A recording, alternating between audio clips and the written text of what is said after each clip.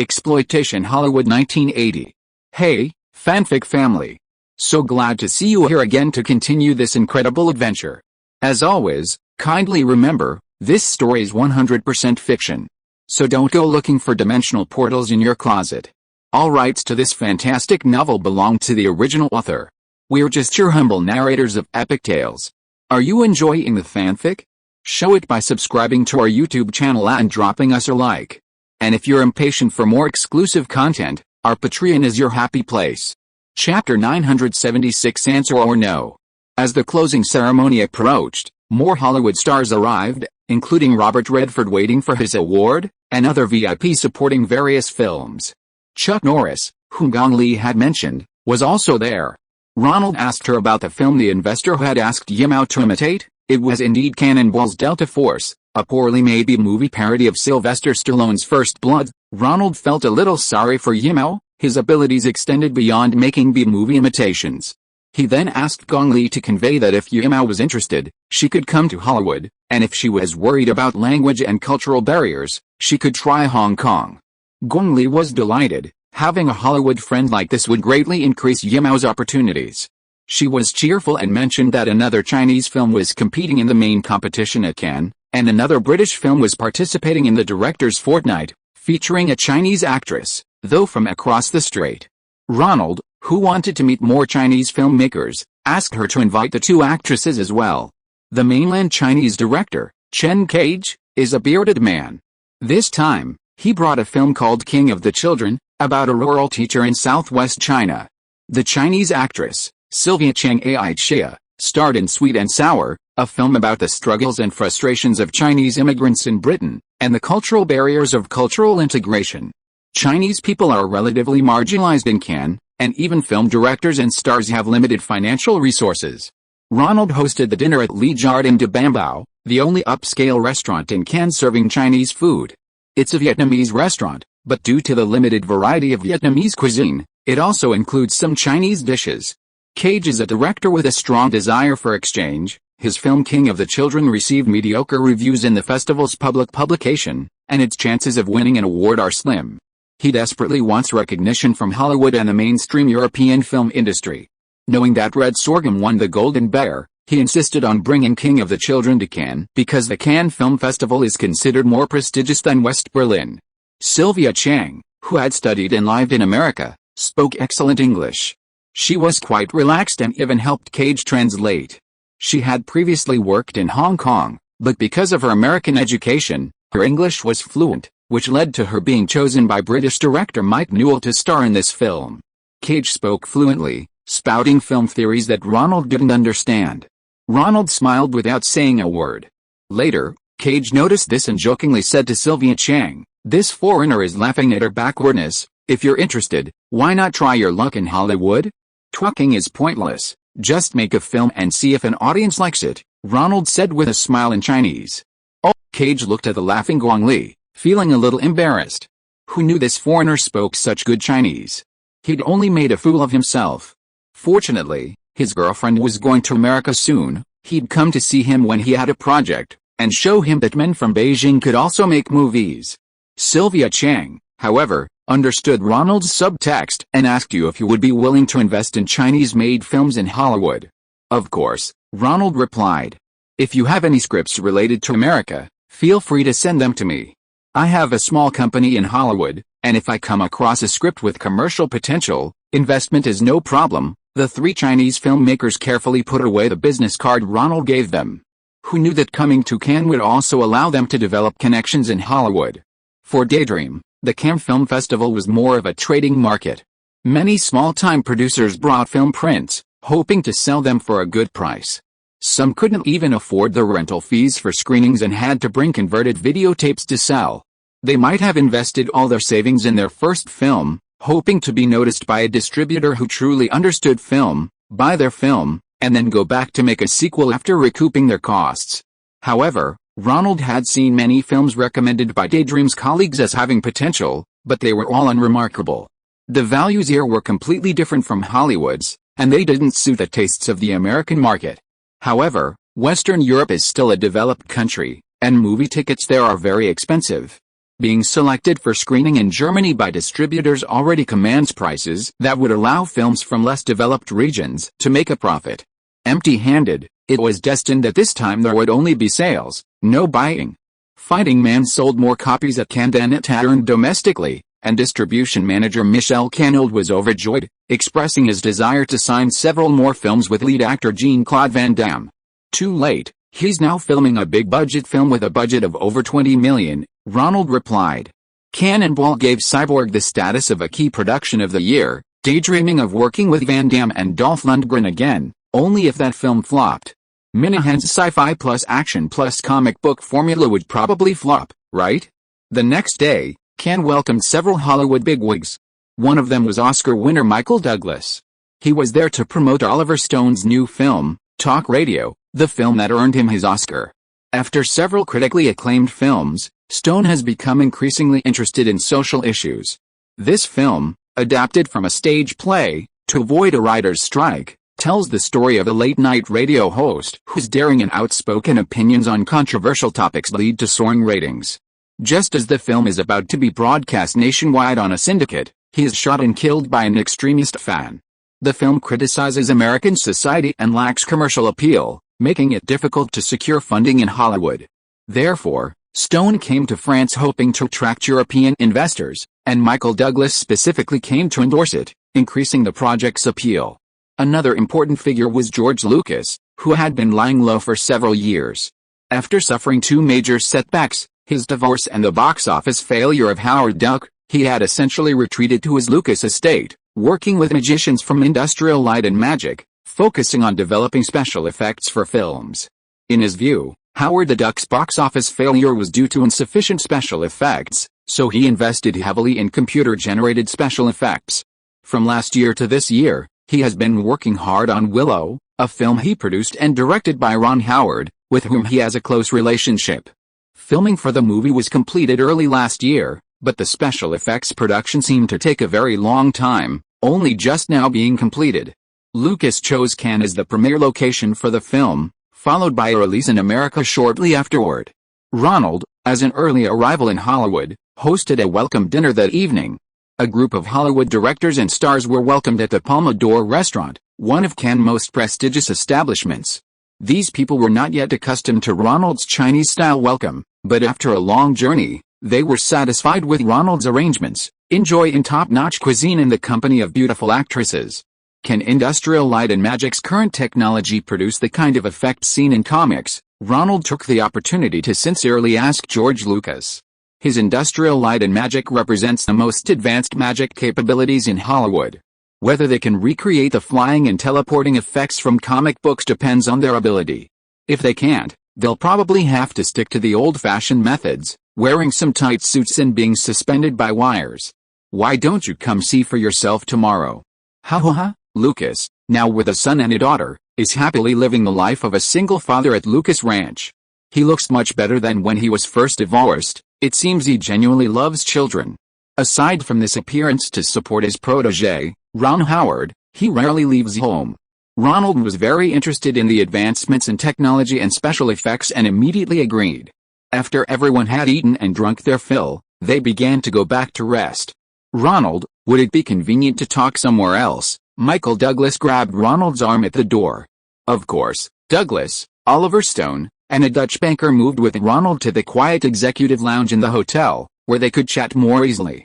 Ronald asked Stone about Tom Cruise's Vietnam War film. Stone said he had originally planned to film on location in Vietnam, but since diplomatic relations between the two countries hadn't normalized, they had to film in the Philippines, where they shot scenes for Platoon. This time, having learned from experience, they chose to go in the fall, which coincided with Tom Cruise's schedule. Fortunately, Oliver Stone writes his own scripts. Born on the 4th of July was one he had written long ago and was originally scheduled to be filmed after Platoon, therefore, it wasn't affected by the strike. Stone also asked Ronald about his new project plans, which elicited another round of complaints from several Hollywood bigwigs about the Writers Guild strike. Everyone was really at a loss, even Douglas had no work, so they had to come out and look for international collaboration opportunities. This conversation piqued the interest of the banker.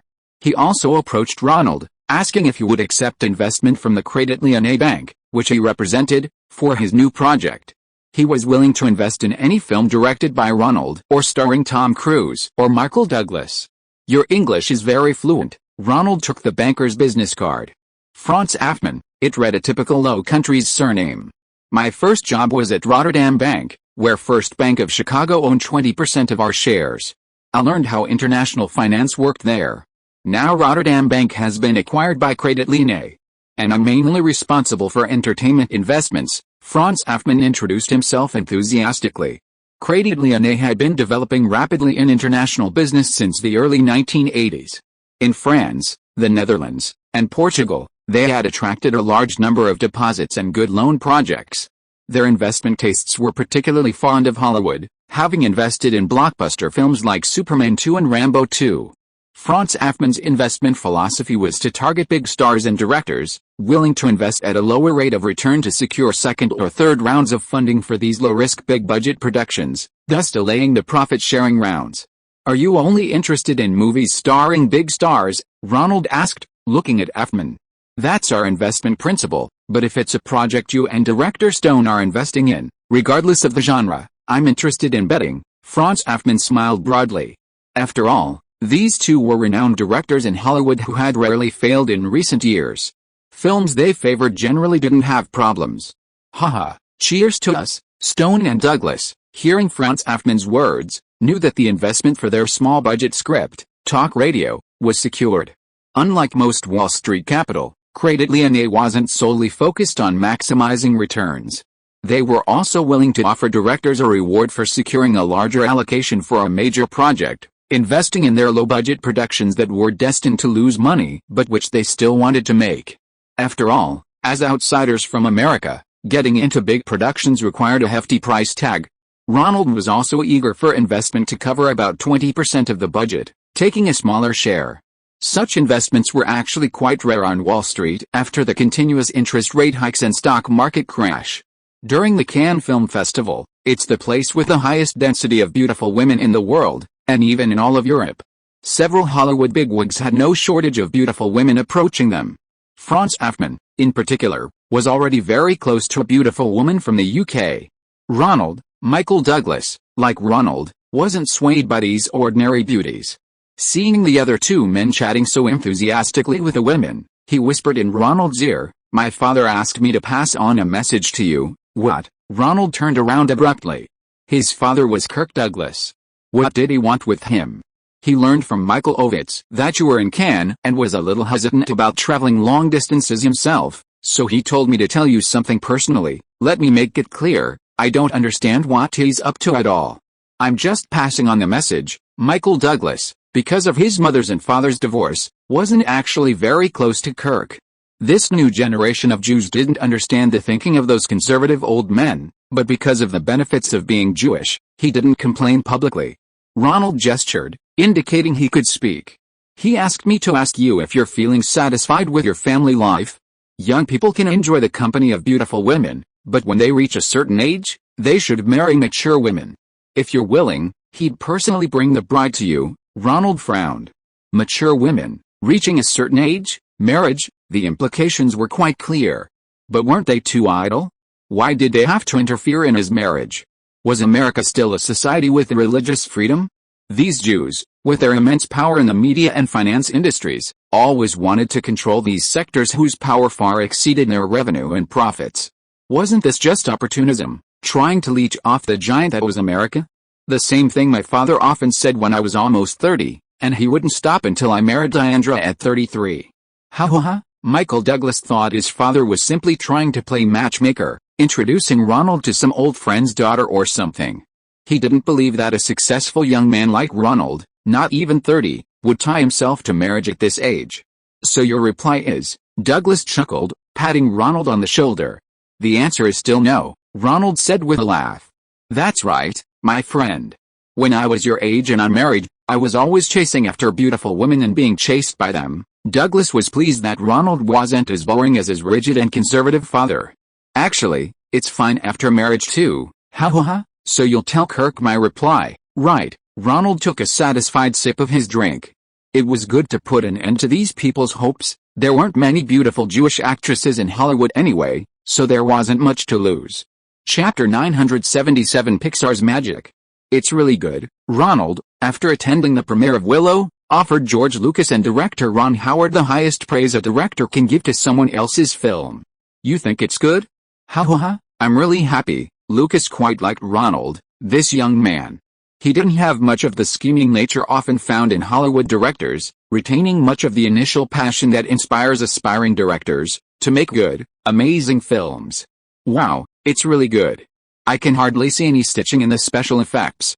How did you do that? Ronald had been in the industry for almost 10 years, directing and producing many films. If you put a shot in front of him, he could roughly figure out how it was filmed. Even if there were some key parts he didn't understand, he could gather a group of experts, work on it for a while, and find a solution, like having Jim Cameron build the airplane cockpit for Top Gun. But today, he really felt like he was back to the perspective of an ordinary viewer. Regarding this film, Willow, he couldn't figure out how some of the shots were filmed. 3 scenes are particularly striking. The first is a wizard shooting lightning from his hand to strike an enemy. In Star Wars VI, the Emperor's move against Luke Skywalker was a similar hand-fired lightning technique, not exactly new technology. However, in Star Wars, Ronald could still discern that the lightning was created by industrial light and magic engineers who photographed, or drew, silver lightning on film, then used special effects printing to transfer it onto pre-photographed film. The lightning and gathering of the storm, however, was definitely not drawn, as the lightning and the finger were seamlessly integrated, appearing as if it flew from the finger and struck the enemy, sparking an electric shock. Even the random swaying of the lightning beam and the subsequent small lightning bolts appearing behind the target were incredibly natural, remarkably similar to the electric light emitted from a welder's torch. This was exactly the lightning magic imagined by the audience. Ronald couldn't fathom how such perfection could be achieved. The second scene is a monster, dragon, breathing fire. The fireballs spewed from the monster's mouth weren't the kind of light, airy versions created by mere drawing. They seemed to possess weight and impact. Upon hitting their targets, they would even knock them back, much like throwing burning charcoal into a fireplace. The explosive scattering of the fireballs after hitting obstacles also resembled the explosions created by traditional special effects departments. The last scene Ronald couldn't figure out how to film was the one where the elf revealed something to the protagonist. A soft light emanated from the elf, like the halo behind Jesus in medieval paintings. Surprisingly, this light wasn't simply transferred onto the film. Within a few centimeters of the figure and the space where the light dissipated, it had a gradual, very natural pattern. It was similar to the effect a photographer creates when shooting portraits against the light at sunrise or sunset. At the intersection of the light and the dark background, tiny rays of light were constantly dissipating into very fine particles. That's a particle system developed by Pixar. Director Ron Howard had previously worked for Roger Corman, making him and Ronald essentially fellow students.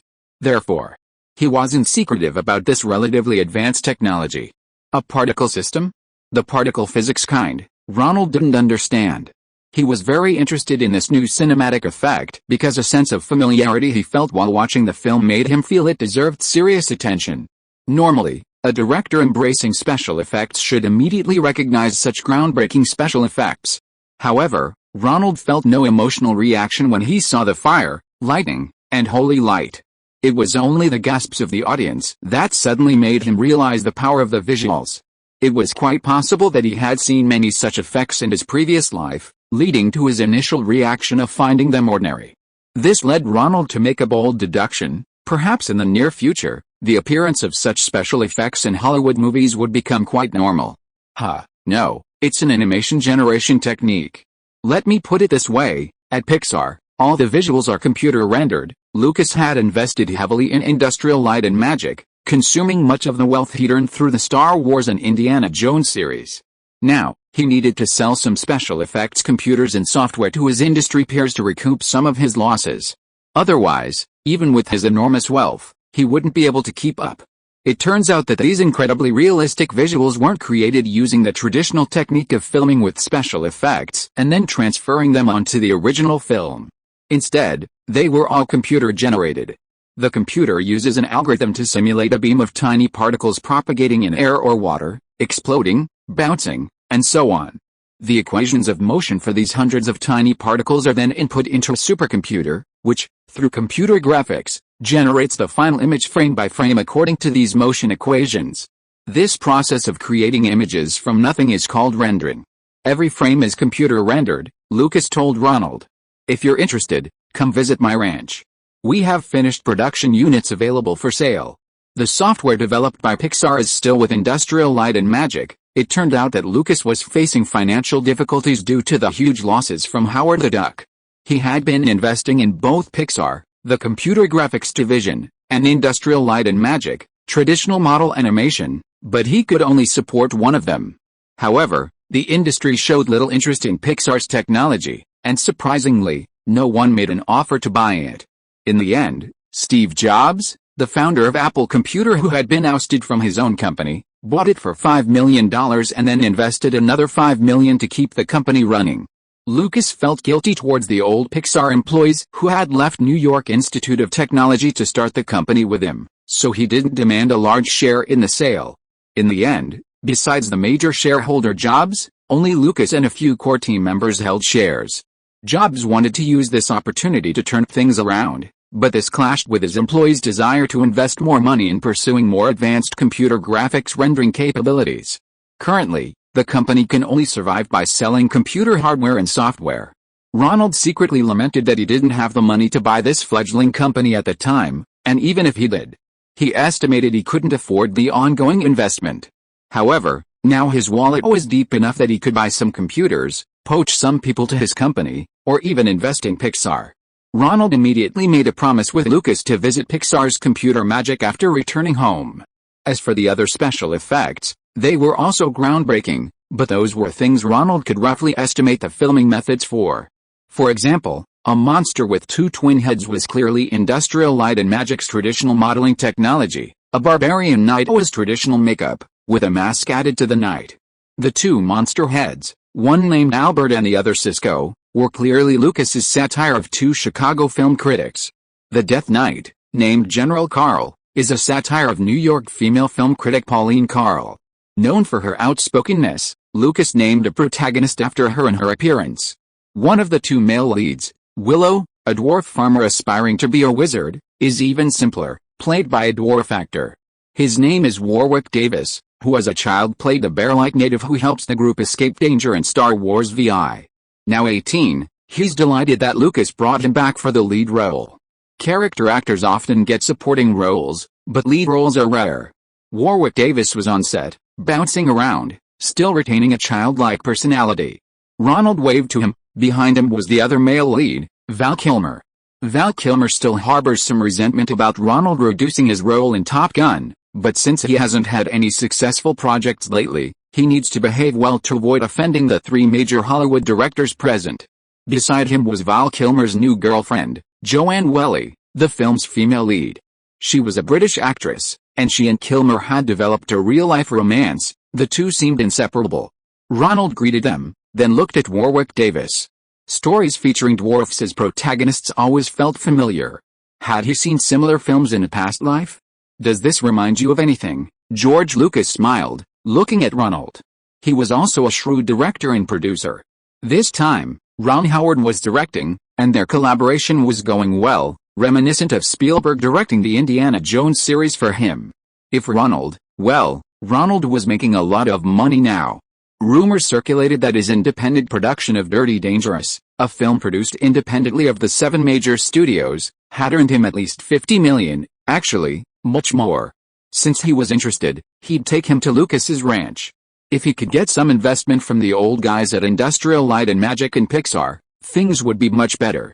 I was just thinking, is this story with a dwarf wizard as the protagonist? Ronald was still searching his subconscious, trying to figure out what movie it was. It seems you'll have to wait and see if he dreams about it.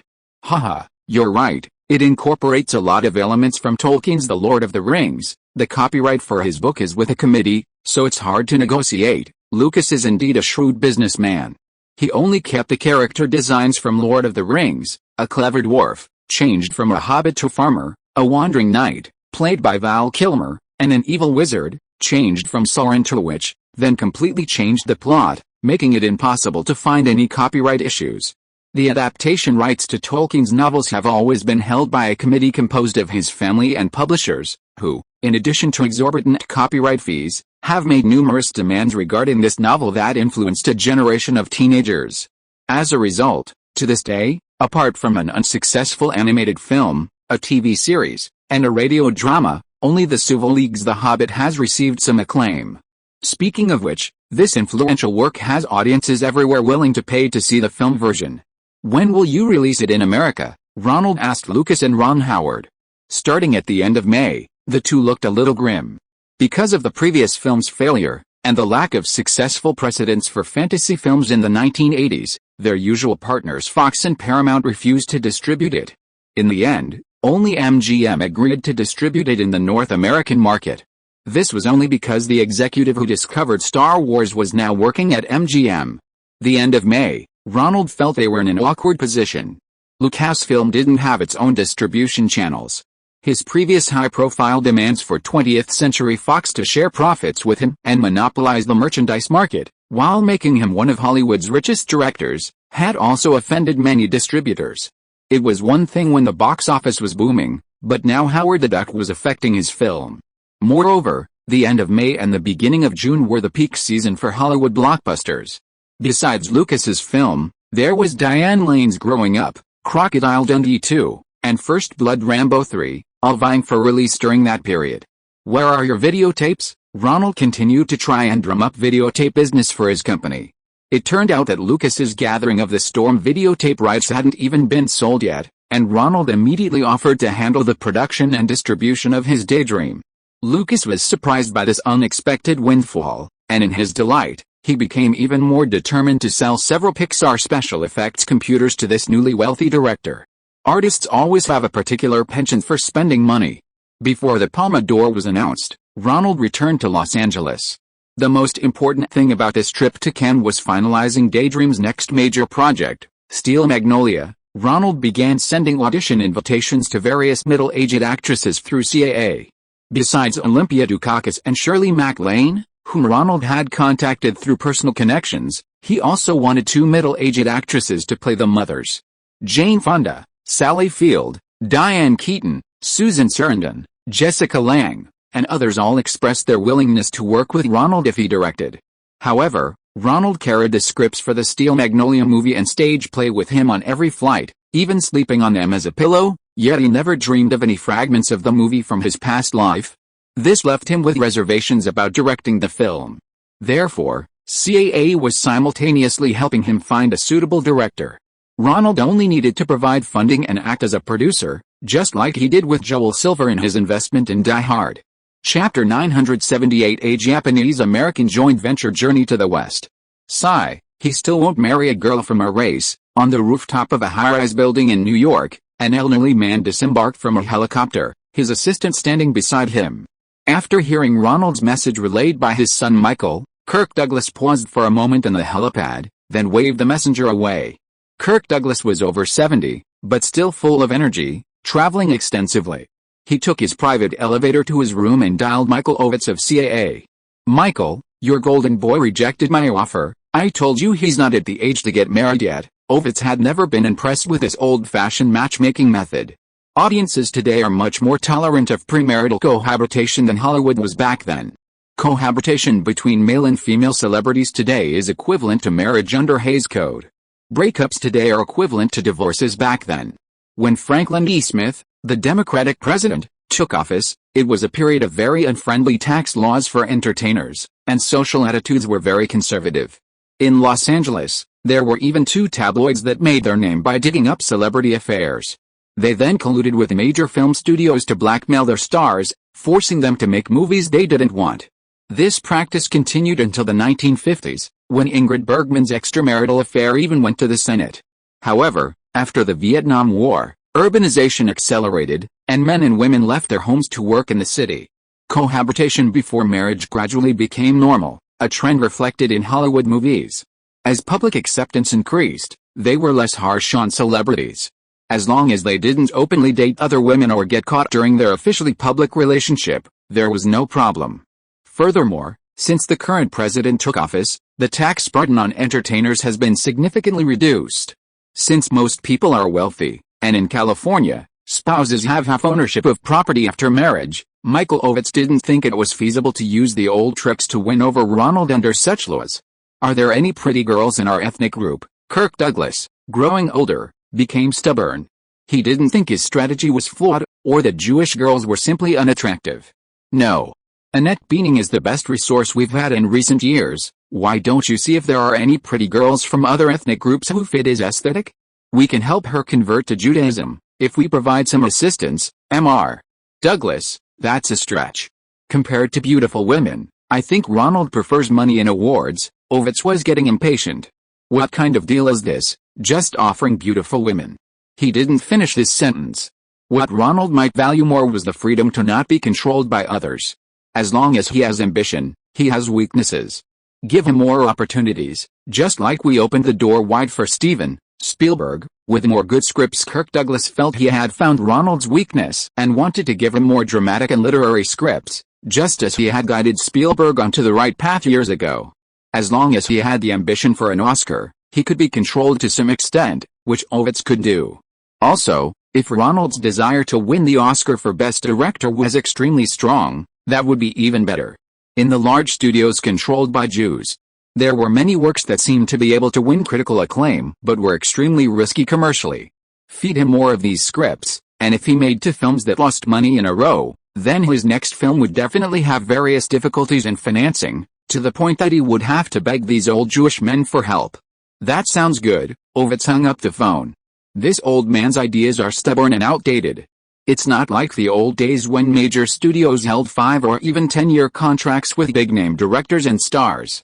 Even with Hollywood's largest talent agency, he couldn't guarantee he could secretly allocate resources and guide these directors to make the films he wanted. Like Spielberg, he did allow Spielberg to achieve his goals on many projects, using many CAA-signed actors. But talent agencies always have a weakness when it comes to directors and stars. The law protects artists in their contracts. If he goes too far, they're likely to go to another agency for their next contract. However, Kirk Douglas's idea does have merit.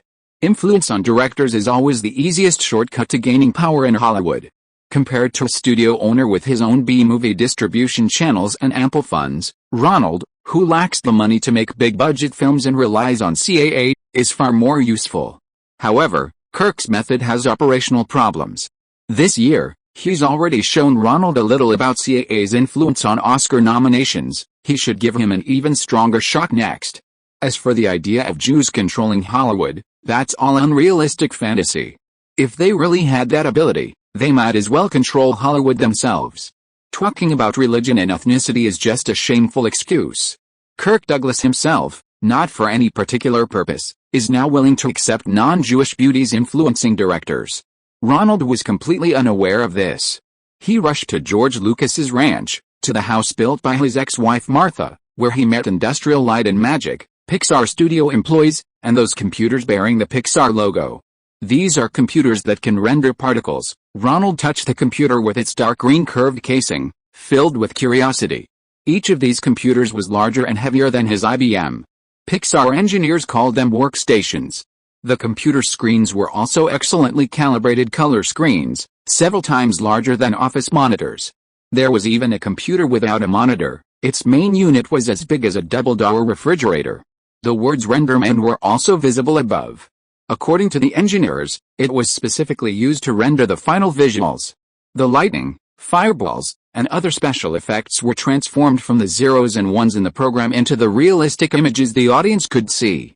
I'll show you something good. Pixar's executive vice president, Alvy Ray Smith, smiled as he opened a file on a Pixar Effects workstation.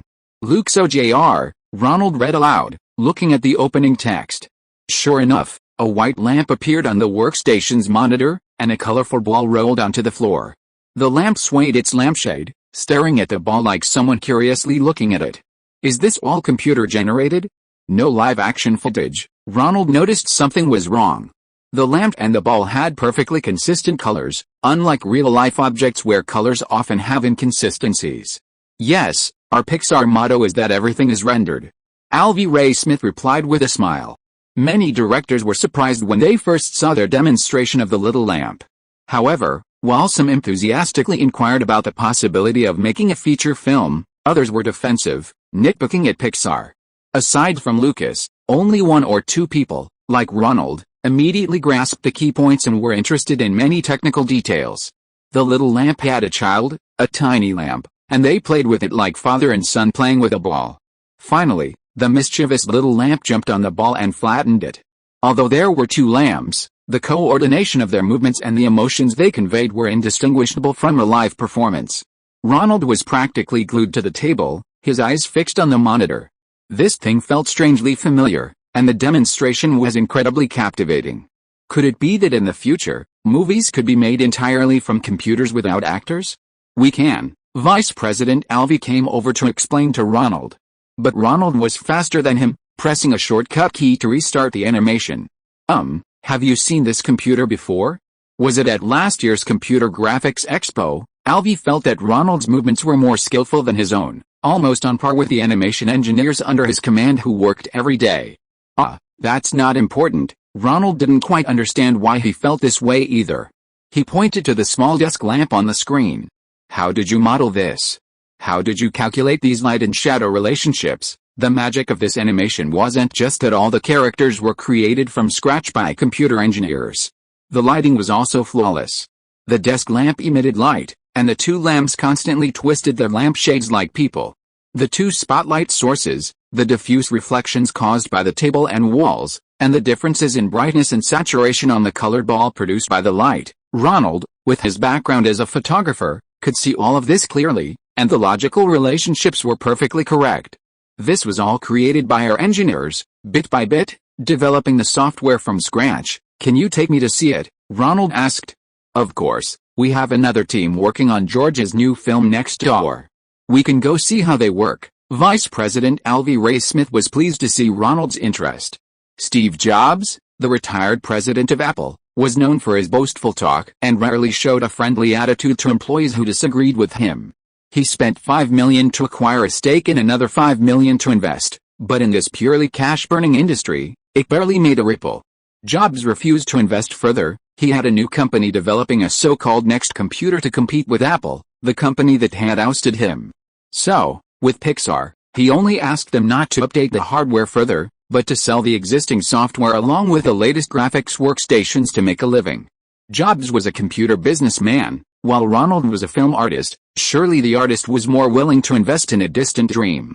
This is a modeling engineer, said a bearded employee, sitting in front of a computer, constantly rotating and scaling a colorless 3D model with a mouse and keyboard, which looked like a ceramic cup. Each time he dragged and zoomed, the monitor would freeze for a moment before displaying the scaled image. The frame-by-frame refresh seemed to indicate the workstation's processing power was insufficient. SHXT, the bearded man cursed. During the demonstration for Ronald, the software crashed due to the rapid dragging and dropping, a window popping up with error messages. I haven't saved yet, damn it. We can look at that. After the model is finished, we add various effects there. Vice President Alvey quickly covered up, leading Ronald to see the subsequent processes, finally arriving at the refrigerator-like computer.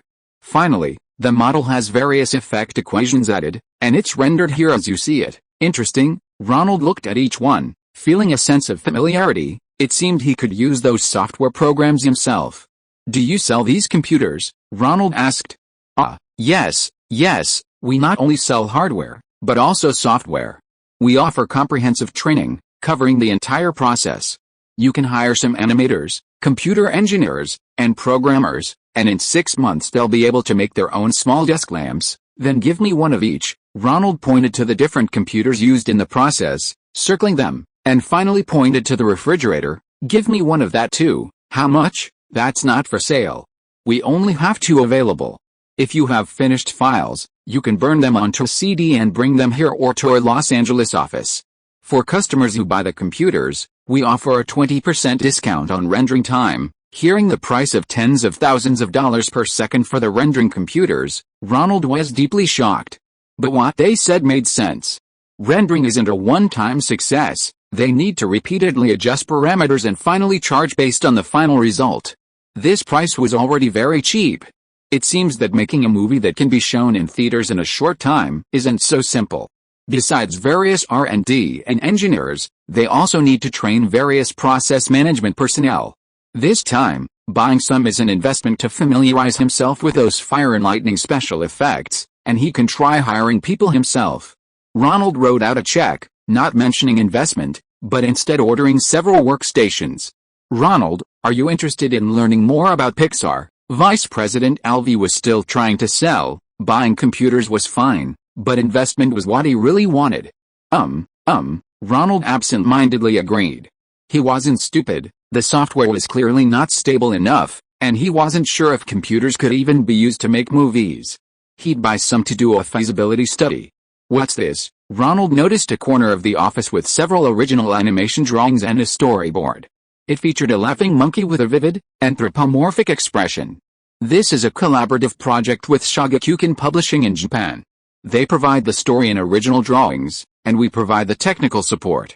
We're preparing to co-produce a Journey to the West. Huh? Ronald thought, don't lie to me, isn't this the story of Journey to the West? He'd even been shown an animated film by the Shanghai Animation Film Studio in Zhujiang.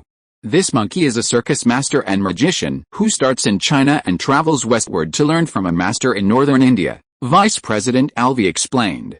This is the first animated film co-produced by Japan and the US, and it's filmed using the latest technology. We've made some storyboards. Would you like to take a look? Due to insufficient technological development and inadequate computer speed, this Japan-US co-production film has been delayed for 3 years, and the Japanese side is about to withdraw. If Ronald could invest in this project, it could greatly alleviate Pixar's current predicament. I need to do some research first, Ronald declined, only taking the 2 original drawings of Journey to the West given to him by the Vice President to consider. You're trying to fool me. Journey to the West is clearly a Chinese story. There have been several movies and TV series made about it. A Sino-US co-production is more like it. Chapter 979 Ronald needs to make more award-contending films. Look, this computer is much better than the ones we use for work right now, and it looks nice too. All we need is to buy the Encyclopedia Britannica software, type in any celebrity you want, like John Ford, and all the relevant information in the encyclopedia will appear. In Ronald's daydreaming office, the black administrative manager was reporting the New Year's procurement plan to him. Since everyone already had office computers, this rather efficient manager added several new computers to the procurement report, which Ronald found a bit puzzling, so he asked her to explain. I see that many people in your script department spend a lot of time going to the library to research. Having a computer like this would save a lot of costs, wouldn't it? They could also spend more time on their actual work. The black manager knew her young boss well. He wasn't stingy, as long as the purchases had a good reason.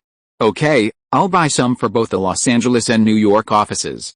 Have this company send one to my home too, along with that encyclopedia and a sound module. Ronald was curious, seeing that the materials also included all classical and modern pop music, which could be played by simply selecting a melody. How can such a small computer store so much data? Okay, boss. The administrative manager got up and left. This computer, called Next, was the new product from Pixar's new owner that Ronald had seen a couple of days ago. Ever since he purchased a batch of computers, Pixar had been sending him materials about Journey to the West every day, clearly trying to get him to invest. To determine whether this kind of film could be made under the current conditions, or how much it would cost, Ronald wanted to consult his most reliable friend, James Cameron. You've come at the right time. I'm going to the Cherokee nuclear power plant in South Carolina soon. The crater there is ready to be filled with water, and I'll be leaving in a couple of days. I want to dive down there myself to see the underwater cameras. Cameron, with his long beard, was beaming with excitement. The Abyss was about to start filming. Knowing Ronald's purpose, he specially took him to visit the special effects team he had temporarily assembled for the special effects shots in The Abyss. Aside from the clay model effects, which were handled by Industrial Light and Magic, the rest of The Abyss was handled by a company called DreamQuest Images. This company, which produced a low-budget special effects film Escape from New York, has a certain reputation in the industry. The main reason ILM wasn't involved in all the special effects was that ILM's staff were primarily focused on projects with George Lucas and Spielberg. ILM set up the main framework for the special effects, while DreamQuest Images only provided some skilled engineers to participate in the project. It's roughly like this. First, we build the models, then introduce mathematical formulas to define the movements of these models and particles, and finally, we use a small computer for rendering. Jim gave us a general concept and the storyboard for the final shot. We expected to generate about 2 minutes of completely computer-generated special effects, which would then be composited with the live-action footage. The person who introduced Ronald to DreamQuest Images was Stan Winston, who had done the special effects for James Cameron's Terminator and won the Academy Award for Best Special Effects for Alien 2. Ronald understood that the process was similar to Pixar's, except for the software. Even the hardware, the workstations used for production, look almost identical. Wait, not almost identical, but practically the same, right? Ronald touched the workstation computer on a desktop, the same dark green casing, the same rounded shape. This is SGI's latest generation Iris desktop workstation. This one costs $20,000, and that one used for modeling is a high-end configuration, costing $80,000. We use it for preliminary work. Later, for rendering, it will be placed on that mini computer and continuously rendered for a week to generate a dozen seconds of usable footage. Stan Winston chuckled. Cameron's friend was similar to him, paying close attention to technical details, unlike those traditional Hollywood directors who just vaguely say they want a special effect like E.T. the Extraterrestrial. They were very keen on new technologies and inventions. Good heavens, it's just a reskin, Ronald thought. The exterior is exactly the same, just slap on a Pixar brand, and they can sell it for 30% more? Even if their software's better, it's still not good. He'd been with Cameron for a long time and hadn't seen it crash once, but Pixar's software crash all the time. Wait a minute, you said rendering for a week only produces a dozen seconds of finished special effects. Ronald suddenly realized the implication of Weinstein's words. That's right, that's an ideal estimate assuming no errors. Sometimes errors render the footage unusable, and sometimes problems arise that our engineers can't explain, so we have to render it segment by segment right now, Cameron explained to Ronald. Because they were good friends, Cameron didn't hold back and clearly explained the problems with computer-generated special effects. So little footage takes a whole week to render. Ronald completely lost any hope of investing in Monkey King. When we filmed Alien, the runtime was more than double that, and we were very careful to use even a tiny bit. According to Moore's law, it'll probably be around the 1990s before fully computer-generated long-form film footage will theoretically be possible. What's Moore's law? Ronald asked Winston. This is a rule of thumb invented by Intel's chairman Moore. Approximately every 18 months, computer computing power doubles while costs halve. Ronald nodded. Unless it's television animation, which doesn't prioritize image quality, it will still take a long time to produce a fully computer-generated film. Thinking of this, Ronald also extinguished his idea of establishing a computer special effects research department. Being half a step ahead of others is genius. Being too far ahead will lead to a situation like Pixar, where they can only survive by selling hardware. Ovitz, Peterson, Schwartzman, I'm counting on you this time. In the executive suite of the Peninsula Hotel in New York, Sony President Norio Oga was bowing deeply to three white men, performing a very formal greeting. Ovitz also imitated President Oga, bowing at a 90-degree angle. This made the two financial elites next to him a little embarrassed, so they simply bowed a little deeper as well. By May, Sony's preparations for acquiring Columbia Pictures had entered a more advanced stage. Norio Oga hired three top talents from the relevant industries in America as merger and acquisition consultants to assist Sony in this largest ever acquisition of an American company by a Japanese firm. The three consultants included Michael Ovitz, founder of CAA, and Peter Peterson and Steve Schwartzman, founders of the Wall Street upstart Blackstone Group. They had left their positions at Lehman Brothers to establish their own investment management firm. Last year, they had helped their former employer, Lehman Brothers, acquire Hutton Brokers, Wall Street's largest stock brokerage firm, earning a $3.5 million bonus. Sony needed the guidance of merger and acquisition experts, so they hired two bankers to focus on handling compliance issues related to Japanese companies acquiring American companies. During his meetings with Oga, Ronald also specifically pointed out the complexity of American regulations, suggesting that, like in his new film Working Girl, a small legal loophole could help Sony circumvent seemingly insurmountable barriers and complete the acquisition. The reason for hiring Michael Ovitz was also Ronald's suggestion. Sony's biggest goal in acquiring Columbia Pictures was its comprehensive Hollywood film library, accumulated over many years. The copyright issues involved were complex and acute, requiring someone with excellent relationships within major Hollywood studios and stars, familiar with their intricate web of conflicts, to assist. Michael Ovitz was the perfect candidate. As an agent, he had excellent connections with all the stars, directors, and agents. Therefore, hiring him as an advisor was to help clarify the intricate relationships within Columbia's film library's copyrights, avoiding unnecessary disputes. After all, after the acquisition, Sony would need to work with these truly powerful figures in Hollywood. Ovitz and the two bankers were also very keen on this job. Simply by leveraging their professional knowledge and connections, they could earn 5 times the compensation of domestic clients, plus the potential for follow-up business after the acquisition. They wondered why President Oga had chosen them. Wasn't this a windfall? The group discussed the progress of the acquisition. Sony stated that money wasn't the issue, the key was to proceed cautiously. Sony wanted to avoid the problems and public governmental opposition that arose during the acquisition of Columbia Records. They preferred a deal that would satisfy everyone. This clear stance of paying for peace of mind pleased the two Blackstone bankers. The Japanese, in their attempt to enter the American market, still needed the help of these well-established Wall Street bankers. They and Norio Oga established several key principles to choose the acquisition method that would minimize disputes within the legal framework. Mr. Ovitz, do you have any advice for me regarding copyright dispute resolution? Oga asked, approaching Ovitz for his opinion. I'd like to ask President Oga first, why is Sony only interested in Columbia? Ovitz asked sincerely. I consulted a good friend in Hollywood about this, and he told me that Columbia Pictures would be a suitable acquisition target. MGM, with its largest film library and the most classic movies in Hollywood, has a terrible copyright situation that could cause a lot of problems, Oga replied sincerely. I wonder which friend this is, Ovitz inquired further. Oga didn't know how to answer. Ronald was helping as a friend, and revealing his name might not be a good idea. My CAA already represents about a third of Hollywood's famous artists, and that percentage is even higher among big stars and directors. If your friend is my client, then there's no need to worry about confidentiality. As an agent, I'm bound by agent-client privileges and can only consider the interests of my clients, otherwise, I'll have my license revoked. Ovitz pointed out Oga's concerns, reassuring him that knowing who is pushing Columbia Pictures would give him more room to maneuver and extract profits. It's Ronald. After confirming with his assistant that it was Ronald's agent, Oga told Ovitz, he is indeed Ovitz's client.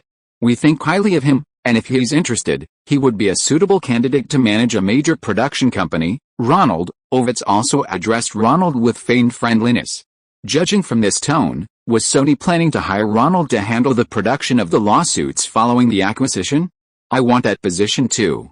His understanding of Hollywood audiences is truly exceptional, but he may not have been in Hollywood long enough.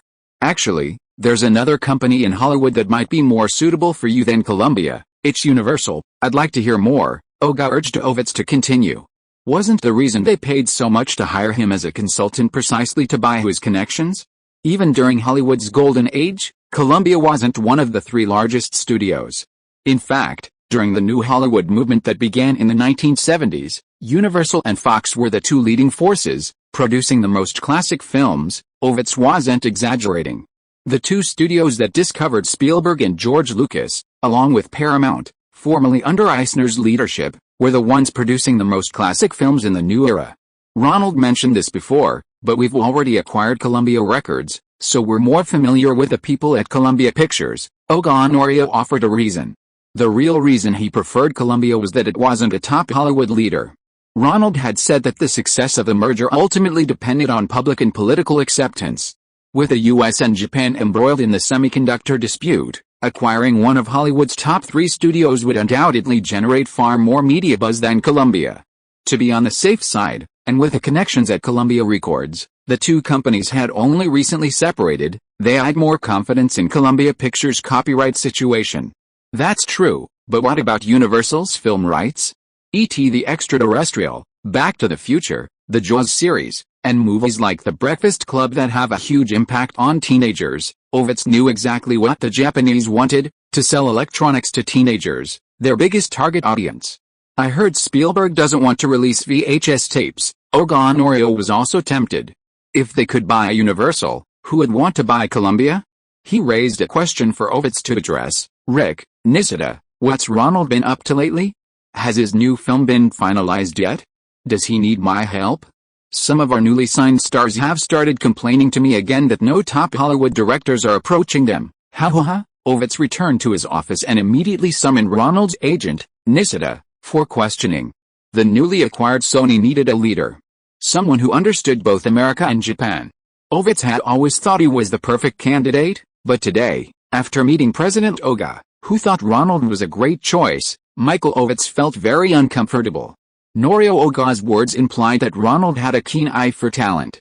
To prevent Sony from favoring Ronald any longer, he needed to make 1 or 2 films that didn't do well at the box office.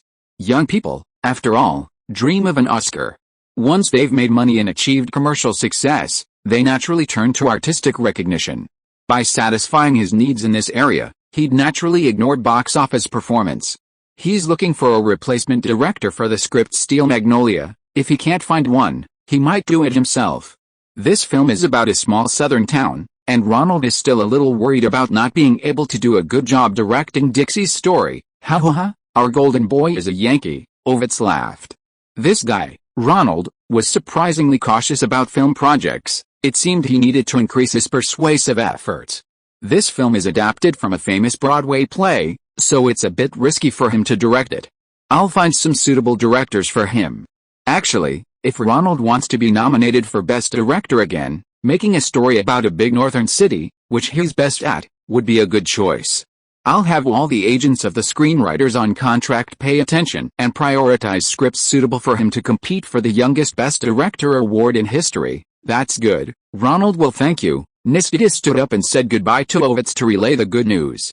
The secret to success is to make people think that the idea you're selling them is their own idea. Ovitz muttered to himself, I'm a genius. Ronald, can you spare some time to attend the premiere of Tom Cruise's new film? Paula Wagner came to invite Ronald to the premiere of Tom Cruise's new film Cocktail and to convey the good news that Ovitz had agreed to give Ronald priority access to high-quality resources. I think it's fine.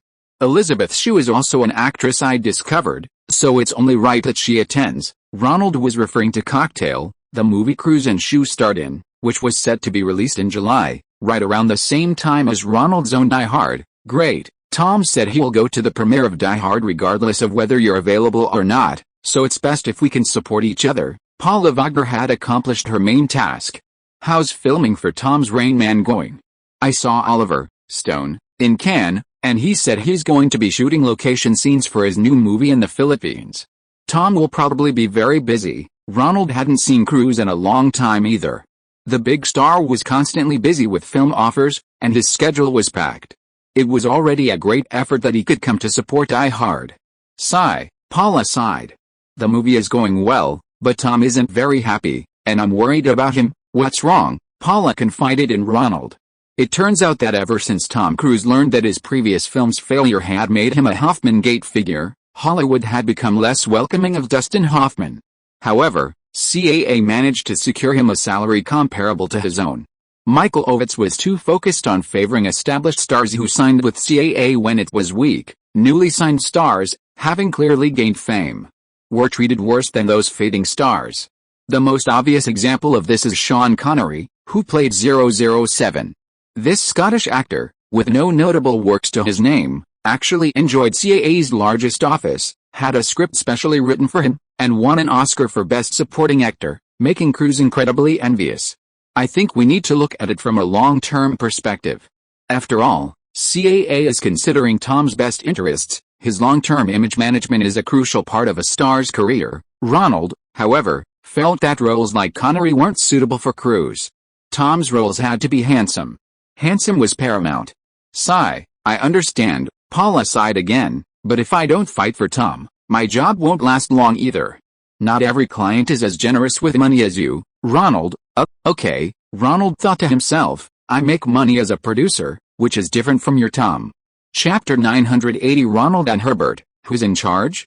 Herbert Roth. That should be the best person we can find to direct Steel Magnolia, besides you, of course. CAA's search was very effective. In less than 2 days, Nisida came up with the most suitable candidate, veteran director Herbert Roth. He recommended him to Ronald. Oh, him? Ronald nodded. This man actually had some connection with Ronald.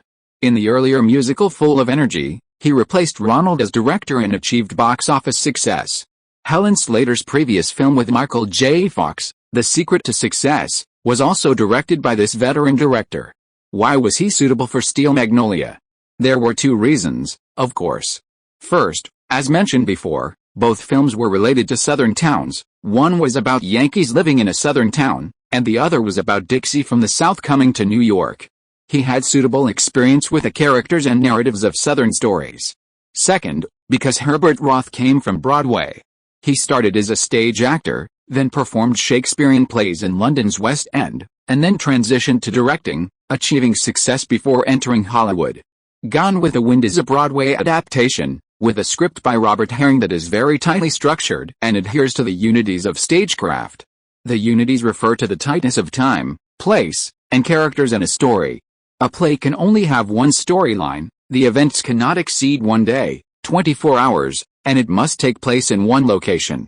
This rule, originally designed for the convenience of stage setting and makeup, does not conform to the artistic principles of film.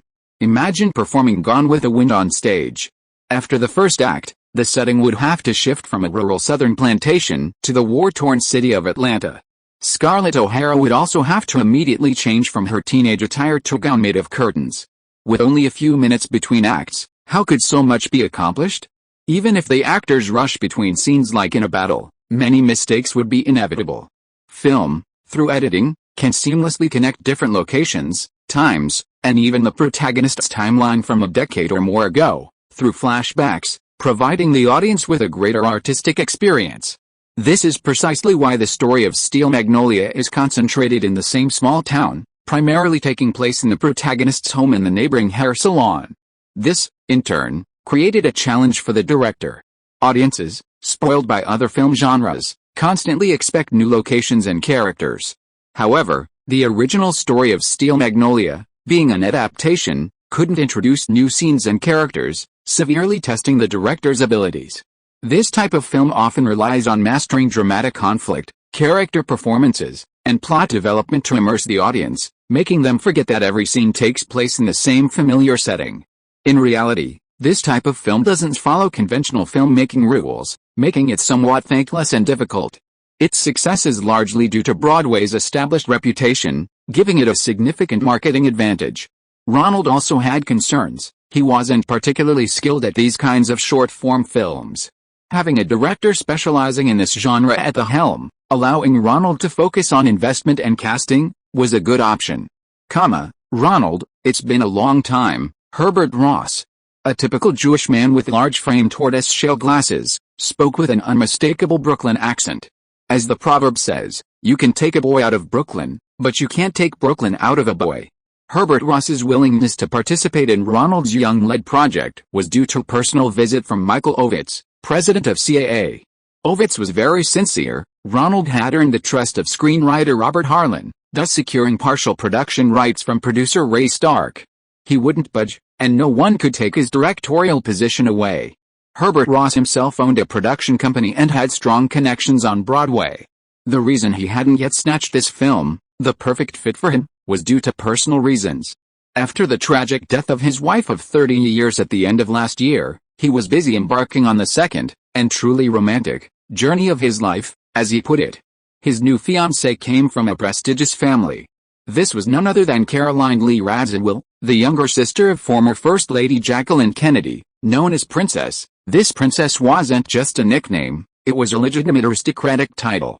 Caroline received it from her second husband, Stanislaw Radziwill, a former Polish prince.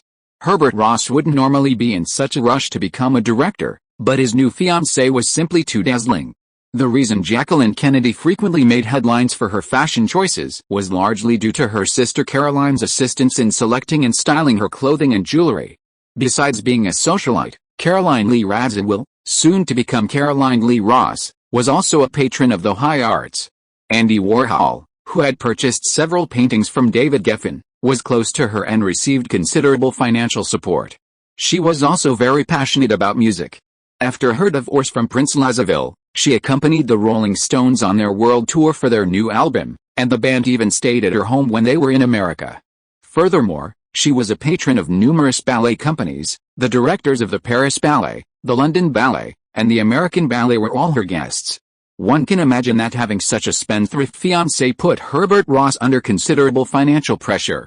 Regardless of Ovitz's fervent invitation to participate in the selection of the film's director, and what his own motives might be, Herbert Ross desperately needed the job.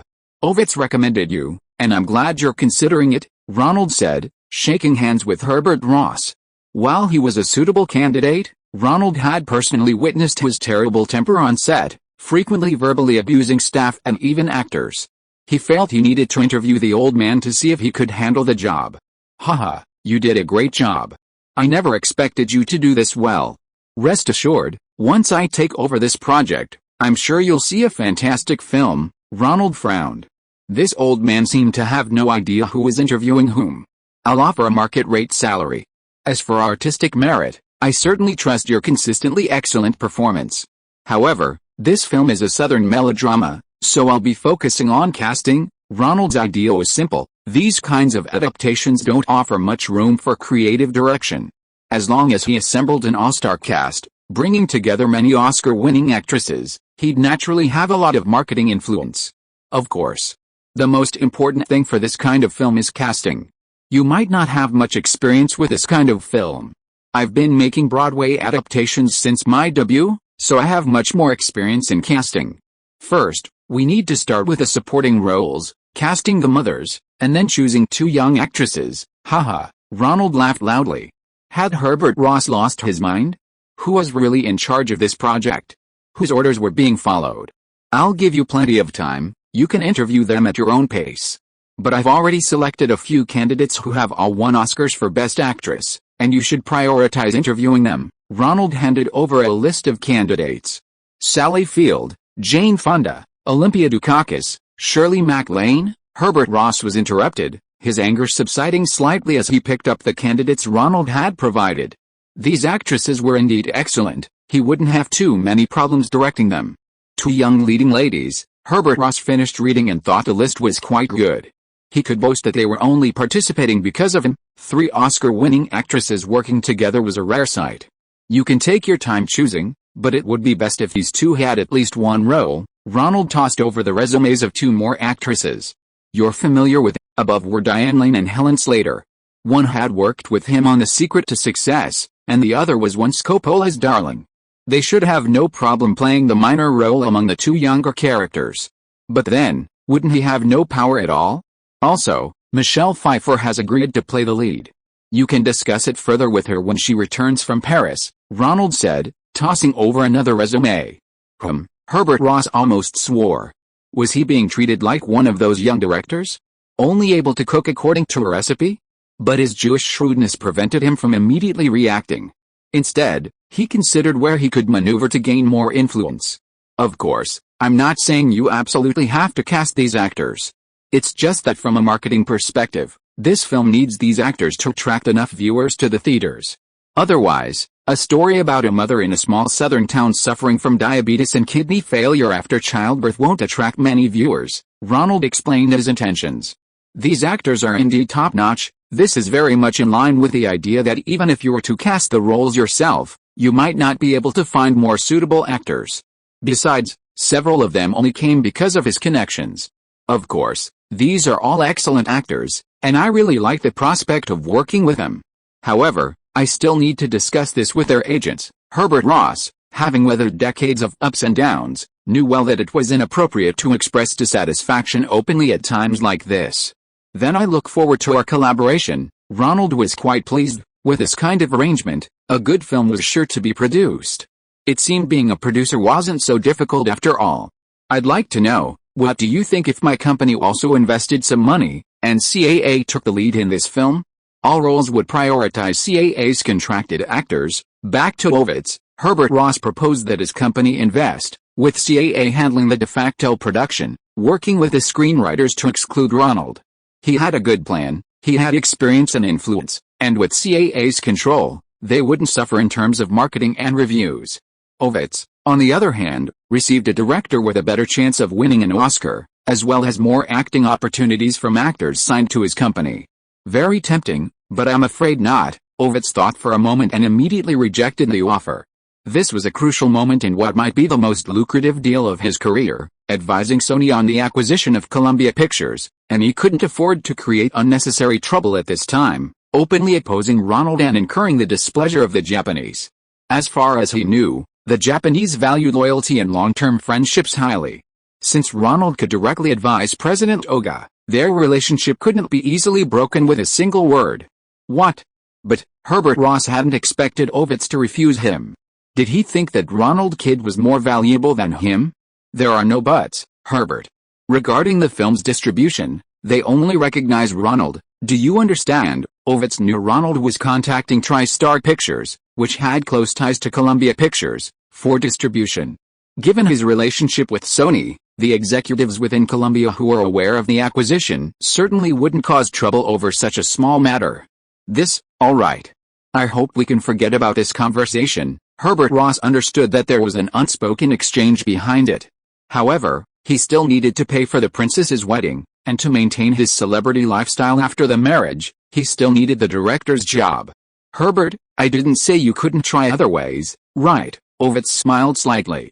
Not following Ross's plan to kick Ronald out didn't mean he couldn't use other methods, right? The script was a hit on Broadway and received critical acclaim. Ovitz didn't want Ronald to use this opportunity to gain Oscar favor. That would reduce his leverage over Ronald. But he also didn't want the film to fail commercially, so that his various actors wouldn't be able to rise to fame. Therefore, the best solution was to let Herbert Ross, this grumpy Jewish man, direct and steal Ronald's thunder. It would be even better if news of discord between the producer and director spread during filming. This ability to handle such delicate situations was one of Ovitz's major advantages that allowed him to succeed in Hollywood. But how? That kid's already got the cast all booked. Herbert Ross desperately wanted to oust Ronald. With Ovitz's help, he could find his own way, using his extensive experience to slowly push Ronald out. Besides, the film seemed promising. If his company invested, the financial potential would be enormous. It was Hollywood practice. As a producer, it wouldn't be unreasonable for him to pocket some of the profits. Not necessarily, especially the female lead. You'll see, Ovitz didn't reveal details, telling Herbert Ross to go back and prepare. Michelle Pfeiffer was William Morris's most popular actress, while John Malkovich was just a bald, unattractive actor. Taking this opportunity to embarrass his rival was worthwhile. Besides, Ovitz had already learned about Malkovich's weaknesses from his agent. Hello. He saw Herbert Ross off and dialed his subordinate's agent, John Malkovich's agent. How's John's mental state? Not very stable. He's depressed for a long time every morning, sometimes even crying. But the director thinks this emotional state fits the current plot, the Count of Valmont's eventual realization that he's willing to sacrifice everything for love, so filming is progressing quickly. Once he's finished filming and back in Los Angeles, I've already booked him a top-notch psychological consultation. Very good. Ovitz hung up the phone and then called in his secretary. Who are my golf appointments for this weekend? Add one more guest. Secretary, write down the name of a senior reporter from the Hollywood Reporter's gossip section. Chapter 981 When Love Runs Deep. Is this your final version of the script? Ronald rested his hand on his forehead, trying to hide his furrowed brow from his good friend Cameron Crowe. After months of constant communication with Ronald, Crowe had rewritten the script for Say Anything several times. What was originally a romantic love story had been enriched with many fresh details. But Cameron Crowe was still dissatisfied. He bought a whole bunch of Billy Wilder's videotapes and watched them endlessly at home, searching for inspiration. Finally, after a few light beers and a few cigarettes, he made a snap decision and rewrote the story. This time, Crowe ignored Ronald's opinions and let his inspiration and thoughts flow freely. Ideas flowed like a spring, and all sorts of wonderful plots emerged. By the time he finished writing the last period on the computer, it was late the next night. Relieved, he slept for a day and a night, then took the printed and bound script to see Ronald. Yes, this is the version I'm most satisfied with. I wrote it for a whole day and night without sleep, as if the story itself jumped out of my pen. My wife read the entire script while I was sleeping, and she also thinks it's the best I've ever written. Cameron Crowe was overjoyed. Ronald had been communicating with him weekly, giving him a lot of advice and inspiration. Ronald promised to invest in the filming of the script once it was finished. Ronald felt a bit of a dilemma. The script had many rough and illogical parts, even anti-genre plot points. For example, the male lead was an ordinary high school boy who practiced karate, and his crush was a girl with excellent grades, good looks, and a wealthy family. The girl had never been in a relationship in high school, which was unlikely, and then she actually accepted the male lead's love, which was somewhat plausible. Of course, the obstacle to their love came from the girl's father, a successful investor.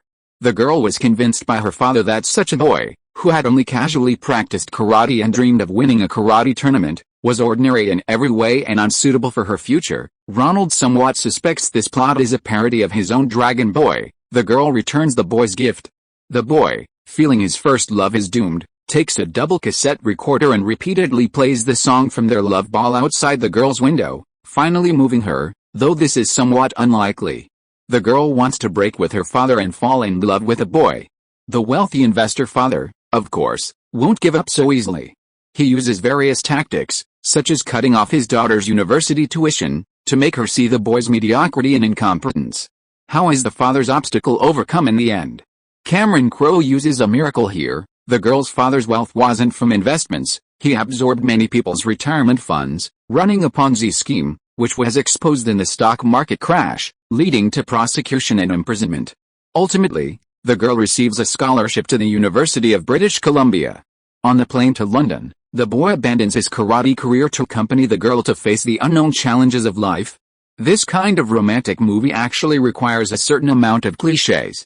How to arrange these obstacles, how the male and female protagonists overcome them, and how they finally come together, these all require careful planning. As for Crowe's script, while it flows smoothly, the plot isn't very well structured, and the pacing is somewhat off. Cameron, their love will face many trials. The ending, set on the flight, Ronald tried to subtly remind him. He himself had written screenplays and knew that this kind of sudden inspiration was rare and precious. Moreover, once a screenwriter has this experience, they definitely feel the script is a gift from God and don't think there are any flaws. Yes, the last note, I put it on the plane. The two of them look at the seatbelt indicator light, and after a ding, they can unbuckle their seatbelts. This symbolizes that they have finally broken free from the protection of their families and officially entered adult society. The girl kisses the boy, saying that no one thought they could be together. It was the same with my wife Nancy and me. At the time, no one thought that a popular rock singer like her could be with a screenwriter like me with no successful experience, but it still surprised everyone, Crowe's eyes shone. This script was different from the fast-paced Richmond High School he had written for Ronald before. It incorporated many of Crowe's own experiences and emotions. So he especially wanted to make this film his directorial debut. This is precious creative passion, Ronald thought to himself, not wanting to ruin Crowe's passion. In the end, the father gives up interfering in his daughter's relationship because his investment scam is exposed. Isn't that a bit too opportunistic? Ronald was inclined to accept the script, but still raised some objections in certain places. Isn't life more unpredictable than my script? Look at those who went bankrupt in the stock market crash. And that Neapolitan film mogul, Laurentiis, he used to make great movies, now he's barely scraping by. Cameron Crowe was excited, the muse was smiling on him, this was the best script he could have. Ronald was also drawn in by this passion. In an industry where few understood what kind of movies could make money, such passion and confidence were rare, and therefore worth cherishing. I can fund the project, I'll invest in it, but the auditions for the male and female leads need my approval. After all, the most important thing in a romantic drama is the chemistry between the male and female leads. Of course, even if you don't say so, I'll still have you choose. Your eye is the best. The love between the male and female leads in Spicy Dance is such a perfect match. Who would have thought that Patrick Schwitz could play a couple with Jennifer Grey? They hated each other so much in Red Dawn. Ronald and Crowe agreed that Daydream would have a budget of $5 million for filming, plus $1 million as a reserve. On the distribution side, they began searching for distributors. It would be a waste if this film only went through low-end theaters like Daydream. This script doesn't seem that great. David Simpkins, the production manager, voiced his objection. The script was flawed and seemed more suited to a low-budget film. A script is a script, and a film is a film. Ronald waved his hand, indicating Simpkins didn't quite understand. Simpkins lacked directing experience, many film scripts weren't great, but with a director who could bring them to life and actors who delivered brilliant performances, Many excellent films could be made without revealing the mediocre script. David Simpkins had a blind admiration for Ronald's vision. Seeing Ronald's determination, he stopped arguing and went to work with his production colleagues to develop a plan.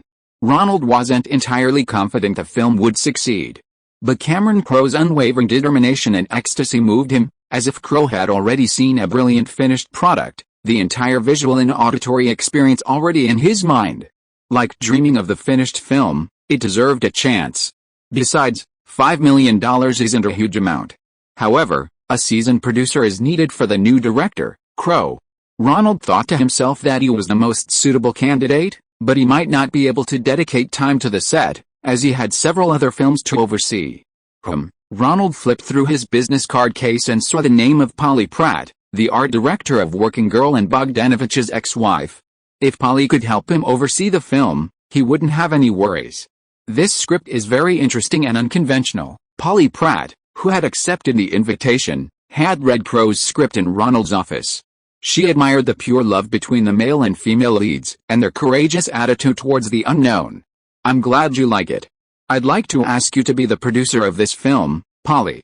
You promise me that if you like a film, you'll produce it for me, right?" Ronald quickly seized the opportunity, bringing up Polly's promise, which he had made half-jokingly, to share his burden. "I remember saying back then that there would be a generous check," Polly Pratt said with a smile, asking for her salary. "Of course, I won't let you suffer any losses." Ronald wrote down a salary 30% above market value on a piece of paper, along with a small percentage for box office revenue and videotape sales. He folded it up and handed it over.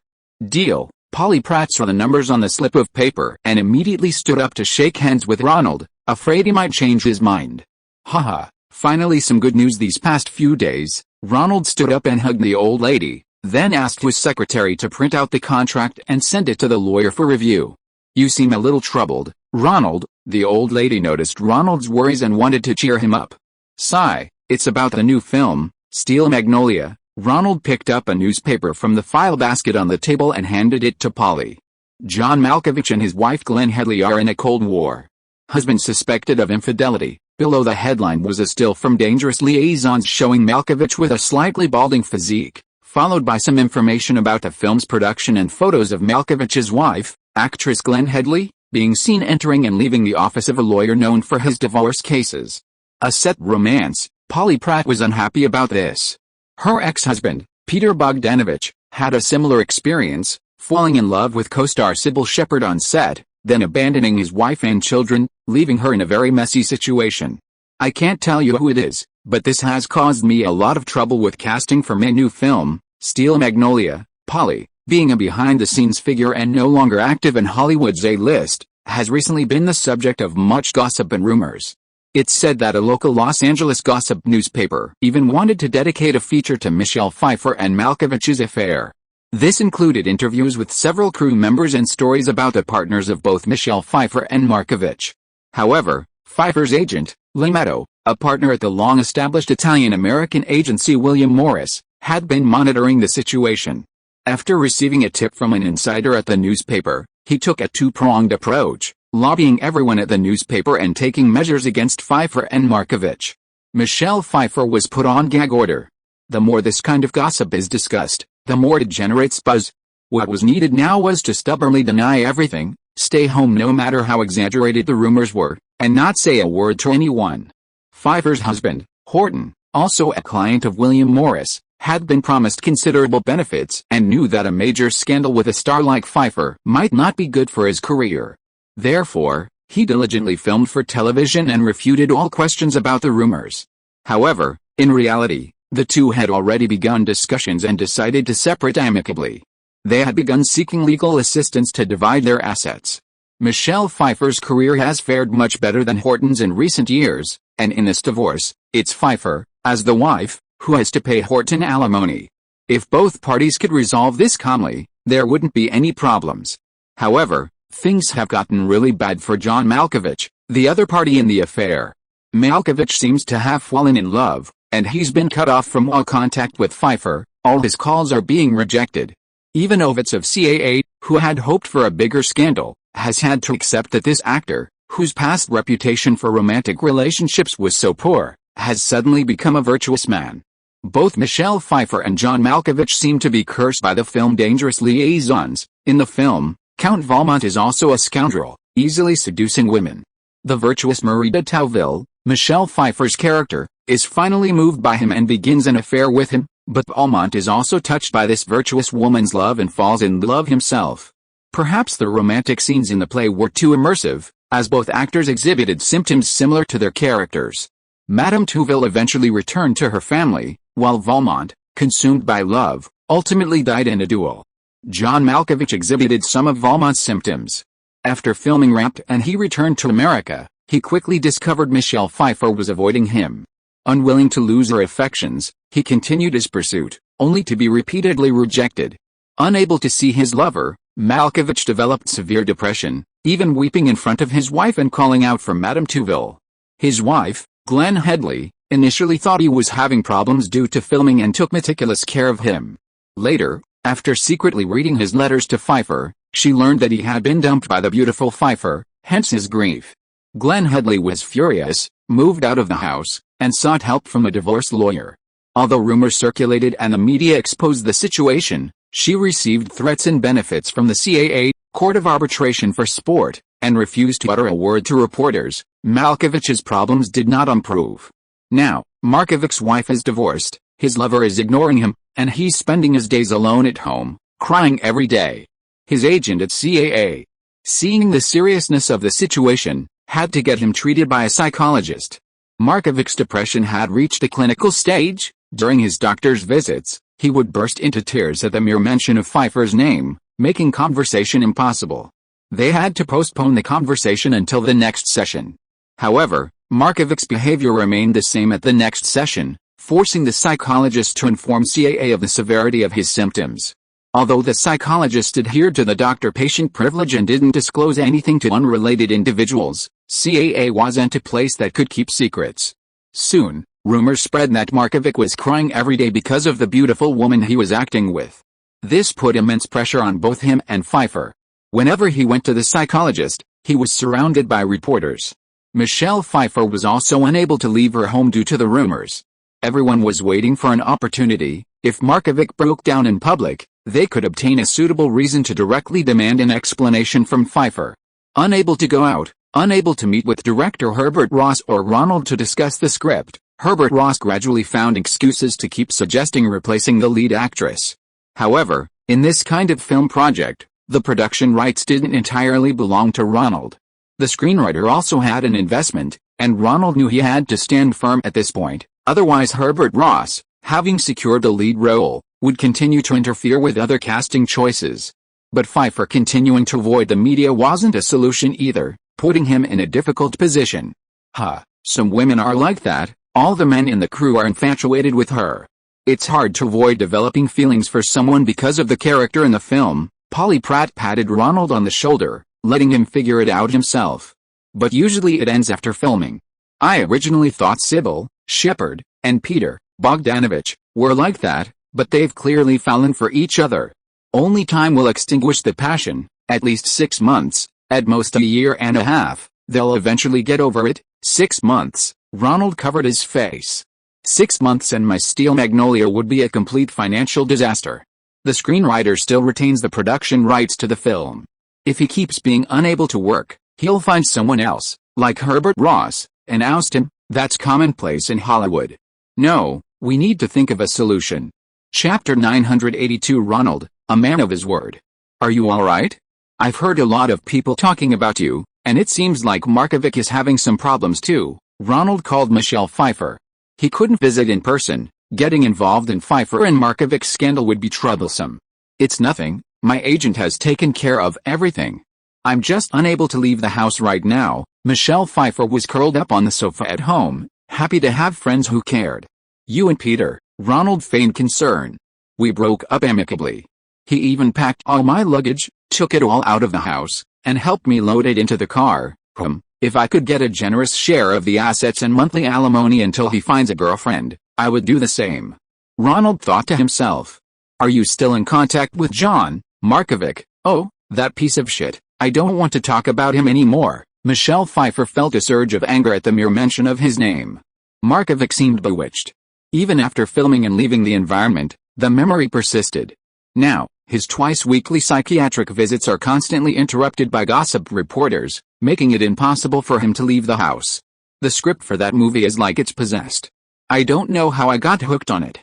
It seems another young couple on set is also, Michelle Pfeiffer, having no one else to confide in, poured her heart out to Ronald, an insider, on the phone. A film about a twisted love affair, filmed in Paris, far from home, hadn't just bewitched Pfeiffer. Another young actor, Uma Thurman, had also developed feelings for Keanu Reeves, who played the governess and bravely dueled with Count Valmont. Ronald listened to Pfeiffer's complaints for a while. He had mainly called to inquire about the situation. If things continued this way, the film Steel Magnolia would have to be recast. He found an opportunity to interrupt Pfeiffer. So what can you do now? It's okay, Ronald. If you want to replace her, I understand. I can't go anywhere right now.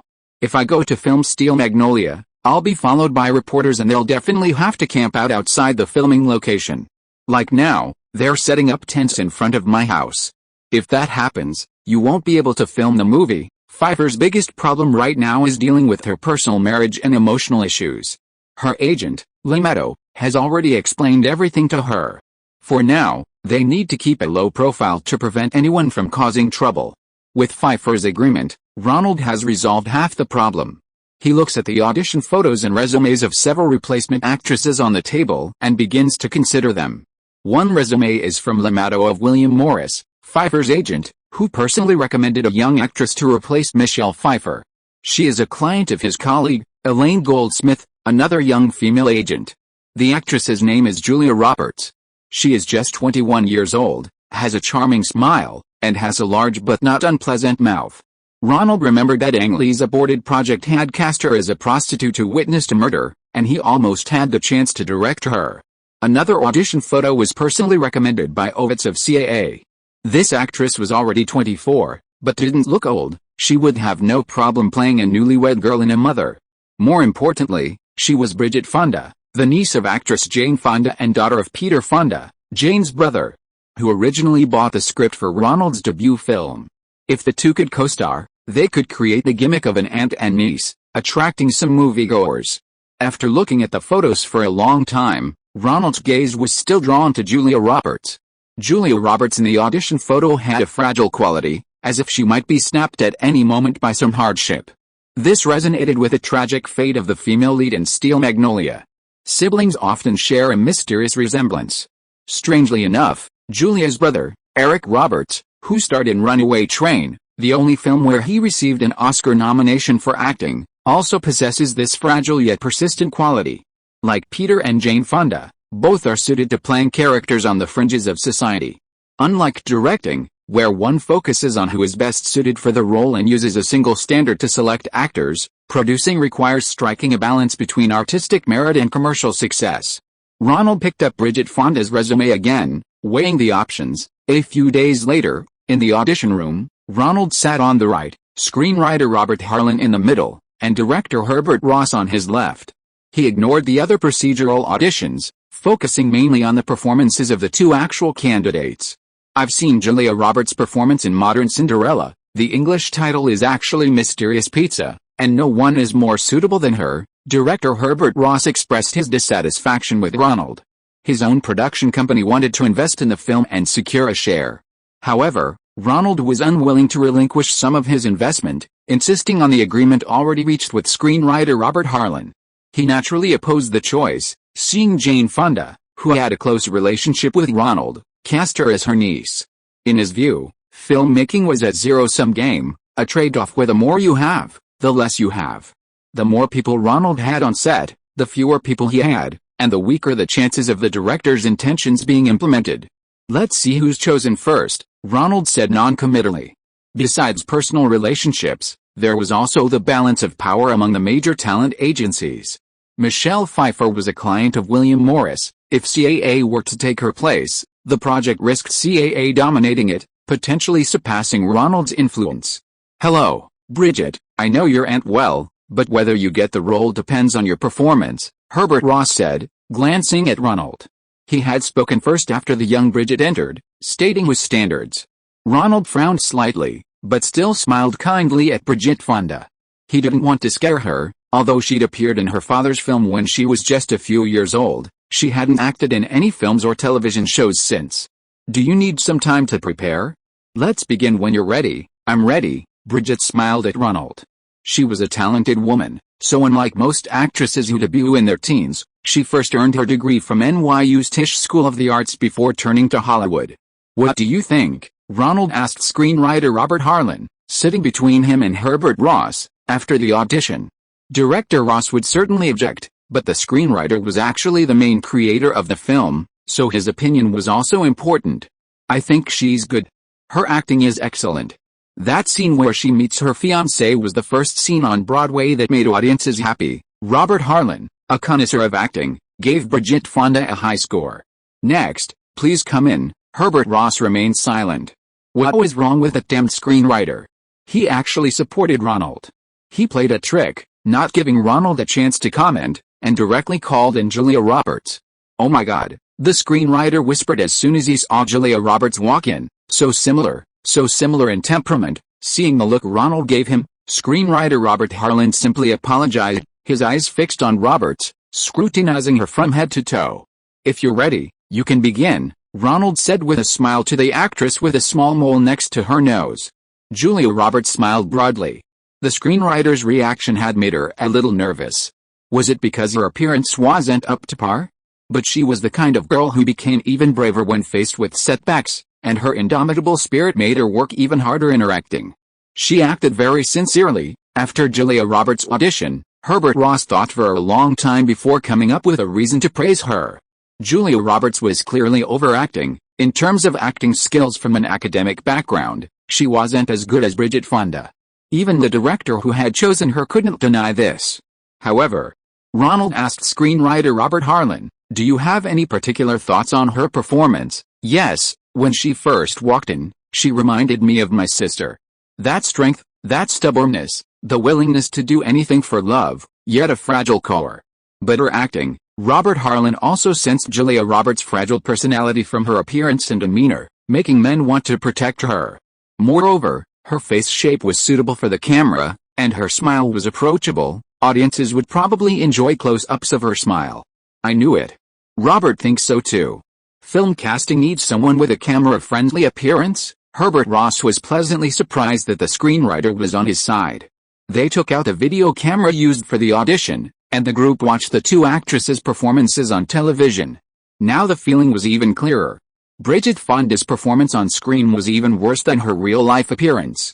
This niece of Jane Fonda inherited too much of her father Peter's square jaw and her mother's round face, failing to inherit the delicate features of her grandfather and aunt.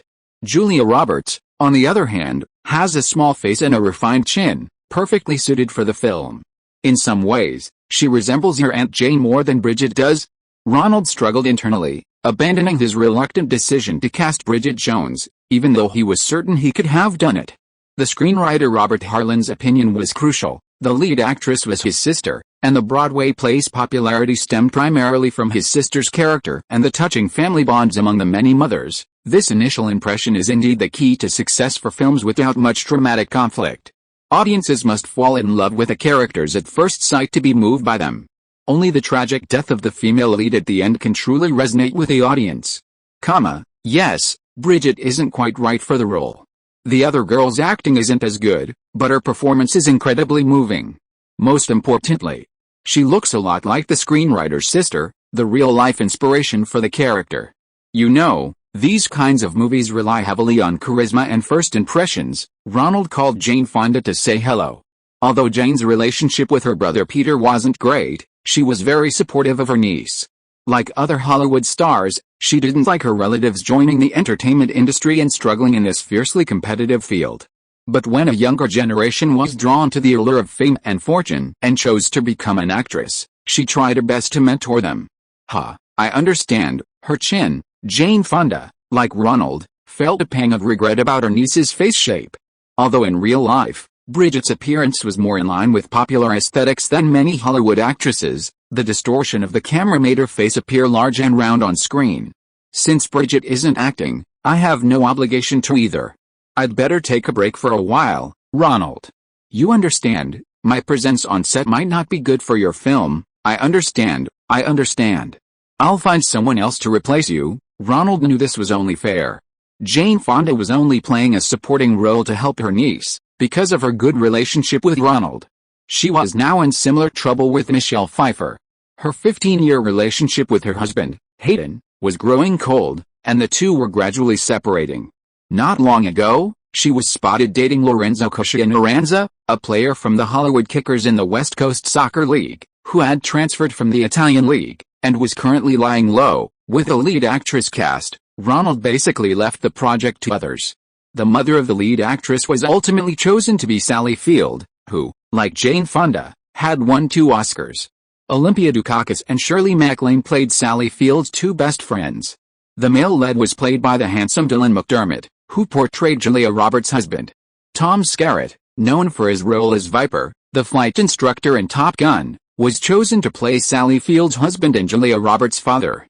Another young female character, the girl who ran away from her arranged marriage to work in a hair salon, was a role reserved for Ronald's female friends.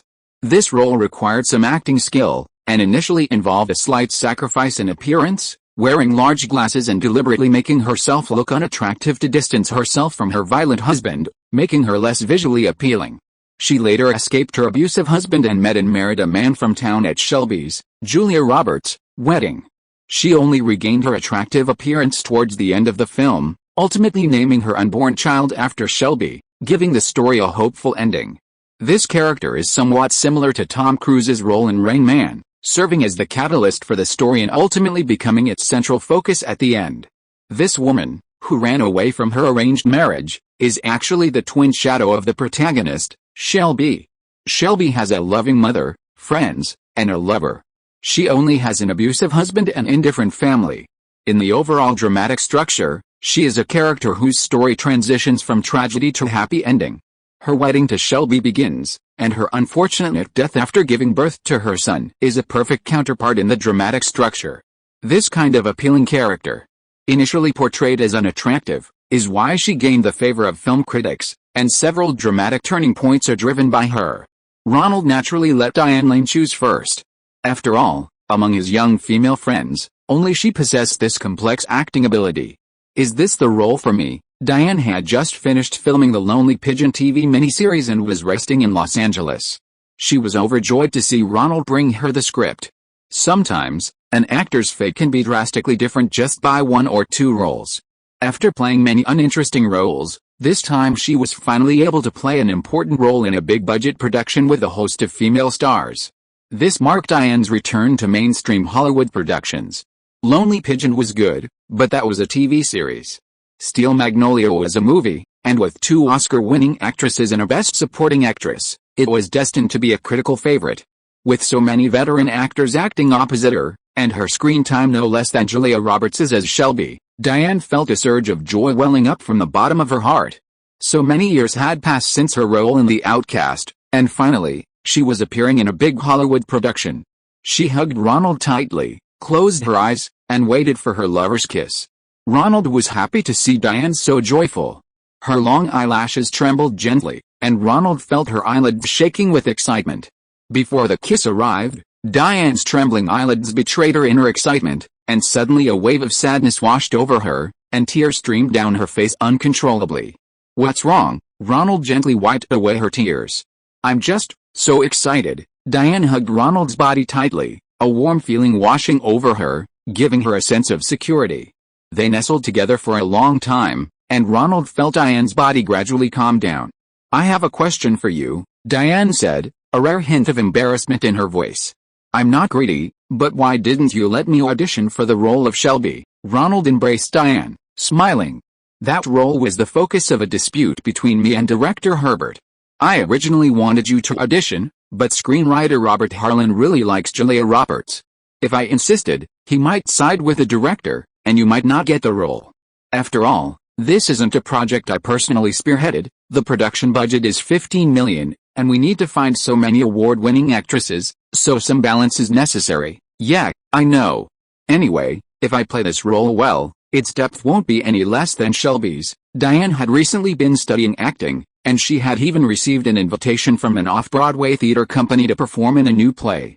She certainly knew her stuff. She immediately recognized this as the casting choice for a supporting female lead, who might even leave a better impression on the audience than the lead actress. Hey, I'm glad you understand. I haven't reached the point in Hollywood where no one objects to my words. Ronald breathed a sigh of relief, finally managing to get through this. He had another reason he couldn't openly say about not letting Diane play Shelby.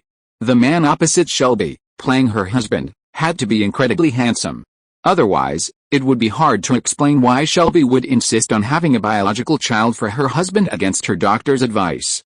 In the prenuptial agreement between Shelby's parents and their consent to his marriage to their daughter, Shelby was infertile. They would adopt a child. For a man like him, seemingly unsuccessful, to be able to make Shelby, from one of the wealthiest families in a small southern town, turn against her mother and risk having a child for him, must be extremely handsome to make Shelby afraid of losing him and agree to such a condition. Dylan McDermott, chosen for the role, is a top-tier actor even among male actors. Actresses are always worried about developing real-life feelings while filming. Movie plots often involve extraordinary, unrealistic romances, and filming such love stories carries uncontrollable risks. Even a beauty like Michelle Pfeiffer could fall in love with an unattractive man like John Malkovich because of a storyline. Ronald was even more concerned about this handsome guy. Ronald, you're a man of your word. Upon hearing the good news about his daughter, Diane's father, Bert, called to express his gratitude. Years ago, Bert had seen his daughter's acting career decline after Coppola's downfall, and knowing his plan to pave the way for her directing had failed, he had entrusted her Hollywood career to Ronald. How could he not see that this film, with several award-winning actresses supporting two young women, was an opportunity Ronald had specifically arranged for his daughter? This is a great opportunity. Critics will love this kind of complex and transformative role. I arranged a speech coach for Diane, and she's been focusing on learning the Southern Dixie accent. I remember her maternal grandmother was Tennessee, so it shouldn't be too difficult for her. Ronald had done a great job in this regard. Well, Diane's mother still loves her very much. She opposed Diane becoming an actress before because she felt Diane was sacrificing too much in Hollywood and not getting enough opportunities. Now their relationship is much better. It's also my fault. It was because I didn't find Diane's mother a good enough Hollywood opportunity back then, Bert sighed. Ronald had accomplished what he himself couldn't. If he hadn't failed to give his wife a chance to become a movie star, she wouldn't have divorced him, leaving him to drive a taxi and raise their daughter alone. Ronald, you're a man of your word, another actress praised Ronald.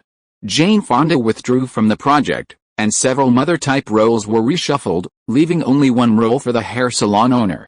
Ronald ultimately chose country music star Dolly Parton. She starred alongside Jane Fonda in 9 to 5, where her stunning figure left a lasting impression. Previously, when she played a brothel owner in Chicken House in Texas, she and Ronald were filming in the studio next door. At the time, she jokingly asked Ronald for a role. Surprisingly, years later, Ronald actually invited her to play this character, a role perfectly suited to her own personality. The character is a runaway bride who comes to a small town to do hair for women, becoming a true friend to many of the town's women. She's essentially an earlier version of the character played by Diane, as people weren't as accepting of hair salons back then, and this is a carefully crafted element throughout the play. However, this casting displeased director Herbert Ross. He couldn't tolerate a singer with absolutely no acting skills playing a major supporting role. He confronted Ronald and began criticizing him. Dolly Parton, can she even act? She can't, you know. This is a Broadway adaptation, not your B-movie exploitation film. What's so special about Dolly Parton besides her breasts? What's so special about her besides her high notes? You mentioned Diane Lane, and I'd agree with that. After all, she's a Broadway child star, received guidance from George Roy Hill, director of Diane's debut film, The Bridge at Sunset, and was chosen by Coppola, so her acting shouldn't be too bad. Dolly Parton filled her scenes in 9 to 5 and Chicken House in Texas with singing and dancing. You want me to have a hair salon owner sing a song or dance in Steel Magnolia? Herbert Ross, who had been seething with anger since the project started, had reached his breaking point and couldn't take it anymore. Nothing about this project suited his wishes. He had no say in casting, no share of the investment, and on top of that, His fiancée was constantly putting on airs, wanting to invite a whole bunch of New York celebrities to the wedding. If it weren't for the halo of being a film director, which allowed him to maintain a semblance of dignity in front of his fiancée, their wedding might not even be possible. Now that Ronald was actually going to film this serious Broadway play as a musical, he was absolutely furious.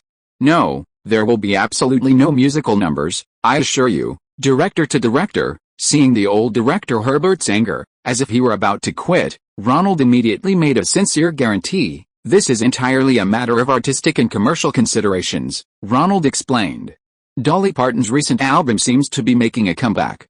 After a long period of decline, country music has actually rebounded this year, repeatedly breaking into the top 10 on the charts. Moreover, this kind of country music is a favorite of audiences in the conservative South. The audience represented by Don Simpson and Jerry Bruckheimer, who taught him, and the parents of Oklahoma City, love this kind of style. Dolly Parton's participation will definitely draw a large number of Southern audiences to the cinema. And this character is outgoing, romantic, and very emotional, which is 7/10 similar to Dolly Parton herself. She had no children and shared similar emotional experiences with Dolly Parton. Dolly Parton wasn't a naturally gifted actress like Cher. She was essentially a semi-amateur, only able to play suitable roles naturally. On set, I need decision-making power. Herbert Ross's anger subsided somewhat, but he didn't trust Dolly Parton's acting skills at all. Thinking about being interfered with on set, he decided to use this opportunity to assert his authority with Ronald. Of course, you're the director. I won't be on set every day without your permission. Of course, if you agree, I'd like to go on set to learn as well. You know I'm not like you, an actor by training, and don't have the opportunity to learn from the director on set. Ronald respected Herbert Ross's ability to complete projects. He might not be able to turn an 80-point script into a 100-point film, but he could ensure a smooth production and would never let an 80-point script become a 60-point film. Furthermore, the distributor, Samsung Pictures, has offered very good terms. They're willing to put up $6 million, but only take up $5 million of the investment. You can choose the remaining $1 million. You can either use your director's salary as equity or convert it into box office revenue sharing. Ronald then offered this enticing offer. If he felt artistically wronged, he would have to compensate with his compensation. Like with Chances Are, Samsung Pictures this time only focused on investment, not conditions, for Ronald's project. They offered the best terms in the industry, as if afraid Ronald would be seen as a failure if he didn't choose them as distributor. They were willing to be in the third round of profit sharing. After Robert Harlan's production company and Ronald's Daydream had taken their share, their profit would be calculated by subtracting their share from the profits. This meant that if the domestic box office wasn't a huge hit, exceeding $50 million, Samsung Pictures might not make any money. Ronald was deeply moved by the high regard Ronald held for him and mobilized the strongest resources at his disposal for the project, striving for perfection even for the smallest supporting role. As a producer, he wanted to create an environment conducive to the artist's creation of masterpieces. In Louisiana, he had already secured filming locations, equipped with the best facilities and team, to repay the trust of TriStar Pictures and all the artists. Ronald wanted to make this first ever star-studded blockbuster, a Daydream production, a benchmark. This, Herbert Ross hadn't expected Ronald to offer him an investment. He hesitated. He had originally wanted his production company to invest in the project, but this was the final round of investment. Asking him to guarantee a box office of over $60 million and receive more than his salary was a risk Herbert Ross wasn't confident enough to take. Moreover, his wedding to the former president's sister-in-law was scheduled for after filming. It was better to secure the money. I'll take the salary. How much of a share of the profits? Ha. Quite a lot. Ronald laughed happily. Only a capable producer can take the risk and enjoy such high profits. If our box office is good enough, your salary plus the profit share won't be less than what Sidney Pollack earned in My Fair Lady. I believe you are a man of your word. Herbert Ross was satisfied, not only because he would get paid, but also because Ronald compared him to Sidney Pollack, who was considered by critics to be the second best Jewish director currently, the first being Spielberg. Chapter 983 3 movies proceeding simultaneously. Ronald, how's the Herbert matter going? Ovitz called to catch up with Ronald. TriStar Pictures readily agreed to distribute Ronald's Steel Magnolia, and Columbia Pictures, using the name of the nearly defunct TriStar Pictures before its acquisition, helped Ronald distribute two films at once. This made him even more convinced of the rumors that Sony wanted to recruit Ronald as the general manager after the merger. Very smoothly. Mr. Ross is very excited about the upcoming preparations. He plans to spend 2 months preparing, start filming in July, and finish packaging in September, just in time for his wedding to the former First Lady's sister. Ronald replied with a smile to Ovitz. Caroline Lee Lazaville, no, soon to be called Caroline Lee Ross's princess, is a socialite, and her interest in Herbert seems to be waning. So, letting his fiancée see him directing a film with a large cast of stars as soon as possible would be very beneficial for Herbert Ross to regain his masculine charisma. If you encounter any difficulties, you can call me directly. Ovitz rarely communicated directly with the company's clients like this. Steel Magnolia could provide many opportunities for CAA's actors. Also, don't forget the female lead you gave to William Morris this time, and don't forget that CAA client actress I asked you to help with last time. Don't forget her if there's a good opportunity. This role is a replacement for Michelle Pfeiffer. I can't use her, Ronald explained. Actually, I have another female lead role here, and I'm going to have her audition. Also, I do need your help with something. Ronald was referring to the accents of the actors in Steel Magnolia. Apart from Dolly Parton, who has a strong Southern accent, the other actresses all had some accent issues. Shirley MacLaine and Sally Field had experience playing Southern women, so they needed some practice. The most difficult were Olympia Dukakis and Diane. Ronald was struggling to find a top-notch accent coach. Fortunately, Ovitz was one of the most powerful agents in Hollywood, and his connections would definitely be helpful. I'll give Stern a call, he's the best accent coach, Ovitz readily agreed. Don't forget your promise. When you go to New York, I might be there too, and we can get together more often. Hello, Mr. Stern. Ronald quickly received a call from Ovitz's assistant, who had arranged the meeting with the accent coach. Director Lee, hello, I look forward to working with you. It would be an honor for my accent correction lab. David Allen Stern, a slightly balding man, used several accents in one sentence, sometimes like Scarlett O'Hara from Gone with the Wind, sometimes closer to a Southern farmer. Haha, you've convinced me. Ronald was pleased. This man's professionalism was impeccable. He valued accent training because the accent in Steel Magnolia was very important to Southern audiences, so Ronald didn't just find any actress with a Southern accent, like Dolly Parton, who has a typical Southern accent, to teach the others, as he had done with Moonlight. Dolly Parton's accent leans towards that of the small-town agricultural population, so I'll train Diane Lane to speak that accent as closely as possible to Dolly. Olympia Dukakis is the wealthiest woman in town, so I'll train her to lean towards the affluent plantation style. Sally Field and Shirley MacLaine's characters are worldly, so their Southern accents will be toned down, retaining more of their distinctive flavor, and overall closer to a Midwestern accent. David Allen Stern demonstrated the accents that several actresses should adopt, not only matching their characters but also resembling their own personalities, and even revealing some of the subtext in the story. For example, the psychological position of Dolly Parton and Diane Lane as mother and daughter. This coach not only helps local actors learn regional dialects, but also has a major business of helping Western actors remove the distinctive English accents of Australia, South Africa, and other regions, or the accents of European actors speaking other native languages. After talking with the accent coach and arranging his training time, Ronald met with screenwriter Robert Harlan. He's from Natchitoches, Louisiana, the setting of the story, a place steeped in history.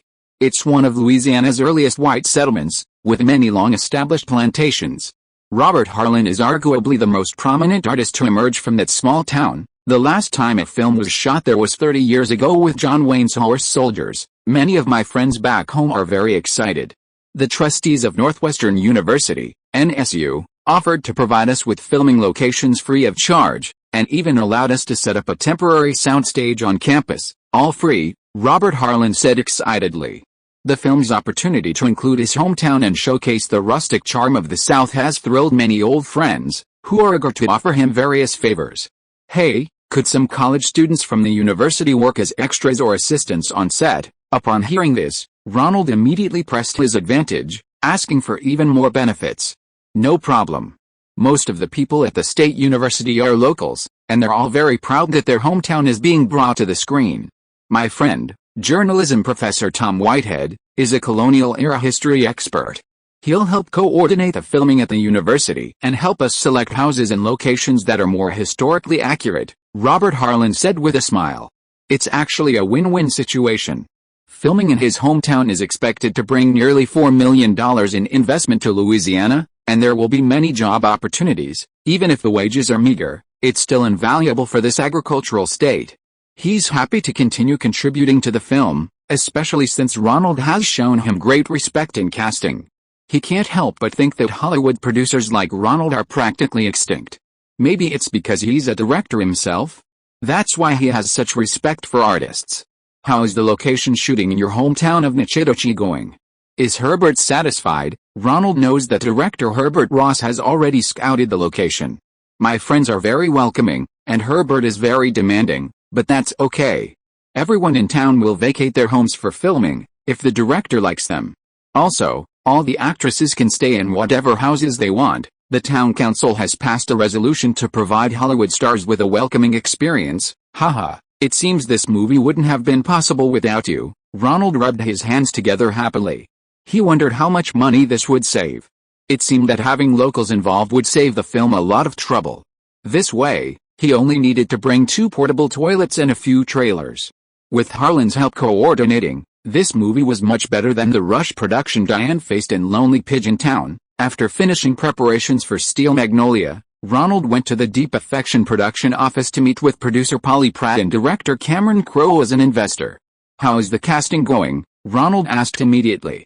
Diane had landed a supporting role in a big-budget production, Helen Slater, which Ronald recommended to Cameron Crowe. The female lead in this film, Deep Affection, doesn't present any particular acting challenge. She's a wealthy girl, not deeply involved in the world of crime, moved by the passion of a poor boy. And even after her father's fraudulent scheme leads to bankruptcy and imprisonment, she still has a scholarship and the assets he had previously secured. The most important element here isn't acting skills, but rather the actress is well protected, sheltered aura and the kind of beauty every high school boy admires. Helen fits these criteria perfectly. Now there's a problem. I've looked at over 30 actresses, and I haven't found the right one yet, Crowe said, a little anxious. Directing for the first time, he was excited but also wanted to do his best. Huh? Ronald thought, I said recommend, and you really take it as a recommendation? If I were directing this film, putting aside personal relationships, I would still choose Helen Slater for the lead role. After Catherine Bigelow's guidance, Helen seems to have grasped the basics of film acting, at least she's not acting awkwardly anymore. Cameron is having a tough time with the male lead and the role of Helen's father. One is a passionate young man who dreams of becoming a karate champion, and he felt he had to be with Helen the moment he saw her. The other is a con man who is kind and open-minded, and communicates with his daughter as an equal. This requires some careful casting. Polly Pratt, noticing Ronald's displeasure, came over to explain. Crowe, directing for the first time, was a little too excited and didn't even understand the subtext of Ronald's question, and started talking about the difficulty of casting. Luckily I have Helen Slater as my trump card. She's a perfect fit for the female lead in the script. But having the right people would elevate the whole movie. Give me your requirements, and I'll get you on the list with CAA and Julia Taylor. Ronald thought that it was inevitable for him to be nervous as a first-time director, but fortunately, Crowe was worried about the perfection of the film, and this moderate nervousness actually helped him perform better. Do you have any suitable candidates? Ronald asked Polly Pratt. He knew that Pratt had been in Hollywood for many years and must have her own unique insights, but as a producer, there were some things she wouldn't say first. Do you remember the actress who played Tess's friend, Sin, when we were filming Working Girls? Polly Pratt asked Ronald. Joan Cusack from Chicago. I really admire her. Her acting is very natural. Ronald thought to himself, if it weren't for her prominent chin, she would have been a star long ago. I'm planning to cast her as the male lead sister, the one who cares about her brother but also focuses on her own family. Polly Pratt didn't say it outright. Having experienced the highs and lows of Hollywood, she long understood that even if you have the truth, don't flaunt your knowledge excessively in front of those who are paying you. It's best to make them think it's your own idea. Ronald understood Pratt's meaning from her eyes and his mind raced. I remember she has a younger brother who had a cameo role in Working Girl. It was best if Ronald could make the recommendation. Cameron Crowe was directing for the first time, and nobody knew what his temperament would be like. It was better for Ronald, who had mentored him, to recommend him. Yes, his name is John Cusack. Polly Pratt pulled out an audition photo. The face in the photo was that of a somewhat naive young man, not particularly handsome, but still considered good-looking by ordinary standards. Do you want to give it a try? He seems like a good fit. That look has the makings of a leading man, Ronald said, pushing the photo towards Crow. Of course, Polly, you should have recommended him sooner. Cameron had to go through so much trouble finding someone. Haha, I just thought of that too, Polly laughed. It seemed Cameron Crowe was still the same kind and gentle gentleman. Ronald felt relieved. A director like this was much easier to manage than Herbert Ross. Polly's idea inspired Ronald.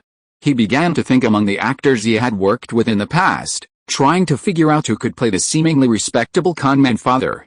Someone with a refined appearance, elegant manners like a university professor, and a certain approachability. How about Roger Corman? No, he wasn't wicked enough. This father ultimately embezzled a large sum of retirement savings, intending to leave it to his daughter. It was hard to imagine Roger Corman being so ruthless. He'd be better off playing a high school principal. Oh, right, do you remember the university professor who flirted with Olympia Dukakis in Moonstruck? Ronald suddenly remembered John Mahoney, a supporting actor in Moonstruck. In Moonstruck, he played a university professor who seduced his female students, later developing feelings for Olympia Dukakis through witty conversations. This kind of middle-aged man, approachable to both older and younger women, was more like a con man. Mahoney? Ha, he really does look like a con man. Polly Pratt also praised him, saying she would send him an audition invitation. 2 roles that were difficult to cast had been secured. Ronald then asked if they had any other difficulties. Our budget is limited, so finding the female lead's classmates and the Los Angeles filming location is a bit difficult. Polly Pratt didn't mince words, directly asking for money and resources. That is indeed a problem. Ronald felt he hadn't invested enough money. These kinds of extras were also important to the film's quality. Although the budget was limited, it wasn't a B-movie, and every supporting role needed to match the actor's image and temperament.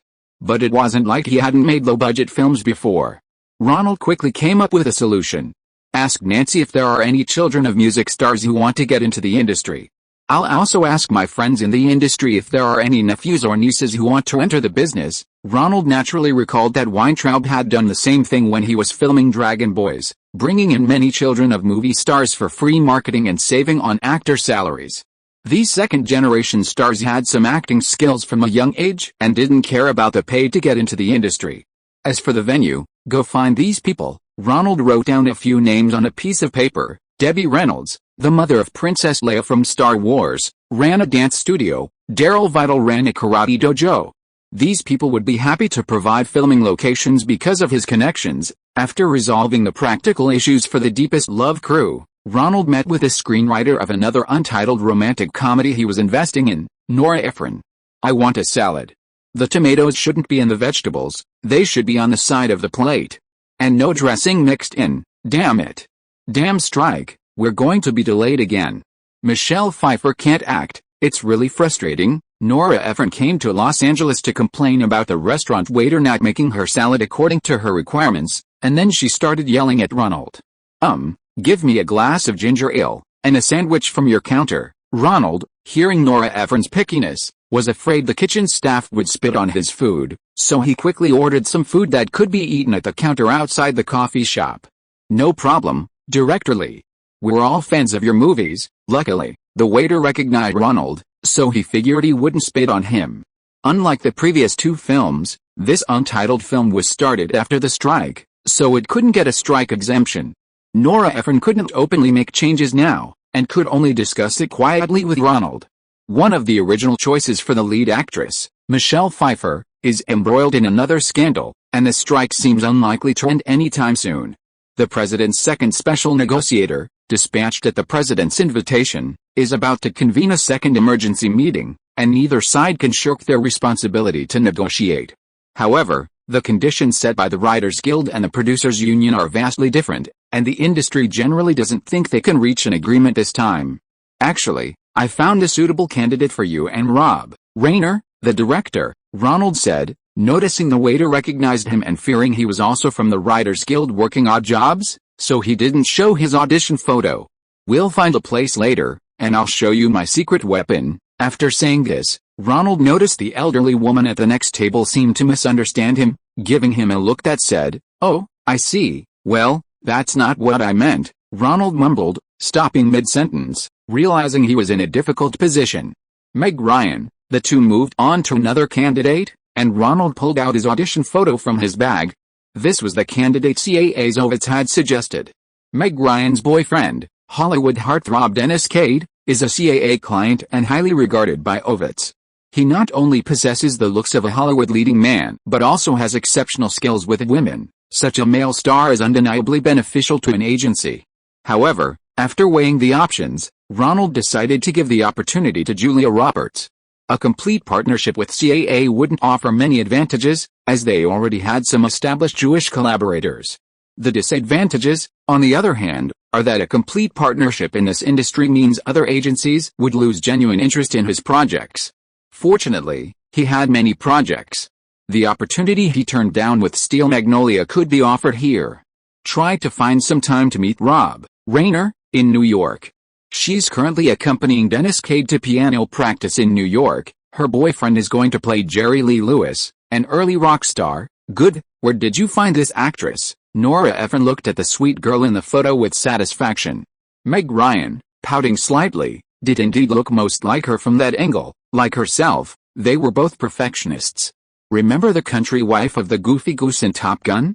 That's her. But that's not her true nature. I think she might be more suited to a career woman in the city, Ronald said, looking at Meg Ryan's photo. If you are listening to this novel on a channel other than Fanfic World, it means it was downloaded and re-uploaded without effort.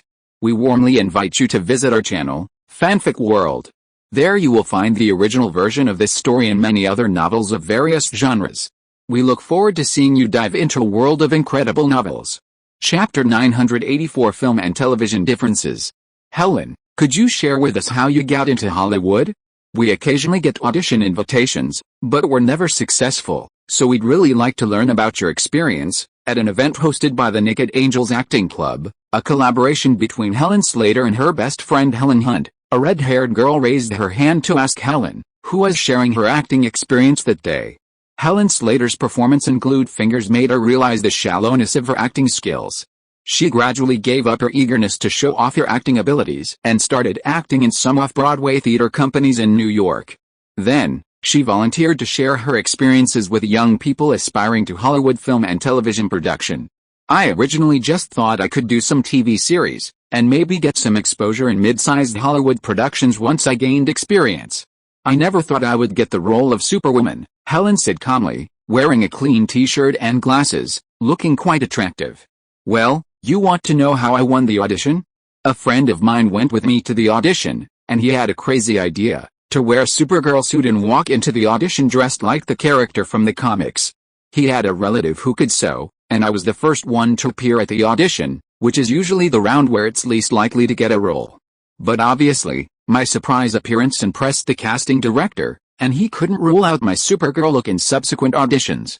So, have confidence in yourself, think of a plan, and just do it. Maybe your luck will come. A tall, handsome guy walked in from a corner of the room, wearing aviator sunglasses like those in Top Gun and a New York Yankees baseball cap, and gave a reminder. Okay, that's all for today. We'll continue next Tuesday. Helen hurriedly ended her Naked Angel sharing session, took the handsome guy's hand, and walked out of the rehearsal hall. Who's that? Several members started gossiping. And who else? Ronald Lee. You don't actually think Helen got all those roles by luck, do you? Do you think the director appreciates her because of her exceptional acting skills? Not exactly. I saw her in her recent film, Sticky Fingers, and her acting was pretty good. That's recent. Go watch the old Billy King's Legend. Ugh. What we really need to learn isn't her acting. This is a little gift for you, Ronald said, pointing to the Yamaha piano in the corner of Helen Slater's rented apartment. Helen was an independent person, unwilling to accept Ronald's expensive gifts or real estate-like apartments. She wasn't materialistic and often attended premieres in casual clothes. So Ronald gave her something she liked, like this Japanese-made piano, small, high quality, and perfect for Helen's jazz upbringing, which she could now revive. Oh, thank you, Helen was overjoyed. Ronald still remembered his high school hobby. Overwhelmed with sweetness, She sat down at the piano, opened the lid, played a jazz melody, and then sang. It's raining in the park, buying coffee for two, and tickets to the Yankees game at noon. This is New York in June. Very good. Did you write this song yourself? What's it called? Ronald listened to the song. The melody and improvisation were both complete. With his limited musical knowledge, it seemed to be a common improvisation in jazz. Ha, I sang it improvised. What's it called? How about New York in June? It's really good. Have you thought about releasing an album? No, but it's a good idea. Do you really think I'm good enough to release an album? Why not give it a try? I can ask around for you, darling, you're so sweet. But now I need to focus on preparing for the deepest emotion performance. Helen talked about the preparations she had made for the new movie over the past month, and even took notes. There were also a bunch of videotapes of teen romance dramas next to the TV in her apartment. Ronald smiled and nodded. Actually, this movie didn't require much acting skill. Helen's appearance and temperament were a good fit, and her acting was already sufficient. However, it was good to focus on learning and thinking about acting, so as not to rely solely on method acting techniques and create genuine emotions. Ronald, Helen looked up, cupped Ronald's hands on her shoulders, and kissed him. Ronald came from a poor family and didn't know how to play the piano, an instrument that required investment, so he couldn't play a four-hand duet with her. Therefore, she had to take the initiative. After not seeing each other for many days, Helen felt a warm sensation rising in her lower abdomen from Ronald's masculine scent. With a squeak, Ronald turned and lifted Helen up, leaning her against the piano, producing a series of strange melodies without chords, and then, with a loud clang, a loud bang was heard. Oh, be gentle, we need to get someone to tune the sound. It's okay. Ronald simply picked Helen up, only touching some black keys. With each chord progression of the black keys, Helen improvised a jazz piece. Helen was supposed to go to Los Angeles earlier to join the film crew for pre-production and rehearsals. Just when she had finalized the schedule with Cameron Crowe, the Writers Guild and the Producers Union broke down again. The strike continued, Daydream's strike exemption application was not approved, and the production was halted. The two had no choice but to stay in New York, and Ronald was also trying to find connections to get filming started as soon as possible. After taking a shower, Helen put on a simple dress, without makeup, and took Ronald to her father Gerald's large house on the Upper East Side of Central Park for dinner. Gerald's current wife and children treated Helen with increasing respect, treating her like a real movie star at the dinner table. I'll make you some coffee, Helen's stepmother said, pulling her along as the two went to the kitchen to whisper. Helen, who had always been well-behaved in both families, was now getting along well with her father's new wife. Have something nice to drink, something my friend brought from Bordeaux, Gerald said, following Ronald to the study. He brought out an unlabeled glass bottle containing brandy made by a Bordeaux winery owner, a gift he'd received during a trip to France to buy a television series. Why didn't it pass again this time? When I was at the Producers Guild meeting in Los Angeles, almost all the producers agreed to the new mediator's terms. The Writers Guild hasn't worked for almost 3 months, they must be starving. Ronald took a small sip of brandy. This failed strike negotiation was indeed unexpected for him and others in Hollywood. However, the Writers Guild's vote against the new agreement was mainly driven by the Eastern Writers Guild. He had come specifically to visit Gerald Slater, to ask this veteran television expert where the problem lay. The Producers Guild's final, this time really, strike solution, presented in early June, could be seen as a nominal concession to the writers' demands, building on the previous agreement. The agreement included extending the contract period from 3 to 4 years, providing better protection for screenwriters and reducing the frequency of negotiations for investors. It also expanded creative rights, giving screenwriters more autonomy in the early stages of production. Everyone was optimistic about a successful negotiation, at least securing an exemption for most new Hollywood films. However, the vote last weekend ended in a 2-1 tie. The majority of screenwriters in the Western Writers Guild had voted to end the strike and pass the new labor agreement. The Eastern Writers Guild, with far more members, overwhelmingly voted to continue the strike. Producers were bewildered by the loss and suspected manipulation of the Eastern Writers Guild vote. Ronald, equally perplexed, earnestly sought advice.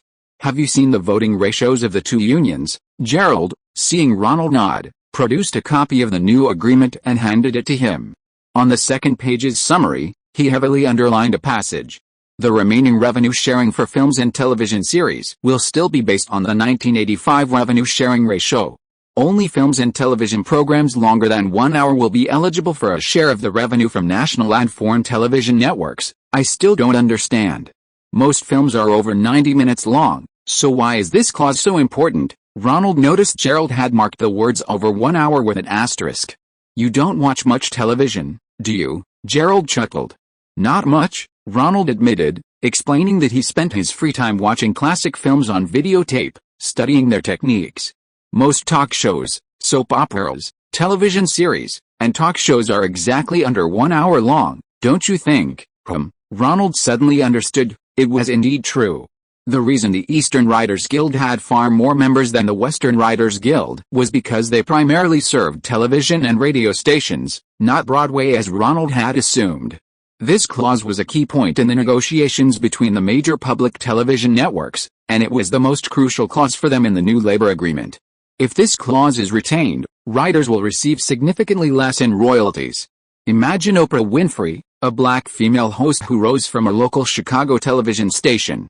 Since 1987, The Oprah Winfrey Show has aired on national syndicated television networks. Compared to her previous income at the local station, her personal income increased fourfold. However, all this money went to the show's producer, Oprah Winfrey herself, the woman known for her emotional displays on television. Her writing team received no royalties and had to be subservient to her boss when asking for a raise. This is the power of this clause. The talk show, after deducting commercials, was less than an hour long. Therefore, demands were made to amend this clause so that writers could receive royalties for shows under an hour long as they were broadcast nationally. This was met with opposition from the three major broadcast networks and Fox and Paramount, two studios with their own television operations. It's a dog-eat-dog situation, Ronald. We're all standing on the riverbank, watching two packs of vicious dogs tearing each other apart. The loser will either be eaten by their own kind or driven into the river and disappear from the industry, but dog-eat-dog fighting isn't good for the long-term development of the entire industry. Ronald shook his head. He didn't like this kind of thing.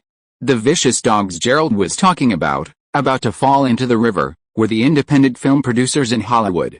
They were all burdened by high financial costs due to the strike, and if pushed any further, they could very well go bankrupt. The vicious dogs tearing each other apart were the core screenwriters struggling to survive. The strike had lasted 3 months, and they hadn't brought home a single penny of pay. The newbies at the bottom had already run away, but these core members still felt there was hope for a return to work, so they were still holding on. With the savings of an average American family and the meager income from screenwriting, Ronald felt that they would soon not even have enough to pawn for valuables, and perhaps in a few weeks, they would have to mortgage their houses. This kind of thing is a huge blow to talent development. If these people leave the industry heartbroken, they'll never come back. So, you in the television industry are so sure that the Writers Guild will collapse first? Ronald didn't know what the network executives were thinking. They hadn't filmed a new episode in 3 months. Were they really going to just rebroadcast the upcoming new season? Of course not. Many mid-sized local networks and mid-sized television projects are on the verge of collapse. But, in Midtown Manhattan, from 5th Avenue to 11th Avenue, people there, like those in Lower Manhattan, prefer crises to crises. Are they trying to take advantage of this to swallow up those small and medium-sized networks and production companies? Ronald understood after Gerald's explanation. The producers' union, like the Writers Guild, had split. The film industry, which held a numerical advantage in the producers' union, wanted to end the strike as soon as possible, while the large networks, with fewer votes, wanted to wait. So, to keep the strike going, these giant networks secretly supported the Eastern Writers Guild, the network whose majority of writers wrote scripts for the networks, which was strongly opposing them. Damn capitalists, Ronald cursed. Huh? Gerald was taken aback. I meant those Wall Street capitalists who are instigating the TV stations to artificially prolong the crisis. Ronald realized his curse was easily misunderstood and quickly explained. Do you have any spare production capacity here, or production companies not regulated by the American Writers Guild? Of course I do. What kind do you need? Ronald wondered if Gerald had some production work to subcontract to him. There are disagreements even among the 3 major networks. NBC is the most hardline. ABC and Paramount don't have talk shows to fill their time slots. These networks, which rely heavily on dramas to attract viewers, actually want the strike to end as soon as possible, but they're constrained by certain operating rules. ABC's general manager came to me. They recently bought an old drama from CBS, and surprisingly, the ratings were quite good, so they're thinking of making a new version. They came to me wanting to leverage my relationship with the BBC in acquiring dramas to collaborate with British television production companies. But right now, the BBC and ITV are raising their prices. Do you have any other places with English language production capabilities? Gerald took a sip of his drink. If he could find more cost-effective production capabilities from Ronald, outside the Writers Guild's jurisdiction, that would be very profitable. You know what, I actually do have some. Ronald remembered Mr. Crocodile Dundee, Paul Hogan's promise that everything would be fine, and that if he wanted to film in Australia, he could contact him to handle everything. Chapter 985 The Prerequisites of Love. Paul Hogan now lives with his girlfriend, Linda Kozlovsky. They bought a house in Los Angeles, and besides dealing with their divorce, their greater interest lies in establishing themselves in Hollywood, making more blockbuster films, and becoming representative figures of Australians in Hollywood. Thanks to Ronald's suggestion and with the support of lawyer Mitch Cantor, they fought a battle with Paramount.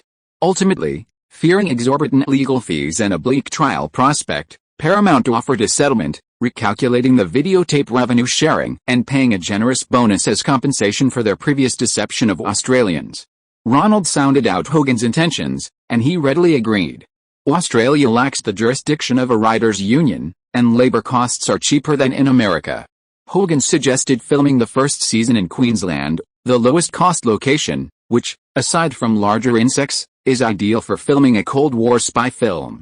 The coastline is tropical rainforest, the southwest is a cool plateau, and the northwest is desert, with a famous Great Barrier Reef off the coast of Brisbane. The Cold War spies battles in the Caribbean, Southeast Asian jungles, and small African countries could all be filmed within the state's borders.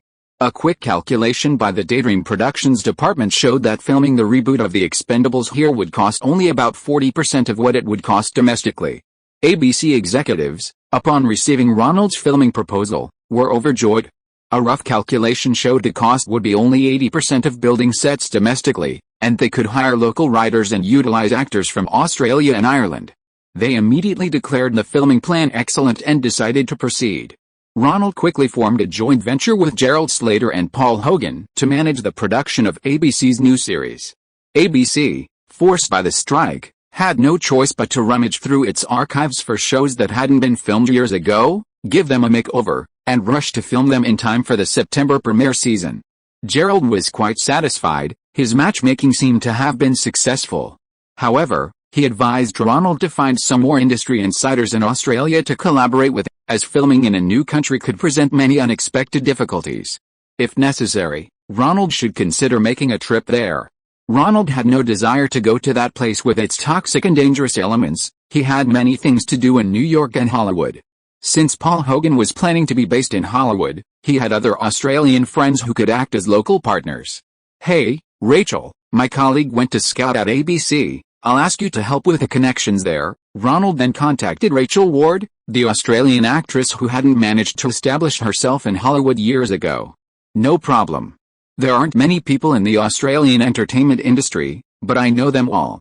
Paul Hogan called me, and all his actors, writers, and behind-the-scenes technicians from the TV station in Sydney can come to Queensland to participate in the filming.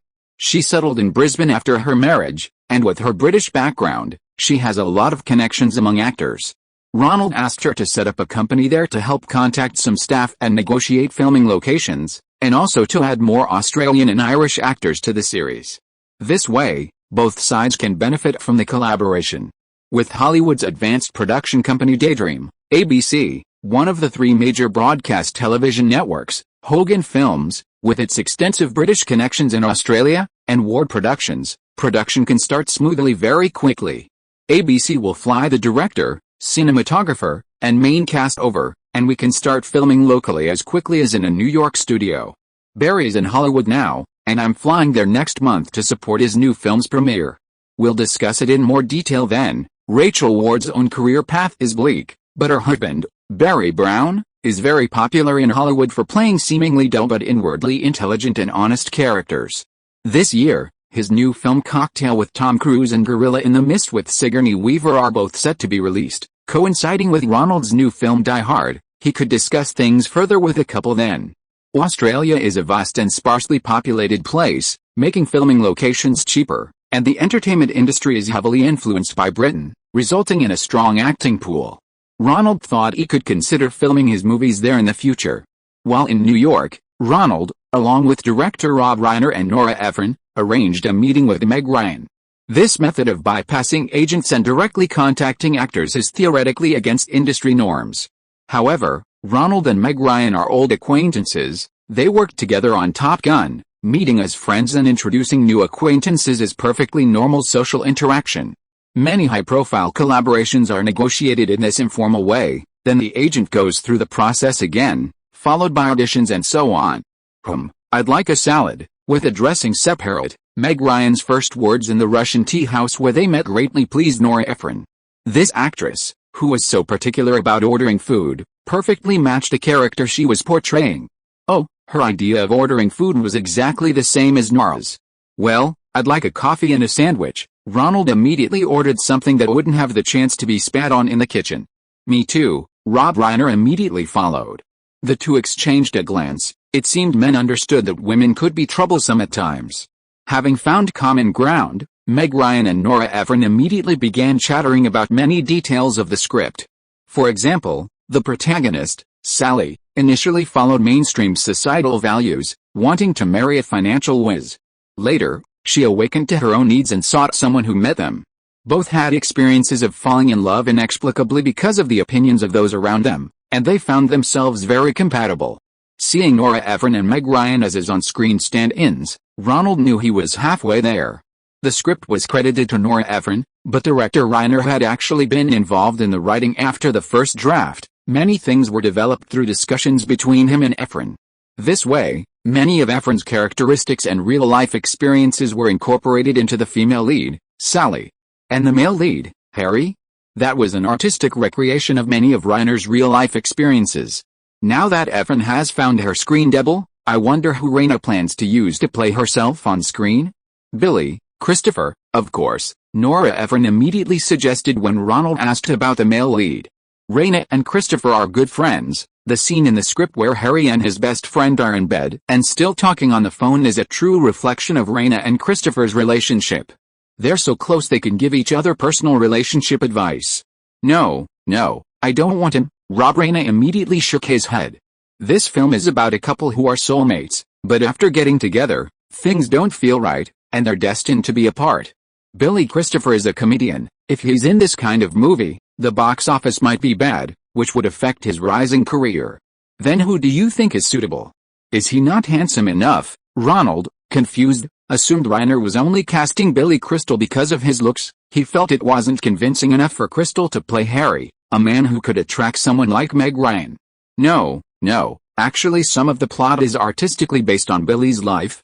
It's just that his acting leans more towards comedy, and we need an actor who can act like a serious actor in comedy to try. Rob Reiner, of course, could reveal his true thoughts. He didn't want to hurt his friend, so casting other actors would be less of a burden. An actor who can act like a serious actor in comedy. Ronald knew this referred to acting style, ideally with a touch of tragedy within comedy. Thinking of several male actors, Ronald remembered Tom Hanks, who had acted alongside Diane in Grown Up. How about Tom Hanks? Him? He's great. I think he'd be a good fit. He's the kind of man girls would fall in love with after getting to know him. Nora Ephron immediately agreed. Then I'll go talk to his agent. Ronald had a target for the lead role. But you need to talk to Billy first. Ronald pointed at Reiner and said that incorporating a friend's private life into a script is very controversial and requires the consent of the person involved. Ronald suffered greatly from this when he first entered the industry. No problem, Reiner said, indicating that he would get the consent. Also, the ending needs to be changed. It has to be a happy ending, where they live happily ever after. Ronald brought up the ending again. Why did Harry and Sally separate in the end? What's the point of watching that? How can it be a happy ending? Mutual understanding between men and women means there's no sexual tension. Harry and Sally didn't like each other from the beginning. They were together because of reason, so when they slept together, they felt out of place. They were only suitable to be friends, not to be together. Maya and Rob's personal experiences prove this point. Nora Ephron vehemently objected. Her ex-husband was Bernstein, the Wall Street Journal reporter who exposed Watergate. They got together because Nora admired his heroic deeds. Rob Reiner's ex-wife was the grown-up director Penny Marshall. They got together because they admired each other's talents. Both marriages ended due to infidelity, so Nora and Rob agreed that marriage required a strong, primal urge at first sight. Feelings based solely on rational admiration couldn't withstand the tests of life. What kind of twisted logic is this? Aren't there happy couples who start as friends? Ronald was speechless. Of course not, we've both been married and divorced. Nora Ephron clearly looked down on Ronald, who had never been married. Ronald didn't want to argue about love with two long unmarried people. Even if your views are right, shouldn't we give it a happy ending? Have you seen early Hollywood films like Sullivan's Travels? The more unlikely something is to happen in real life, the more you need to give the audience a glimmer of hope. It might be their only hope. Don't talk nonsense. That was during the Great Depression. Modern urban men and women like to find meaning in the mundane. Nora Ephron was uncompromising when it came to art. She always believed she was right. Maybe her husband just couldn't stand her, but Ronald wouldn't dare say that.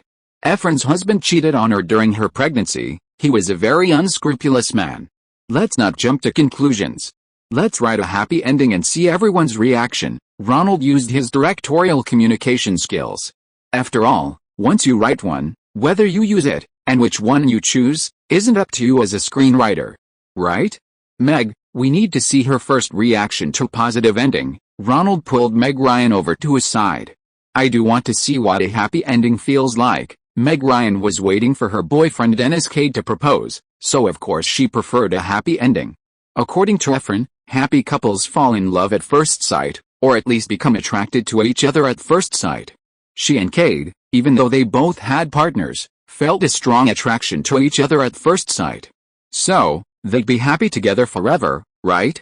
The only difference was that Meg Ryan explicitly broke up with her then-boyfriend Anthony Edwards, the goofy guy from Top Gun, while Dennis Quaid was two-timing Lee Thompson. Quaid was handsome and knew how to please women, the kind of guy has a big advantage in Hollywood's dating scene. And thus, a big advantage in his career. Okay, I'll change the ending. I still think Harry and Sally should separate after sleeping together and never see each other again. That's more in line with the behavior of urban men and women. Ronald looked at Nora's reluctant expression and was also a little troubled. If a screenwriter doesn't believe in their own story, they can't write one that moves the audience. Unfortunately, the screenwriters are still on strike, and Ronald can't find a suitable person to rewrite the ending. It's common practice in Hollywood to have Nora Ephron credited and hire a script doctor specializing in romance to write a commercially viable ending. However, this might damage his relationship with Nora Ephron. Ronald can only hope that Ephron will write a similarly moving happy ending. He still has the premiere of Die Hard to prepare for. To promote this action film starring television star Bruce Willis, Ronald brought in Tom Cruise. Joel Silver has brought in Sylvester Stallone, and he's also contacting Arnold Schwarzenegger. If he agrees, an action film endorsed by 3 action stars would be a great publicity stunt. Chapter 986, a masterpiece recommended by a group of action stars. How is work in Queensland going? July arrived in the blink of an eye, and Die Hard had its grand premiere at the ACVO Theater in Westwood, Los Angeles. 2 days before the premiere, Ronald hosted Rachel Ward, who had just flown in from Brisbane. She and her husband, Barry Brown, would be attending the premiere together. You haven't done any TV shows, have you? Ward looked thinner than the last time they met. Perhaps she was following the latest Hollywood trend and starting to go vegetarian. An actress's success often depends on luck. Some actresses who don't become famous blame their weight and desperately try to lose weight. Yes, I haven't done any TV shows, only TV commercials and music videos. No wonder. TV shows are different from movies. We have to film a certain number of scenes within a set time. There's not much time for fine-tuning. Barry Brown also acted in TV shows with his wife in Australia. This kind of filming really doesn't require much technical skill. Ronald nodded in agreement. It seemed that the methodologies for TV series and movies were completely different. He shook his head. By the way, how did the test screening of Cocktail, starring Tom, go? Hey, Barry Brown chuckled. I'm one of the leads, so I can't say about the actual reaction to the test screening. His wife, Ward, nudged him gently. This was Ronald. He wanted to know some of the test screening's reaction. There were plenty of ways to find out, and not telling him would offend him. However, I can say that about half of the audience at the test screenings were there to see Tom Cruise. They only cheered when Tom was on screen showing off, like when he did flare bartending. For the rest of the time, like when I did flare bartending, they just sat on the floor chatting amongst themselves. Looks like it's not going to work out. Everyone's focused on the stars, they can't even see the whole story. I reckon this cocktail movie will get terrible reviews, and might even become Tom Cruise's Waterloo, Ronald thought to himself. There's no shortage of stories about beautiful daughters from wealthy families falling for poor boys, but giving a poor boy a flare bartending job is just too boring. Sure enough, on the day of the premiere, Tom Cruise, who was among the first to arrive, didn't look too happy. Die Hard received excellent reviews at the test screenings, and 20th Century Fox, along with Ronald and Joel Silver, decided to adopt a curiosity strategy in their marketing. The pre-screening marketing would completely avoid spoilers, simply keeping the audience curious. Once the initial positive word-of-mouth spread, coupled with acclaim from film critics, the hype quickly grew. Meanwhile, the marketing for Cocktail had to adopt a conservative strategy, desperately focusing on Tom Cruise and Elizabeth Shue as the main promotional targets. They even released a separate trailer featuring Cruise's most impressive flare bartending scene, which was broadcast on various television stations. Regardless of other factors, Cruise was somewhat worried that if audiences went to the theater and found that the best scenes had already been shown in the trailer, they might feel cheated. Barry, Cruise forced a smile and hugged Barry Brown, who played his mentor. Ronald, hi, congratulations.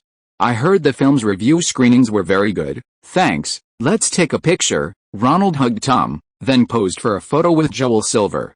Bruce. Congratulations. Tom Cruise then posed for photos with co-stars Bruce Willis and Alan Rickman, before waving to the audience and reporters and heading inside. Tom, look over here, want to talk about your new movie? The reporters, of course, pointed their cameras at the hottest star, Cruise, snapping away incessantly. Why isn't Mimi here? Ronald asked Paula Wagner, who was following behind Tom Cruise. The invitation was for the couple, but Bruce Willis's wife, Demi Moore, was about to give birth and couldn't come. The leading lady, Bonnie Bedria, was in Mexico auditioning for Paul Newman's new film. These days, capable people are all filming abroad to avoid screenwriter strikes. If Mimi wasn't here either, and with Stallone and Schwarzenegger also present, the premiere was really going to turn into testosterone-fueled extravaganza. They're having a tiff, you know that, Paula Wagner whispered to Ronald. The Rain Man controversy had also made Cruise's team fully realize who their true directors and friends were for their long-term interests, and Ronald didn't shy away from this.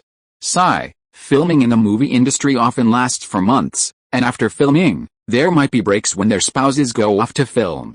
Actors are people with exceptionally strong emotions, and problems can easily arise. Mainly, Tom feels that Mimi's devotion to Scientology isn't enough. Ronald hadn't expected the problem to stem from this. Mimi Rogers was already a member before Scientology even existed, when she was swindling people in Los Angeles under the guise of Dianetics. Her father was one of the earliest followers of Scientology's founder, L. Ron Hubbard. How could this be? But it's hard to say. Ronald had long sensed that Mimi Rogers was a very calculating woman. She even wanted to find beautiful women in Scientology to do some audit for him, full of self-interest. Maybe Mimi Rogers' devotion to Scientology was just a way to get to know a Hollywood star like Tom Cruise?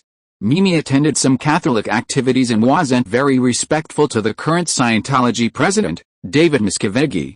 Ronald thought to himself that there was more to it than met the eye, suggesting a power struggle between the founding philosophers, the old guard after their deaths, and the new president. Anyway, Tom Cruise was just there to treat his dyslexia, right? Ronald, a muscular man, approached and greeted Ronald warmly. With a slight German accent and his ever-present smile, he put his arm around Ronald and gestured for the reporters to take pictures. Arnold, how's your new movie? I haven't had time to see it yet. After dealing with the photographers, Ronald chatted with Arnold Schwarzenegger for a bit. The box office wasn't great, but the critics were pretty good. They said I'm no longer just the Austrian bodybuilding champion with all the muscles, I've learned to act. Ha ha ha. You're definitely not just a bodybuilder, Ronald thought to himself, such a sarcastic remark must come from the Chicago duo. Ha ha ha, Schwarzenegger laughed too. I went to Moscow to film on location this time. They're also learning from China, opening up Hollywood to film there. But it seems we're less curious about Moscow than about China. Ronald wasn't surprised. Moscow has been hostile to America for years, and the stereotype of it is that it's barbaric, cold, and the biggest rival and threat. China, on the other hand, isn't a major enemy and has a long history, so people often have a sense of mystery and a desire to travel there. That's why Schwarzenegger's Red Heat flopped at the box office after its release last month. The gimmick of filming on location in Red Square didn't bring many viewers to the theaters. How is it filming in Moscow? Ronald, through his collaboration with an Australian television series, is now very interested in filming in places around the world where there are no labor union restrictions and filming costs are low. It was a hassle. We waited 2 weeks for the filming permit for Red Square. There, you need dozens of departments to approve something. After Red Square, we went to Lithuania and Latvia for location shooting. The street scenes are pretty much the same, but the way people do things there is closer to Europeans. Schwarzenegger was also very interested in the commercial aspects of filmmaking, so Ronald's questions about the filming were exactly what he was interested in, and the two chatted quite pleasantly. Our enemy isn't doing so well anymore. When we went to Austria and Germany to film on location, the people who flew with us were all beautiful women. Once they arrived, they stayed in hotels, and every day there were many men coming and going from their rooms.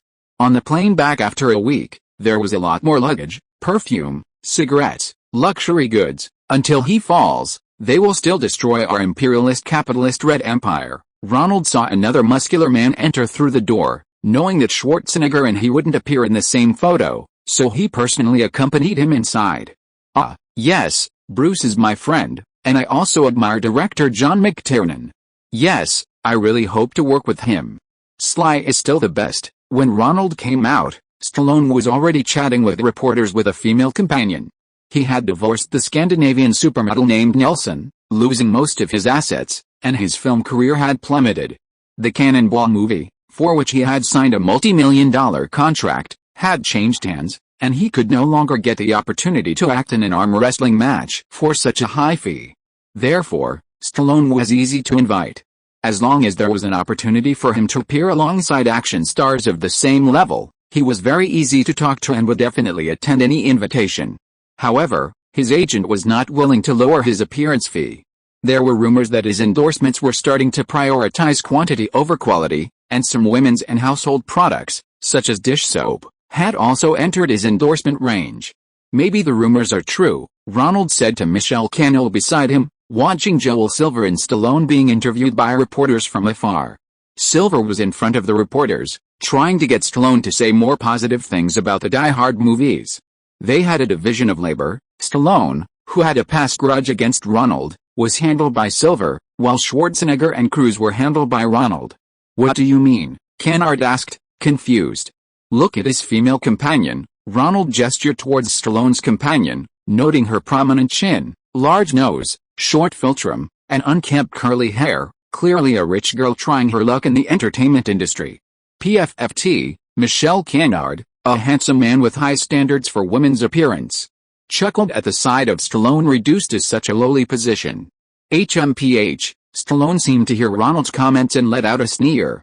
Back then, wasn't he always following me around, rewriting my scripts? Ronald, not one to argue with roughnecks, saw Joel Silver hurrying over and asked, did you get all the photos? Yes, Stallone really needed this opportunity. He was very cooperative, striking several bodybuilding poses for the photographers. That's good, we've set a record, haven't we? Absolutely. Add Jean-Claude Van Damme and Dolph Lundgren, and the Die Hard premiere is practically a gathering of all Hollywood action stars. Everyone praised the film, urging all action movie enthusiasts to go to the cinema to see this groundbreaking action film. Joel Silver waved his hand in the air, as if you were watching tonight's entertainment news program, the subtitles at the bottom of the screen practically advertising Die Hard for free. Looks like your plan was excellent, very successful. Ronald turned and shook hands specifically with marketing consultant Michael Gray.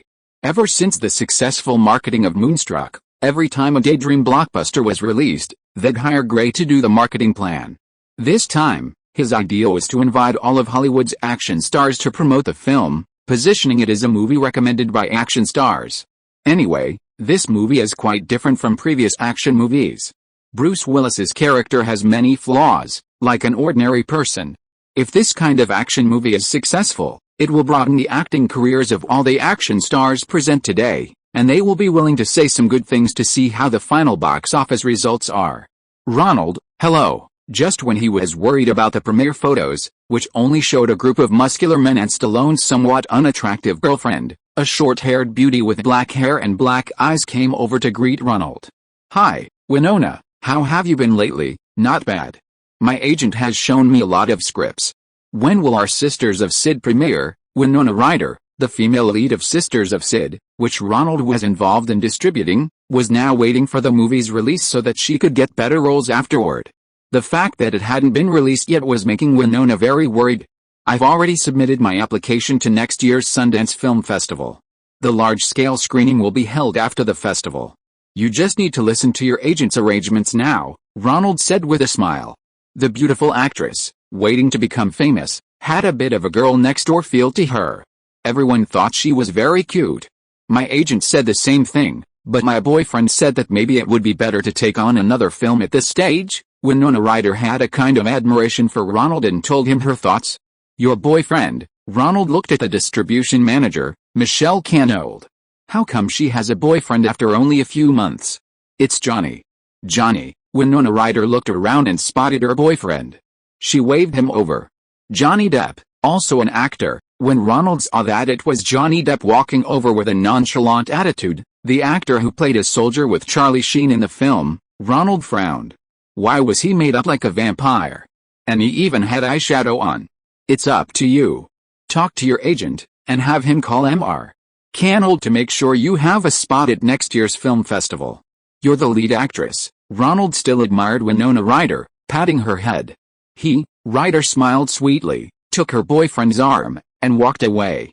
Isn't he with that, what's his name, actor? Ronald pointed at Johnny Depp's back and asked Richard beside him. Why is he dressed like a gypsy now? Cheryl Finn, they were engaged, but after filming Platoon, I heard they broke up shortly after. Depp hasn't had any new films since Platoon, and he's currently forming a band with some friends. Richard was well aware of these developments. Johnny Depp's exposure in Hollywood is quite high now, but it's mostly gossip. His actual acting career has actually stagnated. In Platoon, Depp even wrote his then-girlfriend Cheryl Fern's name on his helmet, which was then reported by The Hollywood Reporter as a sweet anecdote. This is understandable. On the one hand, celebrity couples often have a difficult time getting along, and on the other hand, months of filming are stressful and intense. Having a relationship to immerse oneself in during this time is very relaxing. Ronald put aside the topic and walked into the screening room with several colleagues. The movie was about to start. Clap, clap, clap. After the screening, the audience applauded and began to shout. This action movie was a type they had never seen before. How strange. It seemed to combine romance, suspense, and action. Why did such thrilling scenes, such exciting fights, such a good action movie, also have a plot? And the plot was perfectly reasonable. The lead actors even had acting skills. And that villain, how could such a seemingly respectable and refined person be so evil? Buying one ticket felt like watching 3 movies. The audience complained the applause was too weak and started stomping their feet to express their emotional turmoil. They hadn't yet calmed down after the main villain was killed, and the only ones who believed in the protagonist, the policeman and the luxury car driver, finally met him. Looks like the reaction is pretty good. Ronald was overjoyed at the sight. Not a single audience member went to the bathroom during the entire film. Let's see the reviews after the weekend, and whether the marketing strategy of co-endorsing the film with the action movie star worked, marketing consultant Michael Gray said to Ronald. Chapter 987 Superman Tom Cruise. The cinema score is in. It's the highest possible A+, absolutely unprecedented for an action film. Congratulations. The day after the premiere, Leonard Goldberg, president of 20th Century Fox, personally called to congratulate them. CinemaScore has always been a barometer of film box office performance, rarely making mistakes and predicting domestic box office results. Major film studios are increasingly emphasizing this evaluation method, which involves randomly surveying audiences. Many film companies want to use this method themselves, but their internal researchers are often influenced by different factions within the company. Ultimately, everyone agrees that only the neutral cinema score can ensure the most objectivity. Since its inception 5 years ago, this research company has only produced 10 films with an A+ score. No action suspense film has ever received such a high score before. For 20th Century Fox, this score is like winning the Powerball lottery. All marketing efforts can only attract the first batch of viewers to the theaters. After that, word of mouth about the film's quality will spread among the audience. After the first week, the film's staying power will depend entirely on audience word of mouth. Because later viewers may not necessarily believe media hype, they'll ask friends who've seen the film for their opinions. CinemaScore, in essence, is a rating based on audience word of mouth. And because they randomly sample from 10 cinemas in different regions across the country, the authenticity of these reviews is very high. Generally, a film that receives an A rating essentially achieves a chain reaction effect. That is, 10 viewers seeing a film can influence more than 10 new viewers to also see it. In contrast, action films, horror films, and other films lacking profound meaning tend to receive slightly lower CinemaScore ratings than their actual word of mouth. This might be because viewers are hesitant to admit they like such thrilling films, tending to lower their scores. Conversely, for films adapted from classic works or Broadway plays, viewers might want to appear cultured, leading to overestimation of the score. Die Hard, an action film, received the highest rating of A+, averaging less than 2 films per year. This made everyone realize that Ronald Reagan's productions were just as commercially successful as his directorial works. Honestly, I don't understand why the audience likes you so much. You seem to have a kind of magic. No action movie has ever received an A+ before, Goldberg remarked with great emotion. This rare ability is what Hollywood is willing to call talent, favor, or luck, because besides those quantifiable metrics, there are always some people who possess something indescribable, who can always see advantages that others cannot. They produce films that win directorial awards and always break genre conventions, achieving unexpected success. Ronald is now one of those favored ones, and that's precisely why 20th Century Fox needs to intensify its cooperation with him. This has indeed exceeded my expectations, Mr. Goldberg. Sometimes, we don't know why some movies are just so good. Bruce Willis's professionalism, Alan Rickman's dramatic talent, the action scene design, cinematographer de Bond's skill, and the screenwriter's imaginative and skillful integration of elements from multiple genres. These are probably all reasons for the success. Ronald listed the credits to the president of 20th Century Fox, giving credit to most of the main creative team, except for director John McTiernan, who often acted erratically during filming. Very good. Give me the list of contributors, and I'll invite them all to the celebration party. If you have any other requests for the film, feel free to mention them. Goldberg was in high spirits. This film would make history, adding a significant achievement to his years in charge of the film industry. I think we should add more theaters for Die Hard. Also, could we increase our public relations efforts with the critics? Some reviews aren't very fair to Bruce Willis. The copy has been sent to the technical theater for an emergency reprint. As for the critics, Ronald, don't worry about them too much. We can't force them to say anything. We can't control the First Amendment. The critics we can influence, like Albert from Chicago, will produce some reviews that will satisfy you. After hanging up, Ronald picked up the freshly printed reviews from Los Angeles and New York media that Richard had personally delivered that morning and began to read them slowly. Richard now had several assistant agents specifically for Ronald's client. The reviews that arrived this time were already cut and glued together, divided into several sections, neatly arranged for Ronald to read, saving him a lot of time. For example, critics from various places generally praised the film's overall impression. They said Die Hard logically created a sense of scale in the film, making the viewing experience seem more important than the story. The scene of terrorists taking over the building was praised as textbook perfect cinematography, and de Bond's cinematography was highly acclaimed. Degovia's set design was also praised as ingenious, immediately drawing the viewer into the story's emotional atmosphere. Special effects were also commended, particularly the phenomenal scenes of Aaron Rickman's villain falling from the skyscraper and Bruce Willis escaping the explosion wrapped in fire hoses. Critics' opinions on Bruce Willis's performance were highly divided. Many believe his role was a breakthrough, transforming him from a struggling television star into a movie star. Some felt his portrayal of John McClellan was a variation on the character from the TV series Blue Moon, lacking some of the comedic elements and emphasizing masculinity. Others felt it was a waste that he didn't fully showcase his comedic talent. However, some praised Willis's acting, though some sarcastically remarked that his performance improved significantly the closer he came to his own working-class background. However, some argue that he achieved a level of performance that other action stars couldn't, a flesh-and-blood character who speaks like an NYPD detective. Before Bruce Willis, whether it was Stallone, Schwarzenegger, or anyone else, the most important thing was having impressive muscles on screen and convincing boxing skills. But these actors all had their flaws. Stallone's facial disfigurement, leaving half his face expressionless, and Schwarzenegger's limited English and slow delivery of lines both restricted his roles. Bruce Willis, on the other hand, came from a television background, and his portrayal of a detective was convincing. With his delivery and demeanor befitting an NYPD officer. His perceived shortcomings in muscles and boxing skills were cleverly mitigated in the film by his struggles against luck, elevators, buildings, and other unfavorable factors beyond just the villains. For example, early on, he took off his socks after believing a passenger on the plane, injuring his foot during the fight, which worried the audience. On the other hand, most of the fight scenes in Die Hard are fought with firearms, which effectively conceals Willis's weakness in hand-to-hand combat. In contrast to Bruce Willis, Aaron Rickman's performance received widespread praise.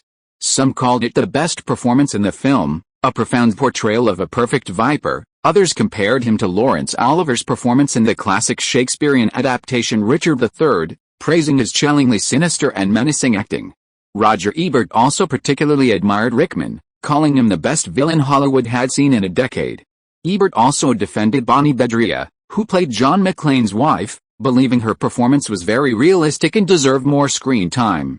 He suggested the director should reduce the violence to give the wife, who worked for the Japanese and didn't take her husband's surname, more room to develop her character.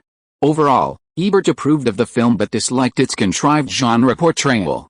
He particularly focused on the police captain's stupidity, a deliberate act of incompetence and foolishness created by the screenwriter. The film was deemed stupid for creating unnecessary obstacles for the protagonist, wasting screen time and weakening the plot. Ronald almost burst out laughing at this point. This was supposed to be a genre film, an action movie, and he was judging it like a big-budget adaptation of a classic? He wasn't directing Shakespeare. Did the villain have to be profound? While Albert offered criticism, he still recommended the film overall. However, a small number of critics completely rejected Die Hard, launching fierce attacks. The Chicago Tribune, in particular, had a substitute critic, Cole, who launched a scathing critique, attacking Die Hard for its excessive violence. Die Hard presents a glorification of violence, which not only exacerbates the proliferation of violence on screen but is also utterly unoriginal. His director tried to perfect the action genre through a humorous and sentimental design. We can clearly see from this that the director borrowed from classic films like Poseidon Adventure, Alien, or RoboCop, but this lacks originality and fills the entire film with unnecessary violence. America is full of unnecessary film critics. Ronald drew a large X next to the name of this substitute critic, expressing his anger. This is an R-rated film. Who would watch it if it wasn't a bit violent? That's utter nonsense. Ronald continued his accusation while drawing. And what does humorous fighting have to do with RoboCop or Alien? If there's any borrowing, it's from Jackie Chan's action comedies. These ignorant film critics. Now it's up to Fox's PR team to see if they can get Cisco and Albert to say something nice on their TV movie review shows next week to offset the impact. The Chicago Tribune and the Chicago Sun-Times still have a lot of influence in the Midwest and South. Viewers there trust their reviews and their PBS shows, especially since they write their own reviews, which keeps their show airing on TV, compared to other shows that are completely uninteresting without writers. Viewership for their weekly reviews is steadily rising. I really like this movie, I give it a thumbs up, Albert, having been successfully persuaded by PR, said, giving a thumbs up to the audience. Of course, it's R-rated. If you have kids, I suggest trying Cocktail instead. That movie explores the life choices college students face at work, and it's worth watching with your kids. What do you think, Gene? By the second weekend, Albert finally started reviewing the previous week's new film on TV. I'm hesitating, should I recommend it or not? Cisco just got back from vacation, and even appearing on TV was a hassle, Ronald said. I've decided not to recommend it. For action movie enthusiasts, especially those who like something different from Stallone's action films, it's a great movie and will definitely meet their expectations. But for the average viewer, I think what I've said above is all the good points of the movie. It's a classic, 100% action movie. Nothing more, it's an action movie. What more do you want? Ronald straightened his coat. Sisko was cunning. He said he wasn't recommending it, but it seemed like he was. This way, he maintained the newspaper's dignity without incurring Fox's wrath. Ronald turned off the TV, went out, and got into Bud's car. Today was the premiere of Cocktail, starring Tom Cruise. Returning the favor, Ronald also brought some people to support Cruise. Lisa, Ronald immediately spotted the female lead, Elizabeth Shue. She was dressed similarly to her rich girl character in the movie, a light blue shirt and Macy blonde hair. Hi, Ronald. Sue was still very excited to see Ronald. She had almost been caught in the tail of a helicopter on set, and Ronald had saved her. How is it feeling that your movie with Tom is out? Ronald asked her. It's like a dream. I'm probably the most desirable man in America right now. Elizabeth Shue laughed heartily. Who wouldn't want to date Tom Cruise, even if he was just a bartender? Tom, Mimi, soon, Tom Cruise and his wife also saw Ronald and came over to hug and greet him. Congratulations. When does your new Vietnam War movie start filming? Next month. There aren't those annoying Writers Guild pickets in the Philippines. Oliver Stone got an exemption. Tom Cruise was very enthusiastic about the movie, chatting with Ronald for several minutes. He regretted not taking Ronald's seemingly ridiculous suggestion to play the fool in Rain Man, and now, after seeing some clips, he realized he had a real chance. If he had teamed up with Ronald to put pressure on him, he could have easily gotten the role and ousted Dustin Hoffman. Unfortunately, Ovitide said it was an opportunity to work with an Oscar-winning actor and learn. We need to go take pictures with the fans, Mimi Rogers said, pulling her husband away with a wry smile. Thanks to their agent's efforts, they finally appeared together in public. Tom Cruise smiled at Ronald, as if to say, I have to listen to my wife, before turning and walking away with Rogers. Back to normal, Ronald asked Paula Wagner, who was standing behind him. Paula Wagner pursed her lips and said nothing. Mimi Rogers was no easy celebrity wife to deal with. She was quite experienced. Back when she was an audit girl for Scientology, she had served many popular stars. Even Sonny Bono, whom Ronald had worked with, was once her VIP client, and she had used a Scientology Dynetics measuring instrument, which was like a multimeter, to conduct audits on many alien exiles, leaving behind toxins. The Cocktail cinema score is B+. Ha. It seems our Die Hard has no rivals. The second week of Die Hard coincided with the opening weekend of Cocktail. Ronald and Joel Silver were on the phone the next day, waiting for the ratings of their biggest competitor. Generally speaking, an A+ film runs twice as long and has about 20% more box office revenue per theater than a B+ film. The fluctuations aren't too big. Hollywood's most accurate box office predictions aren't just for show. With a box office guarantee in hand, Ronald relaxed and went to Palm Springs to enjoy himself. Mr. Ronald, it's your phone. Ronald, who was fast asleep, was woken up by the waiter at the spa. This call had already been repeated 3 times. Ronald, why aren't you answering the phone? You need to come back quickly. Joel Silver sounded anxious on the phone. What's wrong? The box office has been overtaken by Cocktail. Our second week box office was $8.5 million, with a per-theater box office of over $6,000. Who knew Cocktail would have $8,000 per theater, breaking our record in the first week? It's number 1, huh? Did they say they only had a B+? Ronald jumped out of bed, snapping out of his vacation slump. He hurriedly drove back to Los Angeles and went straight to Joel Silver's office. As soon as he entered, he saw Silver arguing with a cinema score manager. Your rating has disrupted our marketing plan. This rating is definitely your mistake. I don't know if you overestimated our film or underestimated Cruise's film, but it's a very serious error. I'll consider withdrawing our cooperation with you, Mr. Silver. This isn't our fault. Since our company was founded, we've evaluated hundreds of films every year, and apart from this one, none have been wrong.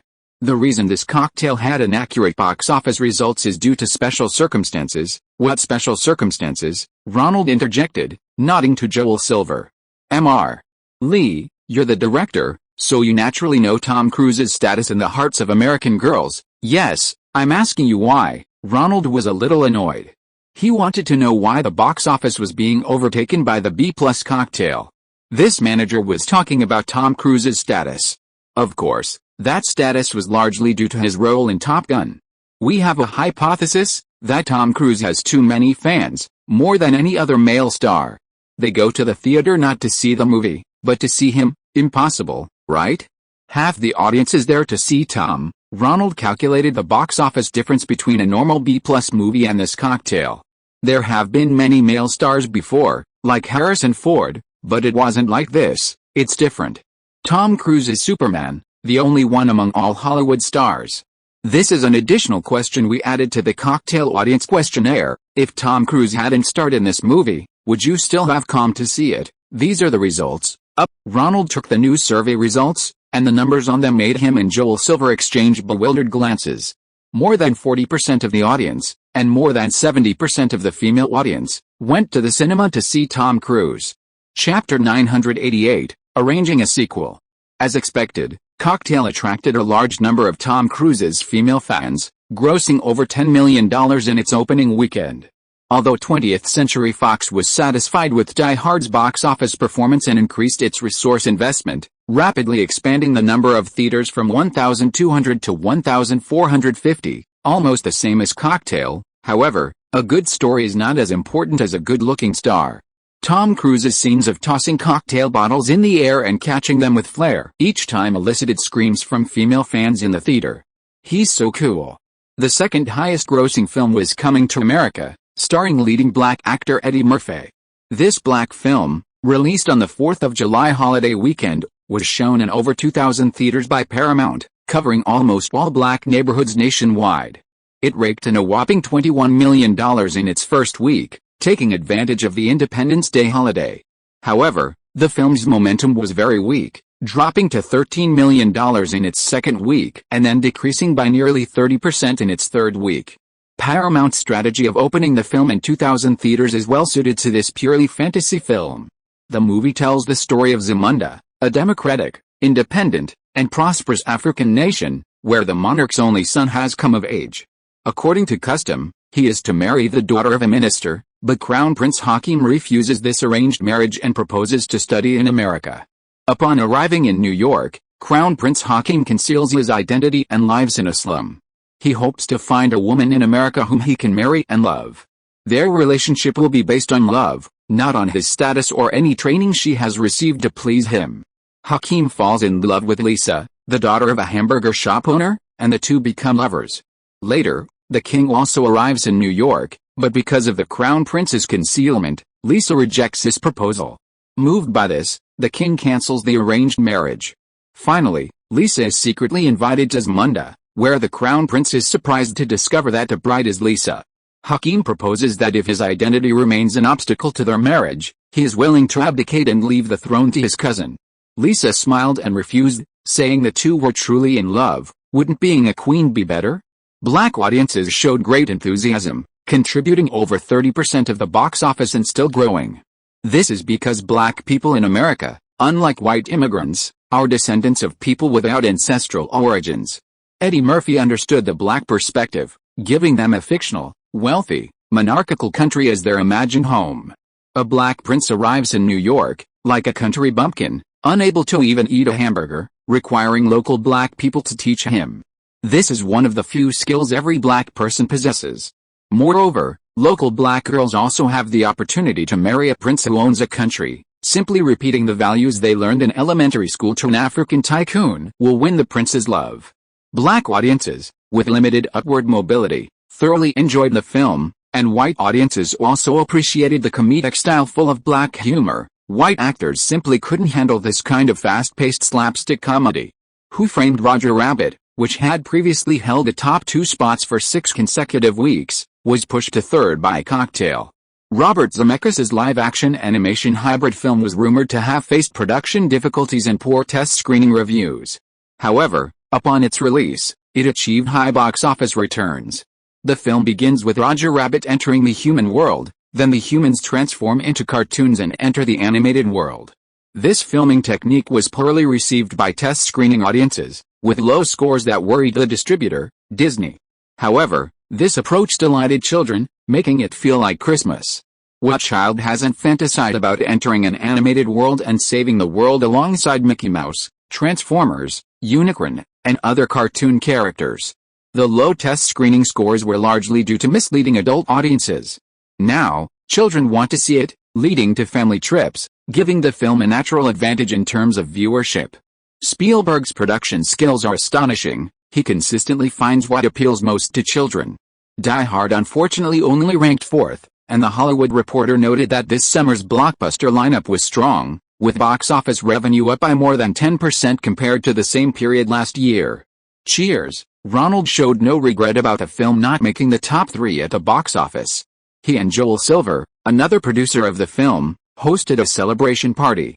Bruce Willis, Aaron Rickman, and a blonde, muscular heartthrob who played a German were all present. Many beautiful women who came to the party hoping to use it as a stepping stone into Hollywood screamed with joy. Mr. Goldberg, Ronald saw the representative from 20th Century Fox enter through the door, surprised that the president himself had come to congratulate him. "Call me Leonard," Leonard Goldberg said with a broad smile. The second week's box office for Die Hard was higher than the first week's, a slight increase of 7%. 20th Century Fox desperately needed such a big production to boost revenue, and upon hearing the box office figures, he immediately decided to personally congratulate Ronald. This increase instead of a decrease meant that Die Hard would stay in theaters for about a third longer than expected. For any box office hit, it's not necessarily about how many times it tops the charts. Being a fixture in theaters is the most important thing. Studios use 2 crucial metrics when evaluating a film after its release: opening weekend's box office and the box office drop index. A Trip to America had a 30% drop, Who Framed Roger Rabbit fared slightly better at 25%, while Die Hard had a staggering -7%, defying the market trend and actually rising. This defying the trend phenomenon is often seen in low-budget films. Ronald Reagan's early films exhibited this characteristic. Due to insufficient marketing investment, they often relied solely on word of mouth to generate revenue. However, this rarely happens with big-budget films scheduled for summer release by major studios. It's as if they've hit the jackpot, winning the Powerball lottery. This film is likely to be a commercial success. Should we start planning a sequel? How about we get Aaron Rickman to appear in it? I've seen critics rave about his performance, giving him top marks. Goldberg's primary goal was to persuade Ronald and Silver to make a sequel. Of course, I'm discussing it with Joel Silver. Right now, Ronald made no secret of his ambition to capitalize on the success. Inviting Goldberg into a small room to discuss the sequel's preparations with Silver and the other two. Ronald and Joel Silver exchanged a glance. As they had expected, 20th Century Fox was indeed considering a sequel. They had just been discussing what the plot should be. Alan Rickman is an acting genius, but he's not suitable for the sequel. Ronald shook his head slightly. At the end of the first film, the villainous boss, played by Aaron Rickman, fell from a skyscraper and died. This ending left Ronald and Silver with a deep regret. They hadn't known the film would generate such a huge response. They shouldn't have killed off the villain like that. They could have imprisoned him, written about his escape, and thus naturally created the beginning of the sequel. But given the current situation, there are only 2 ways to reunite Rickman and Willis in a sequel. Either use the cliched twin trope and have Alan Rickman return to play the original boss's twin brother. This idea was quickly rejected by Ronald, not because he disliked cliches, he'd made quite a few himself, but because the film was very realistic. While it's unlikely that an NYPD's wife would go from housewife to company executive, the characters felt relatable, like they lived among us. This was a major reason for the success of Bruce Willis's character, John McClane. They had weaknesses. His partner, a black detective, was a nobody, ruined by his foolish boss. Who hasn't complained? I'm great, it's all the boss's fault for being stupid. Therefore, the second film's story also had to be very realistic, at least giving the feeling that such people existed in our lives.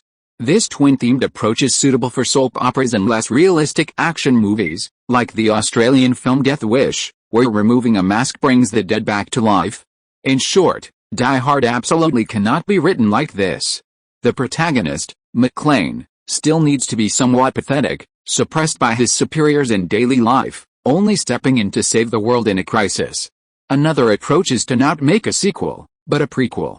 Goldberg really wanted to do this, strongly urging Ronald to start filming a second movie as soon as possible, whether it's a prequel or a sequel, bringing back Alan Rickman to continue his epic battle with Bruce Willis. That's the box office secret. However, this request was also impossible, because if the two had met before, it wouldn't make sense for them not to recognize each other when they first met in the first movie. Moreover, Ronald felt that making a prequel was definitely not a good idea. Audiences want to see what happened later, no one likes to see what happened before. We still need to find suitable adventure novels to adapt, Ronald said, expressing his thoughts.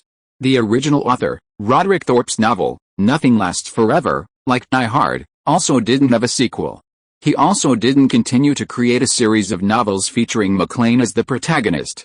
So they decided to look for other adventure novels on the market, graft them onto John McClane's character, and then make some adaptations. Finally, all three agreed to begin the search. After all, the production rights for the sequel were in Ronald and Silver's hands, and 20th Century Fox couldn't possibly leave them out. Ronald asked David Simpkins to take over the novel search, and after finding some, he and Silver conducted an evaluation. Bruce, why are you leaving? The three came out and saw the protagonist, Bruce Willis, trying to leave, being stopped by a group of pretty girls aspiring to Hollywood. Demi's about to give birth. She's very nervous at home, it's her first child. If I don't go, I don't know what kind of trouble will arise. You're a good husband. Ronald understood Demi Moore. With this movie, Willis had become one of Hollywood's top action stars. She herself, because of her pregnancy, had missed out on Ronald's working girl role, and seeing the gap between her and Willis widening, her anxiety was understandable. Our party's going to last until the day after tomorrow. You'd better go back and appease your wife before coming to join us. Ronald doesn't like parties, he's boring. It'll be too dull if you leave. And Alan's a typical English gentleman, unlike us who can let loose and have fun. Joel Silver had just finished preparing for the sequel and was now only thinking about getting drunk in the arms of women and fine wine. That sounds very appealing. It would be even better if there were some good beer and barbecue. Bruce Willis was essentially still a blue-collar kid. Demi's been causing trouble at home lately, and he hadn't had much to eat. Then let's have beer and barbecue. It's a deal. You're coming tomorrow. Ha. Joel Silver was overjoyed. Ronald and his ilk were just too artsy. They didn't understand the joy of heavy drinking and debauchery. Ronald, on the other hand, also thought Silver had no taste. These beauties, besides their amazing figures, hadn't received any proper education, and their conversations were boring. He preferred women with class, their own ideas, and whom he could communicate with. However, this didn't hinder Ronald and Silver's business collaboration. In Hollywood, these straightforward, rough-around-the-edges types were often more reliable collaborators than stars who never said no. I'll be going now, Ronald said, taking his leave to drive Fox's president, Goldberg, home. Silver winked at Ronald. He didn't have many new films in development lately, but Ronald had several projects lined up, which were exactly the kind of hot potatoes that big studios like Fox were eyeing. Ronald, I've written a check, I'm just waiting for your Die Hard 2 project to be approved, Goldberg remarked in the car. Nowadays, studios not only have to cater to stars, but even producers with a string of box office hits have to beg and plead. Once he had a couple more blockbuster films and accumulated enough experience, he planned to leave his position and start his own production company. Independent production was the easiest and most profitable business these days. However, Goldberg was cautious. He clearly hadn't forgotten his peers, many of whom lost money rather than made money after leaving their positions as executives at major studios. He didn't actually intend to work as a producer. Instead, he wanted to secure a hefty hush money payment, sign several film distribution contracts with Fox, and then leave this volcano-like position. Having witnessed how Tom Cruise's terrible film actually outperformed his company's blockbusters, he now fully realized that in Hollywood, nobody knows whether a film will make or lose money. Pursuing an unconditional distribution contract and then profiting from it was the safest option. How much of a golden parachute he would receive, and how many distribution contracts were tied to his severance package, depended on Ronald's performance. This film is groundbreaking. I think Joel and I were right. Don't rush into sequels, get the right scripts, and success will come, but I want to distribute your film right now. We have plenty of free time next year. We can distribute your new film without any conditions. You've seen it yourself, our marketing department is quite capable, and they've worked very well with your marketing consultant, Gray, but my two current projects already have Samsung as a distributor. Ronald knew the other party was half conciliatory, and half believing in his own judgment. Don't you have another romantic comedy? The director is the screenwriter of your debut film. Goldberg was keeping a close eye on Ronald's movements. But it's a small-budget film, are you interested? Ronald hadn't expected Fox to be interested in Deep Affection. If a small-budget film is distributed by a major studio, the marketing costs are actually similar to those of a mid-range film, and even more expensive than a big-budget film. Therefore, major studios rarely want to be the distribution company for small-budget films. Most are bought to fill gaps in their budgets. Judging from Goldberg's words, was this a plan to release Deep Affection as a full-fledged film? A small-budget film can be turned into a big-budget film. Chapter 989. The company secretary is also a secretary. 20th Century Fox was very interested in Ronald's project, and the cooperation proposal was on Ronald's desk the very next day. Why is Fox so interested in my Deep Affection? Don't they prefer big productions? Ronald asked Michelle Canold, who was in charge of distribution, somewhat puzzled. You're now a target of Hollywood's pursuit, but CAA used to handle most of your directing projects, so other interested parties couldn't get a piece of the pie. This film is being produced by Daydream, and the actors aren't affiliated with CAA, so Goldberg, who's been eyeing it for a while, the writers' strike really messed up Hollywood. Ronald shook his head. Now even Fox didn't have a complete script, and they were even trying to snatch this teen romance. But they also required Daydream to be involved in the marketing plan, so you'll have to ask Michael Gray, Ronald's marketing consultant, to come over. Unlike Canold, Gray hadn't joined Daydream. He was an external consultant responsible for the marketing plan of Ronald's film. The marketing of Die Hard was a huge success, and now many Hollywood producers are eyeing this marketing genius, wanting to bring him under their wing and have him work exclusively for them. However, Michael Gray insists on maintaining his independent operations and remains unmoved. He doesn't want to work for a single producer, endure the commands of incompetent senior managers, and maintain his independence. He'll cooperate if they want, and if they don't, he'll find someone else. This is his principle. There's no other reason than that the film marketing industry is too influenced by various factors, making it easy to become a scapegoat for box office failures. Michael Gray only works with those who respect and appreciate his marketing plans, and his favorite, of course, is Ronald. Michael, Fox specifically requested your involvement. Are you willing? The next afternoon, Ronald invited Gray for a meeting. I don't mind, we have a long-term cooperation agreement anyway. I guarantee to be your marketing consultant for 2 films every year. We'll discuss the rest of the films separately. Would you be willing to use next year's quota for this film? Never mind then, Ronald thought to himself. I still have Steel Magnolia and that romantic comedy starring Nora Ephron in pre-production. How about this? I'll still provide you with marketing consulting services, but I won't be involved in the specific work. Michael Gray knew that Hollywood was ruthless towards those who failed.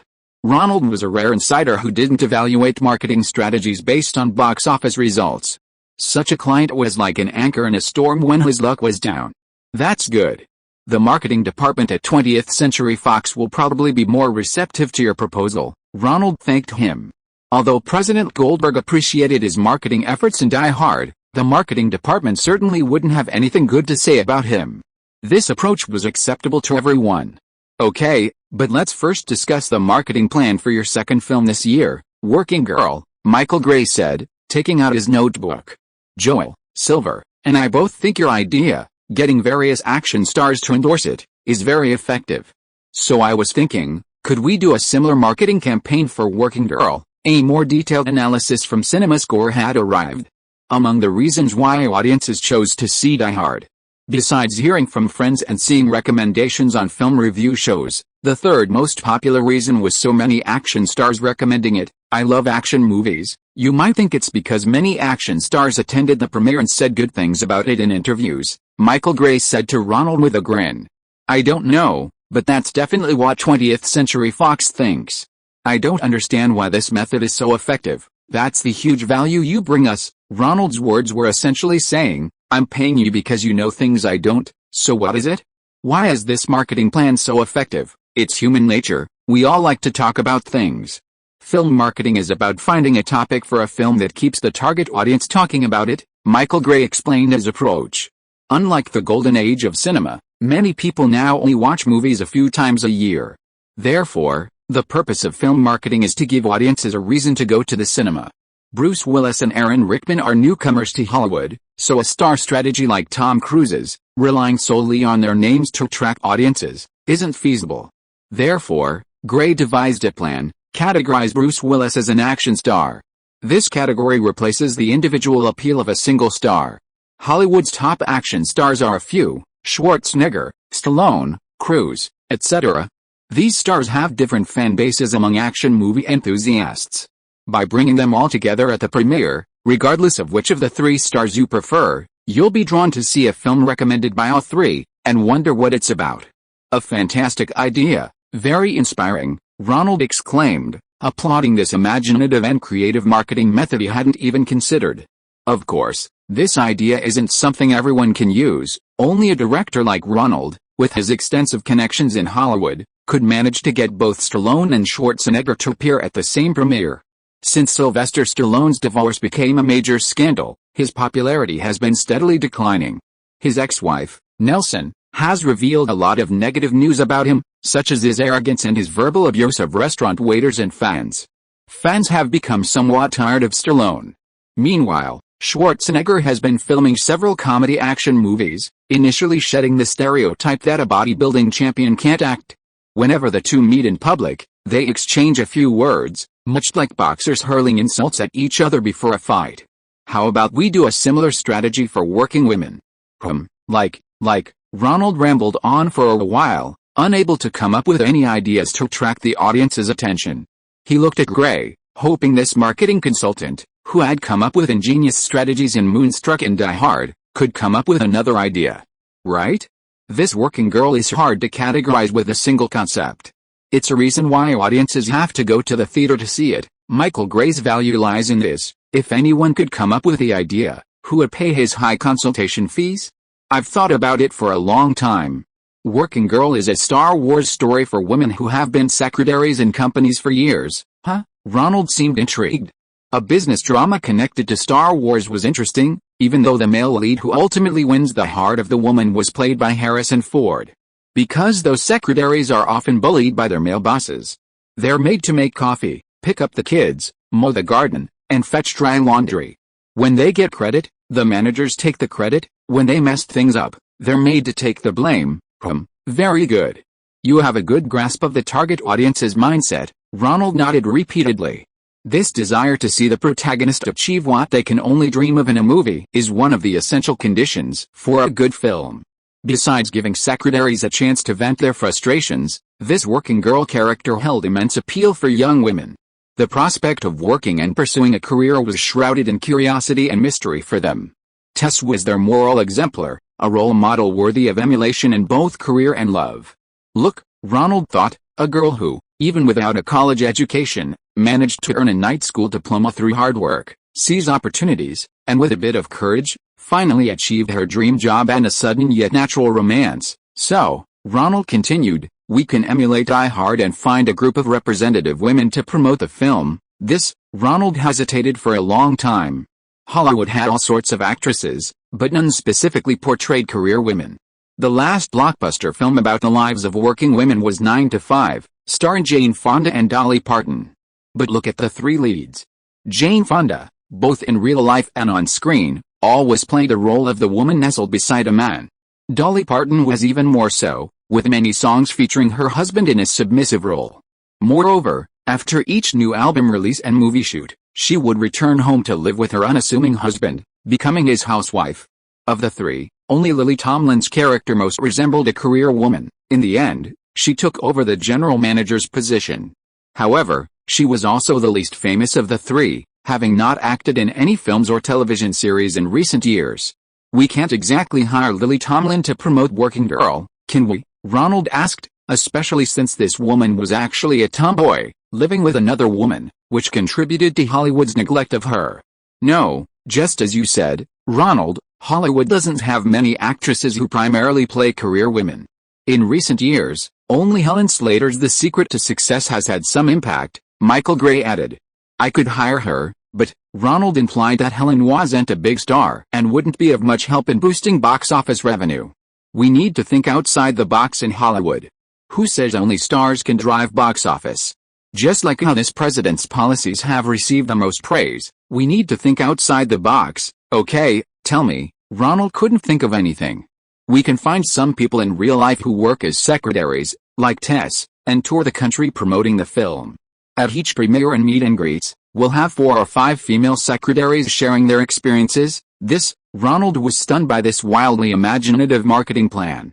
Won't that work? Secretaries aren't celebrities. Sharing with audiences at meet and greets won't get any media coverage. Ronald looked at Gray and then added, I'm not saying I'm rejecting your plan. In fact, it's a good one, but we need more methods. If all else fails, we can use traditional marketing methods. Who says secretaries don't have influence?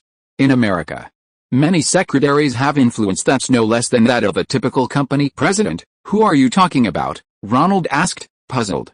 We have many listed companies, each with a board secretary, a company secretary, a high-ranking position in British companies, a secretary of state, a secretary of the treasury. Ha ha ha ha, Ronald laughed. This was some kind of wordplay. In English, many high-ranking positions actually begin with secretary, such as the Secretary of State, who is essentially a government secretary, and the Secretary of the Treasury, who is literally the Secretary of the Finance Department. Of course, we won't forget the real secretaries. We can invite some important figures, along with the board secretaries and CEO secretaries of some listed companies, and select some real secretaries locally, to attend a fan meeting. This will make the newspapers around the world very happy. These are people they would have a hard time interviewing. That's possible, but our country doesn't have a female Secretary of State or Secretary of the Treasury yet, does it? Like most Americans, Ronald couldn't even name all the ministers, let alone how many departments there were. Yes, our current president is one of the pioneers. Michael Gray presented his proposed plan. Elizabeth Dole, who served as Secretary of Transportation from 1983 to 1987 and has just stepped down, is certainly interested in participating in this kind of campaign to promote women's rights. She's good, I know her. Ronald recalled meeting her at the White House. When the president promoted the federal minimum drinking age, it was Dole's strong stance against providing highway subsidies to states that didn't pass minimum drinking laws that made it possible. South Dakota even sued Dole, then Secretary of Transportation, over this issue, eventually taking it to the Supreme Court, where she won. The decision to cut federal subsidies for not passing minimum drinking laws became an unshakable precedent. And then there's our current Secretary of Labor, Ann McLaughlin Cagle. Gray added another name. The president cared a lot about women's votes and always tried to balance the race, ensuring at least one woman served as a secretary. Also, there are some secretaries of important figures in listed companies. I'm going to draft a letter in your name and send it to all the female secretaries of the board of directors of well-known listed companies. Eventually, some of them will agree. But I can't do anything about these political figures. If I write to them, they'll just get stamped and returned by their secretaries, Michael Gray said with a smile. Everyone knows that Ronald and the first couple have a good relationship, and the president even supported your movie. Alright, when I go to New York, I'll pay a visit to the vice president. He's currently preparing to accept the Republican Party's nomination for president. He has a wide network of connections. I'll also ask if there are any female secretaries of state. Chapter 990 The Yankees vs. Dixie. Ronald arrived at the St. Regis Hotel in New York City. The Elephant Party's fundraising gala was once again being held at one of Manhattan's most upscale and oldest hotels. Douglas Jr. and George Jr. were waiting for him at the entrance, worried he might get lost among the politicians. Donna's on vacation, so I brought her along to broaden her horizons, Ronald said, his arm linked with his cousin's. Young people, especially young women, need to experience more of the big stage to avoid being easily swayed. Your cousin needs to talk to the vice president's wife. Let me show you around. Douglas Jr. noticed Donna's slight awkwardness in this setting and offered to introduce her to some of New York's wealthy second-generation heirs. Donna, who worked at an investment firm, was popular in that circle. Okay, thank you, Donna said, releasing her arm from Douglas Jr.'s and heading off to network. This is Ronald Lee, the famous Hollywood director. This is Senator Dan Quayle from Louisiana. Young George introduced Ronald to several politicians he thought he could get to know. Mr. Quayle was quite handsome, somewhat like a movie star. He's also one of the vice presidential candidates. They've all come to see the current vice president, Old George, for an interview, young George whispered to Ronald. Since Super Tuesday, Old George had been leading in the primaries, and today there was no suspense. He was the Elephant Party's candidate for this year's general election. After a technical formality next month, he could focus entirely on the election. To date, Old George hadn't announced his running mate. All the ambitious young men within the party who wanted to advance had to come and meet him, hoping to be chosen as his running mate, just as he had when he was the current president. Ronald Sr. I'm going to find Mom. She's in the back meeting with some representatives. Wait a minute. Your idea is good, but this matter still needs my mom's involvement. George introduced the politicians he thought he had introduced to Ronald, then went to find his mother, Barbara, to meet Ronald. The former and current secretaries of Labor and Transportation needed the vice president's wife to coordinate. George doesn't seem too happy, Ronald quietly asked Douglas, who had returned. He had been in New York during election season and was well informed. Donna was surrounded by a group of rich kids. This MIT graduate, who was both wealthy and beautiful, had stunned them, and they were all gathered around listening to Donna talk about her company's amazing investment formula. His brother has stolen a lot of his thunder. The old lady now favors her younger son, Jeb. And George's wife, Laura, doesn't get along with Jeb's Mexican wife. You've seen it, right? It's like a TV drama about a wealthy family's rivalry. Douglas gave Donna the chance to shine alone and return to help his partner, Ronald. Hey, Ronald chuckled. No wonder George Jr. was so nervous, only introducing him to familiar politicians. Was he afraid that Jeb's faction would poach him, their financial backer? Why is the vice president still holding so many fundraising events after winning the primaries? Ronald whispered to Douglas Jr., isn't the primaries supposed to be the most expensive? In America's electoral system, both the Democratic and Republican parties provide candidates with substantial campaign subsidies. During the primaries, the amount is not high and is spread across various candidates. In the general election, there is only one target, so the financial pressure on individuals is relatively small. Have you heard that this year's two candidates might be the most boring election since Harry? Douglas Jr. asked Ronald a question in return. Ronald shook his head. He hadn't really paid much attention. Old George has no charisma whatsoever. He won the primaries entirely through fundraising. He used several times more TV ads than others to defeat several rivals within the Republican Party. His campaign advisor, Lee Atwatt, is adept at using large ads to amplify his opponent's flaws. Oh, Ronald understood. This meant the vice president won the primary solely through sheer money and brute force. What if the general election went to a charismatic candidate? Would that be a worrying situation? Seeing Ronald's thoughts, Douglas Jr. chuckled. The other one is pretty much the same. Greek Americans are a very boring and rigid group. This year's presidential race will be a dull Yankee versus Dixie. Hearing Greek, Ronald realized that Olympia Dukakis' cousin, Massachusetts Governor Michael Dukakis, had secured a Democratic primary nomination. Has he announced it yet? Ronald remembered that the Democratic primary was much more intense than the elephant primary.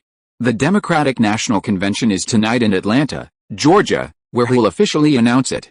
Dukakis isn't much better off than Old George. He also won by using television ads to discredit his opponent. In Iowa, the Democratic nominee, candidate Dick Gephardt, was leading.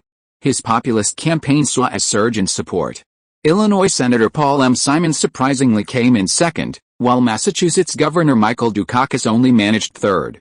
However, in New Hampshire, Dukakis took first place, Gephardt fell to second, and Simon came in third. This was because both Dukakis and Simon ran negative television ads targeting Gephardt, portraying him as a candidate who supported policies to eliminate union monopolies. Workers, unsure of the truth, saw numerous smear campaigns and wrote many letters to the United Auto Workers, one of America's most powerful unions, who supported Gephardt. The union had no choice but to withdraw their support for Gephardt. Ronald had seen Gephardt's appearance in the newspaper. He was even more unsightly than Old George, resembling a monkey, and his speech was utterly tedious.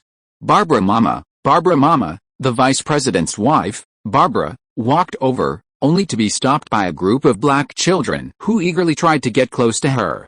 This was arranged by another campaign advisor, Roger Ailes, in response to Dukakis' recent smear campaign attack on George and his wife, accusing them of racism.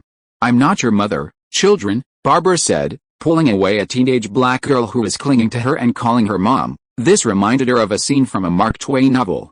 "My children are there, George and Jeb, I am their mother." "You should go back to your own mothers," sighed Roger Ailes, who was standing next to Ronald watching the photographers snap pictures, covered his face at the sight. This couple was alike, born into wealth, with little understanding of the working class. "Ronald, Doug, hello. Little George said you were here, and I had to come and meet you. Your action committee did a great job for my husband." Barbara was delighted to see the two men. Their generosity meant they had donated a large sum of money. Besides Ronald and Douglas's donations, other like-minded individuals, such as the group currently surrounding Donna, had also contributed significantly. "Hello, Mrs. Barbara, this is my cousin Donna," Ronald introduced her. Your cousin has been singing your praises to the skies. How is your mother?" Barbara's compliment drew envious glances from the surrounding wealthy young men.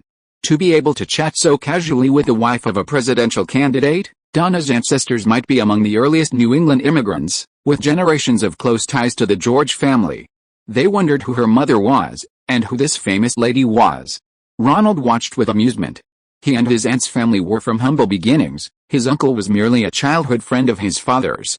This was understandable. A large portion of George S.R.'s supporters came from wealthy families, and their support was largely driven by a desire to ensure the continuation of the current president's tax breaks. The wealthy were primarily concerned with two types of taxes: deferred personal income tax and continued deferral of capital gains tax. Since the competition to succeed Ronald Sr. began last year, it was clear that taxation would be a central issue. Grover Norquist, the head of the U.S. tax reform movement, had made a pledge not to impose new taxes and encouraged Republican candidates to sign it. Many congressional candidates signed it, including George H. W. Bush's main rivals, Jack Kemp and Peter DuPont. George initially refused to sign the pledge, but eventually acquiesced earlier this year.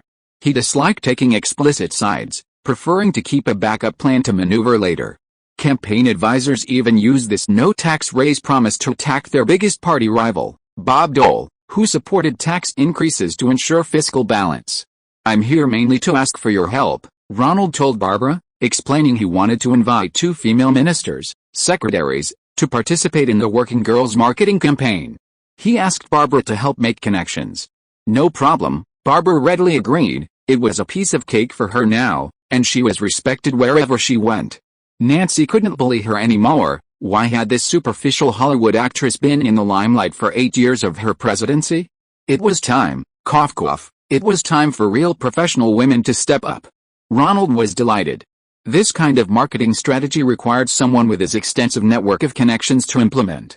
Otherwise, he wouldn't even know which way the minister's office door faced. "By the way, my movie is released at the end of the year. It'll be just in time for the vice president to win the election." "Haha, Ronald, you always make me happy," Barbara laughed. She was very pleased with Ronald's use of "when the vice president wins the election" instead of "if he does." "I'm not familiar with the vice president's staff. Does he have a secretary? Before the movie's release, I'd like to invite his secretary to help promote it in Washington, D.C. The president-elect's secretary would surely be very popular." Ronald pressed his advantage. "The general public didn't know so much about politics. Wouldn't it be interesting to have the president's secretary recommending a movie starring a secretary?" Ahem. Barbara's expression quickly shifted from sunny to cloudy. She remained non-committal. Lightly tapping Ronald. "When you come to Washington, D.C., I'll give you tickets to the inauguration ceremony." "Thank you, Mrs. Barbara," Ronald said, unsure of what he had said wrong. He had slightly offended Barbara, but thankfully they were on good terms and not strangers. Barbara gave Ronald a few minutes before moving on to other people offering their thanks. "You shouldn't have mentioned old George's secretary," Roger Ayers said. He liked the young Ronald. He had come up with several ideas that had played a significant role in politics, and his close relationship with young George had earned him considerable favor and money, which in turn pleased Barbara. He needed to clarify things with Ronald to avoid further misunderstandings. His younger son, Jeb, was close to another candidate, Lee Atwood, and he himself had been forced into a de facto Bush family alliance with young George. He couldn't bear to see his biggest outsider ally fall into a trap. Jennifer Fitzpatrick, a name that can't be mentioned in front of Barbara, who? Ronald was completely bewildered. "Ask your friend." Little Doug knows more about politics than you do. Roger Ayers finished speaking and left. Ronald turned to Douglas Jr. Jennifer Fitzpatrick was old George's secretary and also his mistress. Barbara threatened to divorce him, but they didn't break off the relationship.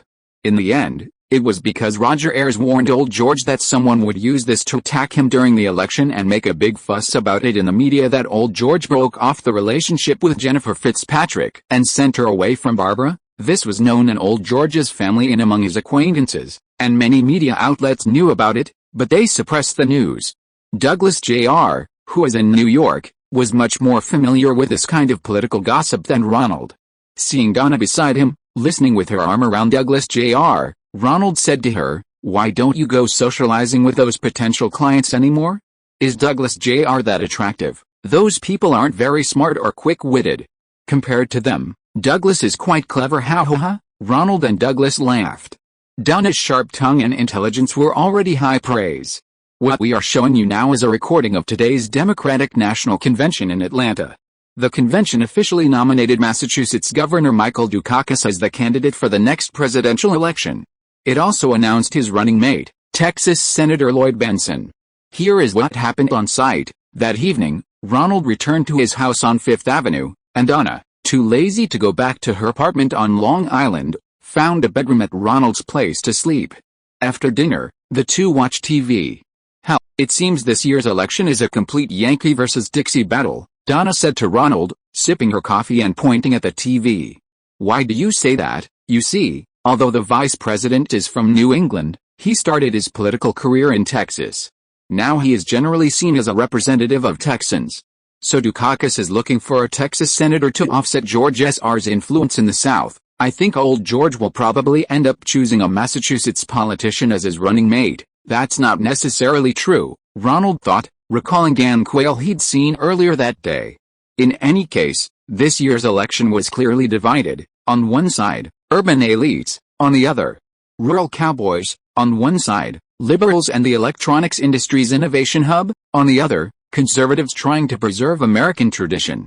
The convention opened with a female singer performing "Let the Rivers Run, Let All the Dreamers Awaken the Nation, Come, New Jerusalem, PFFT." Ronald spat out a mouthful of coffee. Wasn't that Carly Simon's "Let the River Run," the theme song from Working Girl? How did it become the theme song for the Democratic National Convention? "What's wrong?" Donna handed Ronald a tissue. I'm going to make a phone call." Since the song had national exposure, he couldn't miss the opportunity. He needed to maintain its momentum, which would greatly benefit the movie's box office. "Who is this person?" Ronald briefed Michael Gray on the new developments and asked him to consider this factor in the marketing plan. He returned after chatting for about 20 minutes and found the same handsome man who had started his speech while he was on the phone earlier was still on TV. "That's the governor of Arkansas, very handsome," Donna said, pointing to the man on TV. Someone was gesturing for him to come down, but he was speaking very well. Why call him down? "He's more charismatic and articulate than Dukakis, has a high IQ for a politician, and is approachable. We want Michael." "We want Michael." The chants from the audience were amplified on television. "I know you want Michael Dukakis as president. I've tried to tell the nation why you support Michael." The speaker reluctantly stopped, explaining to the die-hard Democrats in the audience who wanted him to leave. These were staunch supporters of Dukakis, but the election was decided by the swing voters. Wasn't this a good opportunity to promote his policies to the nation through television? Hush, the die-hard Democrats below were even more unwilling to listen and began to boo him. A Democratic senator tried to persuade him to finish quickly, but when that didn't work, he walked over to the Arkansas governor and made a throat-slitting gesture. "Let me list Governor Dukakis' achievements in balancing the budget and welfare reforms. Ronald, economics is a scam.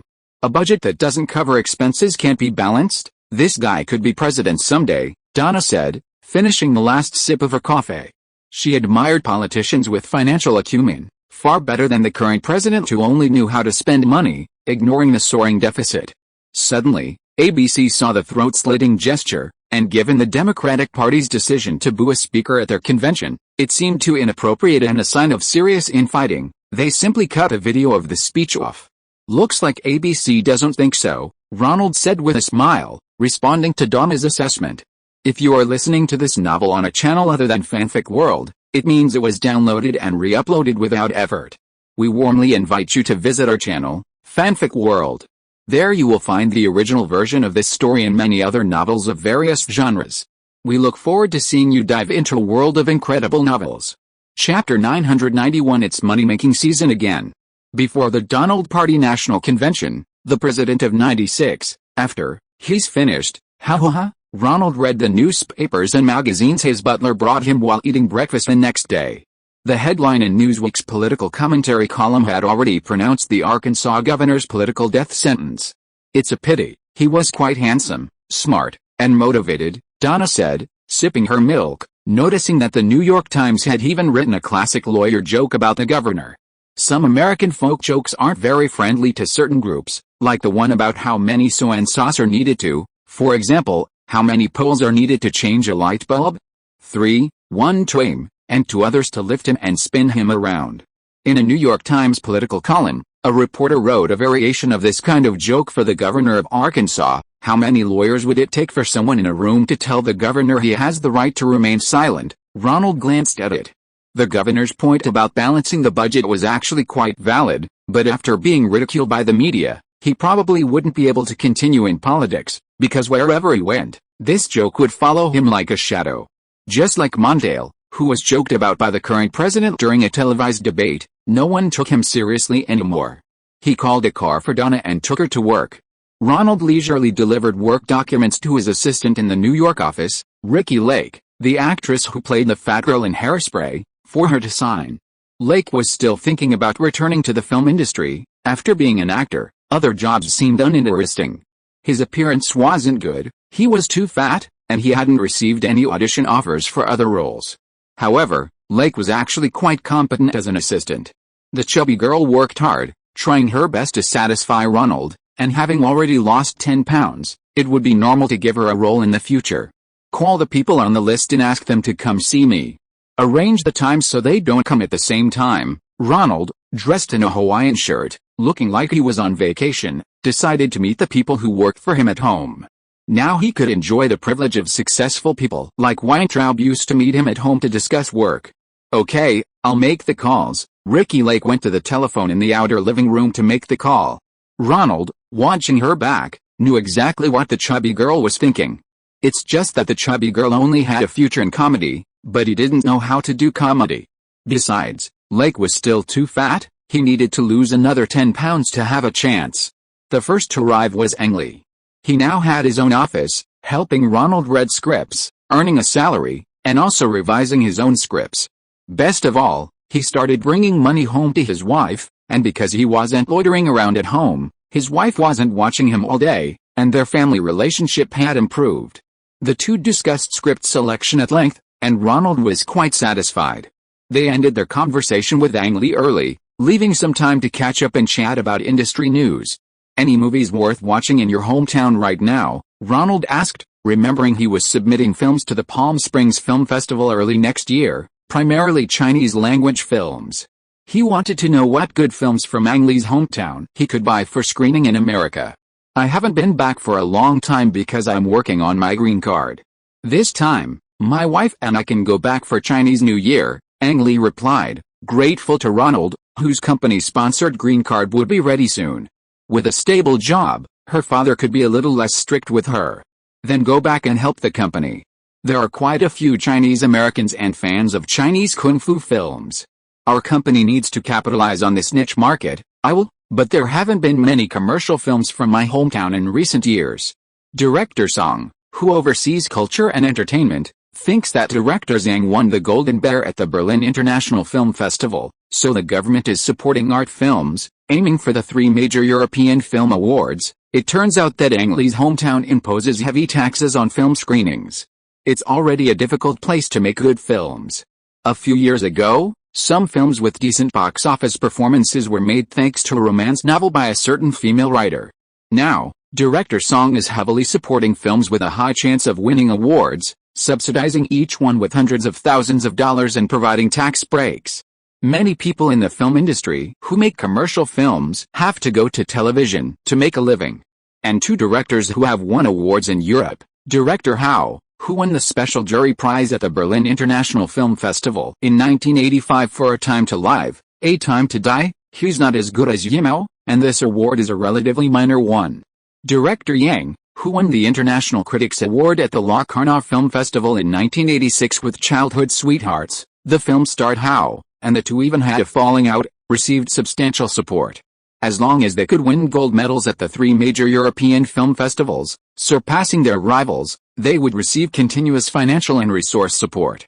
This isn't a good strategy, Ronald thought, sensing something amiss. These niche films, with their unique characteristics, should thrive in regions with developed film markets, where a sufficient audience of specific viewers can find a niche. Simply making films that cater to European tastes would inevitably shrink the basic commercial film market, creating a vicious cycle where fewer and fewer commercial films are made, and those that are often looked down upon. Ronald was pessimistic about the future of film in Ang Lee's hometown. So, what good films have there been in the past that would make it worthwhile for me to buy the distribution rights in America? Ronald reasoned that since the country had nurtured directors who won awards in Europe, its film market must have been decent in the past. After decades of accumulation, there must have been some good films. Do you remember our club activities back then? I borrowed some of King Hu's films from the Cultural Affairs Bureau, Ang Lee replied. Over the years, only films by Lee Hang-seang and King Hu from their hometown had any appeal overseas. Perhaps Ronald would consider buying them? Lee Hang-seang later went bankrupt and returned to Hong Kong to make erotic films to pay off his debts. Only King Hu continued to uphold his ideals. Great. If you have any copies or videotapes, borrow them from me too. I want to watch their work these next few days. Ronald became interested when he heard that one was an expert in Qing Dynasty films and the other in Ming Dynasty films, both well-versed in traditional culture. It would be good to satisfy his own hobby. Next was Dolly Bernstein, the distribution manager of Daydream. She had done an excellent job acquiring theaters. Ronald now owned 3 of the Mill theaters in Manhattan. Ironically, although the Paramount decree, which prohibited studios from acquiring theaters, was overturned, the movie theater business was no longer what it used to be. Ronald's side made an offer, and the original owner couldn't wait to sell and leave. Bernstein is very enthusiastic about her work. She now mainly oversees Daydream's videotape distribution business. We've done very well in the videotape market this year, even arguably being one of the top 5 videotape manufacturers. Few companies can match the positive reviews for every videotape we release. Bernstein admires Ronald's eye for film selection. Hairspray is the top-selling videotape, especially popular among black and overweight audiences. The protagonist of this film, Lake, is overweight and enjoys black culture, which is rare among black audiences. White people in Eddie Murphy's films are mostly respected because of the characters they play. Few white people are interested in black culture. However, black people have limited purchasing power, and many don't own VCRs. The main customers for Hairspray videotapes are still overweight people. Few films cater to the sensibilities of overweight people. Generally, they primarily mock them. Many comedies, or comedic characters in films, are overweight, like Ronald's good friend, John Candy. Audiences enjoy watching those less fortunate than themselves suffer, eliciting sympathy, or finding additional pleasure in seeing those who are superior fall from grace. Another example is Love Is Not for Sale, a videotape bestseller produced by Daydream and co-produced by Ronald and Bannon, which was quite popular in the videotape market. Many of its buyers were well-behaved geek students. These naturally socially awkward nerds might not want to go to the movies with classmates and friends, or be mocked and ostracized by social butterflies, but that didn't stop them from enjoying a romantic comedy at home about a nerdy guy's rise to power and his romance with a most beautiful cheerleader. Who doesn't dream like that? Moreover, being a science geek student usually means being from an upper-middle-class family. Buying a VCR isn't a problem. Besides the films Daydream produced, there are also the VHS rights to other films you bought from other companies. The top 2 are Ghetto Justice and The Legend of Billy King, both selling very well. Boss, you should find us more films like these in the future, Bernstein said, half flattering, but also with a hint of admiration. You can't all rely on me, and not every film needs to be profitable. The VHS market is so good right now, and soon the big studios will realize this market and tastes. Unlike theatrical films, we probably won't be able to buy such high-quality, low-priced films anymore. Ronald was also a little surprised. The films he had bought to please 2 female friends, Ghetto Justice star and Diane, a rock star, and The Legend of Billy King, a modern Joan of Arc film based on an MJ song starring Helen, unexpectedly received very good recognition in the VHS market. So good that even NBC and ABC's late-night movie programs specifically came to buy the television broadcast rights from Ronald to fill the empty programming schedules caused by the writers' strike. The hundreds of thousands of dollars in revenue from these two cult films prompted Ronald to carefully study the reasons for their success. They both possessed characteristics of Roger Corman's early B movies, geared towards drive-in theaters, suitable for teenagers, generally thrilling, but not for the mainstream market. To use a poetic analogy, these films were like poems without a coherent narrative. They had particularly exciting and emotionally resonant moments, but they didn't suit mainstream tastes, appealing only to a select group. Those who liked them loved them and would buy a VHS tape to collect. For example, Get Out Justice was particularly suitable for young male viewers who liked The Godfather. Completely unaware of the rules of the adult world, this somewhat childish film resonated with their mindset. The Billy King story, on the other hand, was a female version, a beautiful woman wrongly accused, who, through the power of friends and public opinion, defeats authority, clears her name, and finds love. Young girls also loved it. It was a storyline they dreamed of.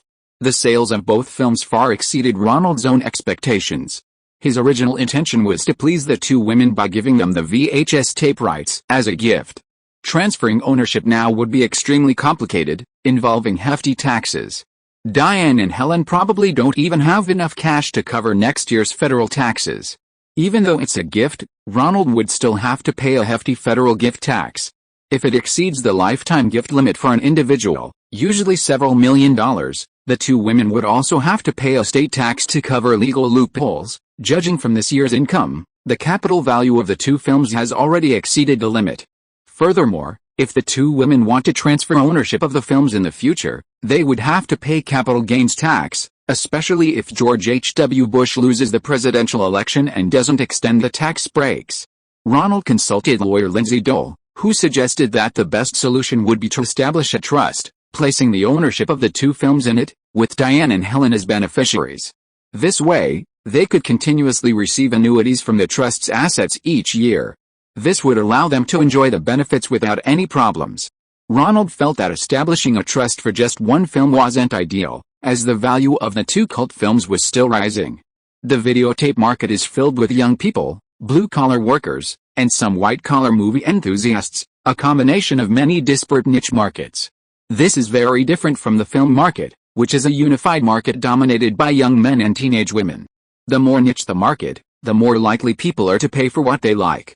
Both films have high potential, such as sequels, licensed comics, licensed toys, dolls, and video games.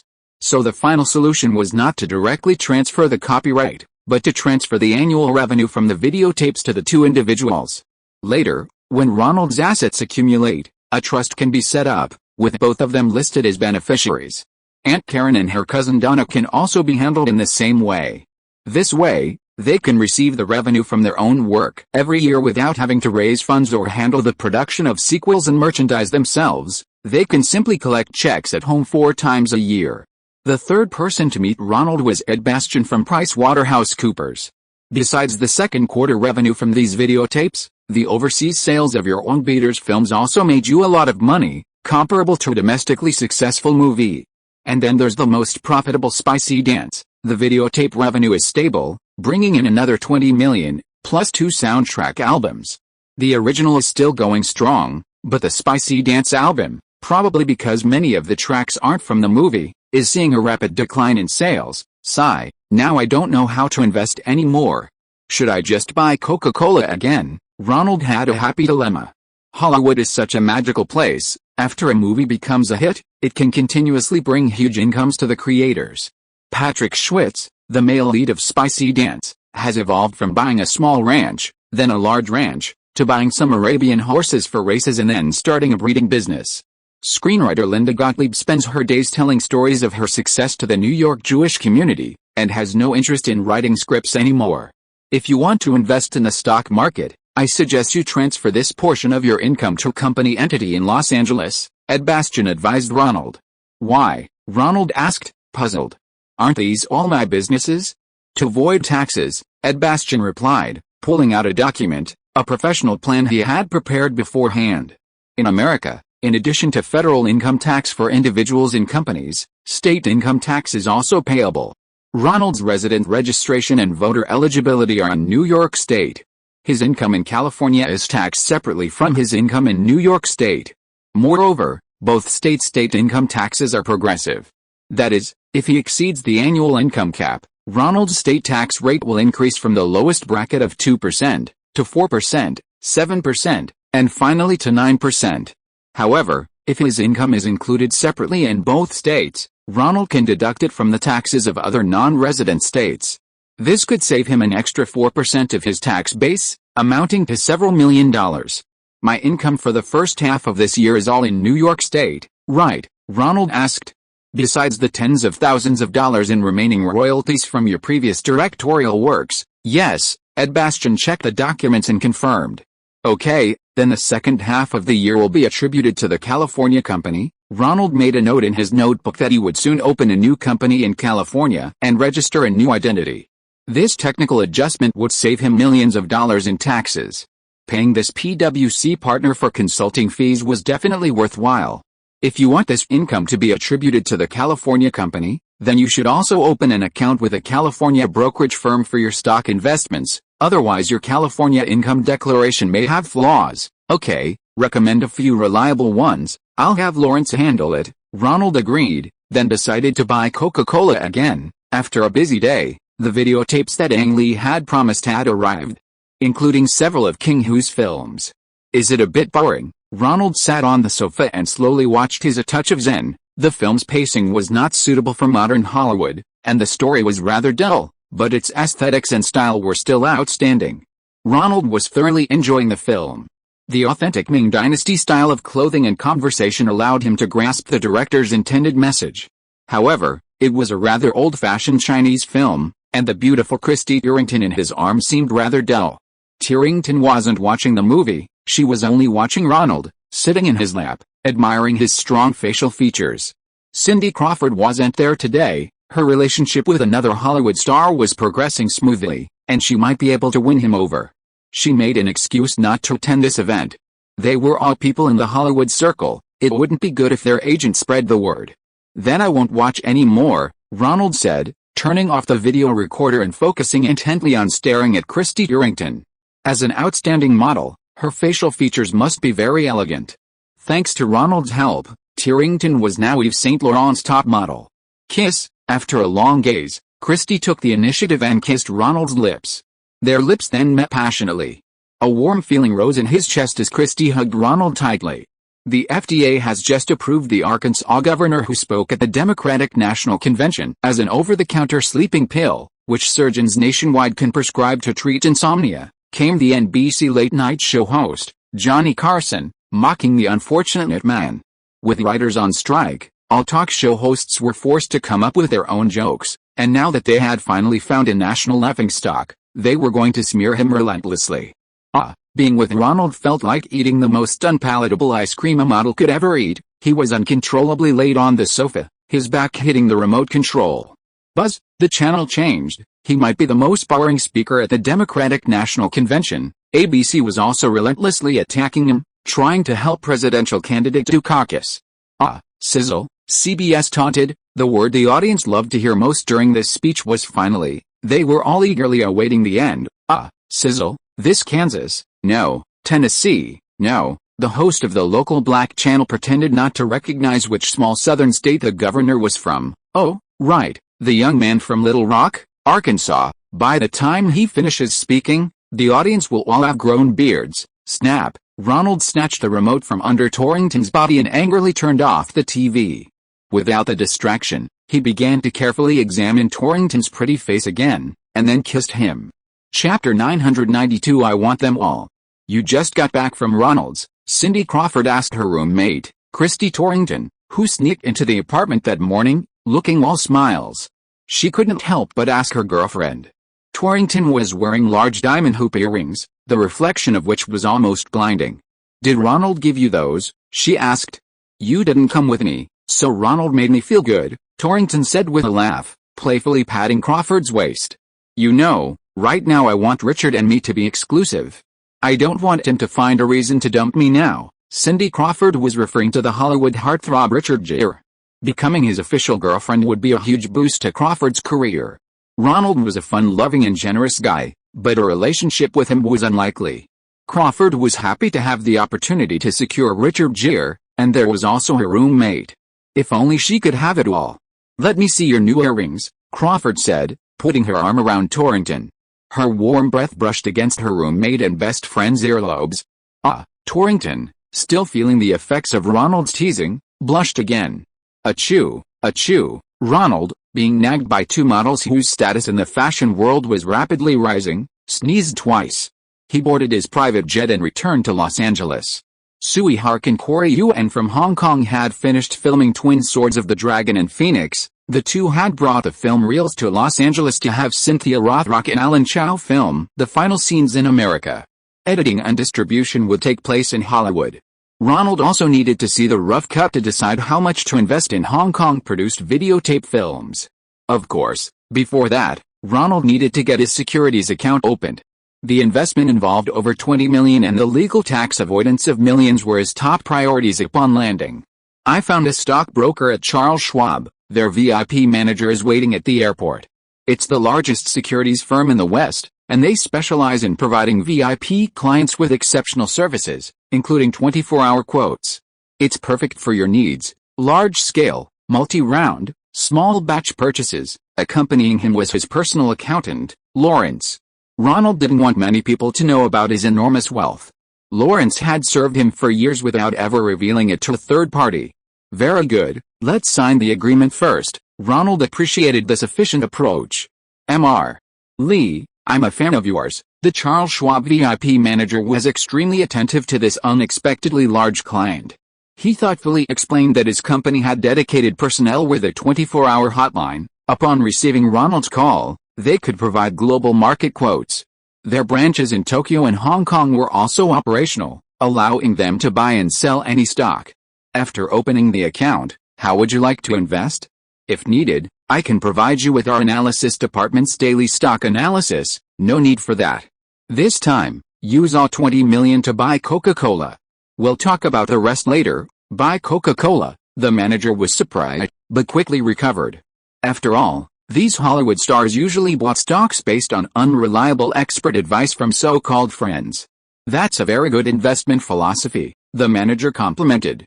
Currently, Coca-Cola's stock price has fallen 25% from its pre-crash peak, which is a good bottom for a medium-term trend. "It's a good time to build a position. My client hopes you will buy Coca-Cola stock gradually, one at a time, without causing price fluctuations." Lawrence stepped forward and explained Ronald's request. "I can see you're a wise investor. We will strictly follow your requirements and buy Coca-Cola stock." The manager knew this was a test for a new client and quickly agreed. Fox has spoken with Cameron Crowe, and they're very happy with the story and casting. They've decided to invest $6 million, plus $2 million in reserve, and signed a distribution agreement. Michelle Canold, now in charge of production, came to pick up Ronald. "Good. Write a letter to producer Polly, saying you're sorry her plans have to be redone." Ronald's sense of humor kicked in, and he joked with Polly Pratt.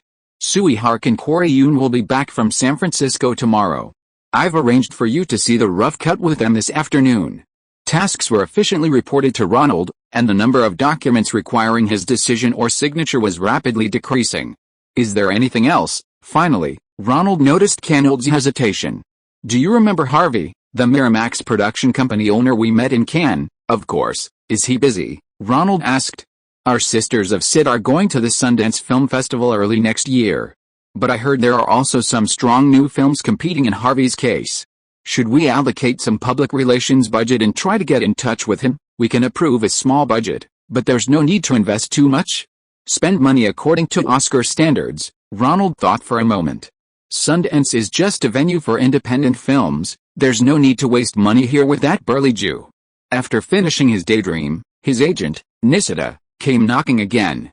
"Someone's been trying to put in a good word for you through a lot of connections." "Who? What kind of favor?" "Linda and Harry's Thomason. They're television producers. They've been running around Hollywood these past few days, asking everyone they know, and finally they came to me asking you for help." The couple Nisida mentioned are the so-called producers of television series. They own the entire series, they decide the characters and the plot. If the pilot episode isn't successful, they bear the costs. This couple were friends of the Arkansas governor who had been humiliated on television and ridiculed by everyone. Facing the prospect of their friend's political future being ruined, they were desperate and desperately wanted to salvage the situation through the show of Johnny Carson, NBC's most famous late-night talk show host. Their approach to Ronald was, in essence, a desperate gamble. Johnny Carson, as a host watched by tens of millions of people every night, wielded immense influence. And because of his position on NBC and his own interests, he couldn't openly endorse any political party. This was something Johnny Carson was quite proud of throughout his decades-long career. No politician had ever appeared on his show. This allowed him to remain neutral, ensuring that his supporters, whether Democrats or Republicans, could happily buy his sweaters and suits. What can I do to help? I'm not familiar with anyone in the television industry. You're close to David Letterman, Johnny Carson's best protege. Besides, some Jews in the industry know you have a good relationship with Helen's father, Gerald. Nisida explained why they were approaching Ronald, hoping he could exert some influence to persuade Johnny Carson. However, this would require leveraging the favors owed to Ronald, so Nisida suggested that Ronald should decide how to proceed. I can't do that. If he wants to be on Letterman's show, I might be able to help. Although he didn't agree to help, Ronald still held the handsome Arkansas governor in high regard. In Hollywood and television, everyone follows the crowd. If you lose power, everyone will abandon you. In politics, snobbery is even more pronounced. Even the charismatic current president has few people seeking his help now, except for a few who want to ask for a presidential pardon. Under these circumstances, the fact that someone was willing to help the fallen governor shows that this person's interpersonal skills and charisma are indeed very high. Sweetheart, Corey, you've worked hard. Ronald met the two Hong Kong directors in the screening room the following afternoon. Today, Ronald had commissioned them to produce a rough cut of the film Dragon and Phoenix Swords, for which he had spent $1.5 million. Mr. Luo, the two Hong Kongers were already waiting there. They had actually used the budget Ronald had given them to shoot another film. Meeting the main actors this time, they were a little nervous. Shall we begin? Ronald gave the order, and the title of Dragon and Phoenix Swords was displayed on the screen. The film starred two Americans. The male lead was Chinese-American Chu Yunbo, and the female lead was the rarely seen white action actress Cynthia Rothrock. Rothrock played a Hollywood star who went to Hong Kong to learn Wing Chun from Chu Yunbo's character's grandmother. They inexplicably got caught up in a gangster conflict during the filming of a Hong Kong movie, and eventually, the two returned to Hollywood, where someone invested in their film, which became a success. The film was a typical B-movie. Much of the plot was illogical, but the fight scenes were very entertaining. Although Cynthia Rothrock was white, her karate-style fighting, combined with the help of stuntmen, was surprisingly exciting. This is great. Show it in Chinatown cinemas in New York and Los Angeles, and also have a long run at the Magic Cube cinemas you acquired, then release it on video. This fighting style is much better than our boxing style, the punch-for-punch kind. Hollywood audiences rarely see this kind. Ronald was very satisfied with the finished product and praised the two Hong Kong filmmakers generously. Ha ha ha, Sweetheart and Corey Yuen laughed along. Hadn't they opened up the market? How many theaters will we have for the premiere? Corey Yuen asked. This was his first film officially screened in Hollywood, credited to him as the director. About 50 or 60, Ronald calculated. Corey Yuen's disappointment was palpable. Such a large market, and it was only showing in Hong Kong? Well, if the opening is good, we can get more later, Ronald laughed. America is very picky about foreign films, and your kung fu films need to cultivate an audience slowly, so there are fewer at this stage. Well, but you don't need to worry about profit sharing. The video sales will definitely satisfy you. If the film's box office is decent, we will also try to promote it in Europe and Japan. Everyone will get a bonus then. Ha ha ha. Corey Yuen got excited again when he heard about money. Don't go. At this moment, a scene appeared on the previously black screen. Chu Yunbo was dressed in ancient costume, pointing his sword at the other party and then flying through the air. Perfect timing, just about to take your dog's life. Luo Luo was also dressed in Chinese ancient costume, clumsily twirling her sword, and also flying into the air towards the other party. Bang! The two swords clashed in the air and then separated. Then the two turned around and flew into the air again to face each other with their swords. Huh? Ronald was puzzled. This movie was supposed to be an urban action film, so why was there period costume fighting? And it was actually quite well made, with some of the atmosphere from the King Hu film that Ang Lee had lent him a few days ago. Sui Hark quickly explained, "These are some leftover film from filming. We had the two leads experiment with a new use of the wire produced by your company. This wire is very strong and can create effects of high jumps." Corey Yuen's face fell. He hadn't expected Sui Hark to pull this stunt.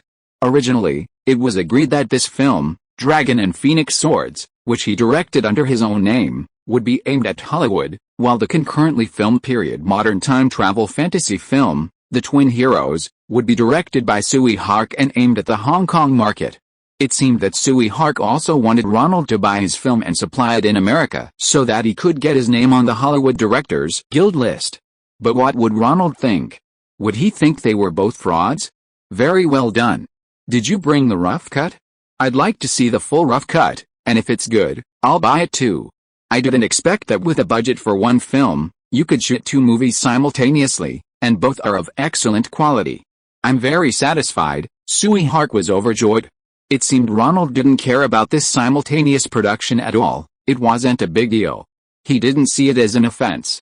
What they didn't know was that Roger Corman, at New World Films where Ronald started his career, often did this.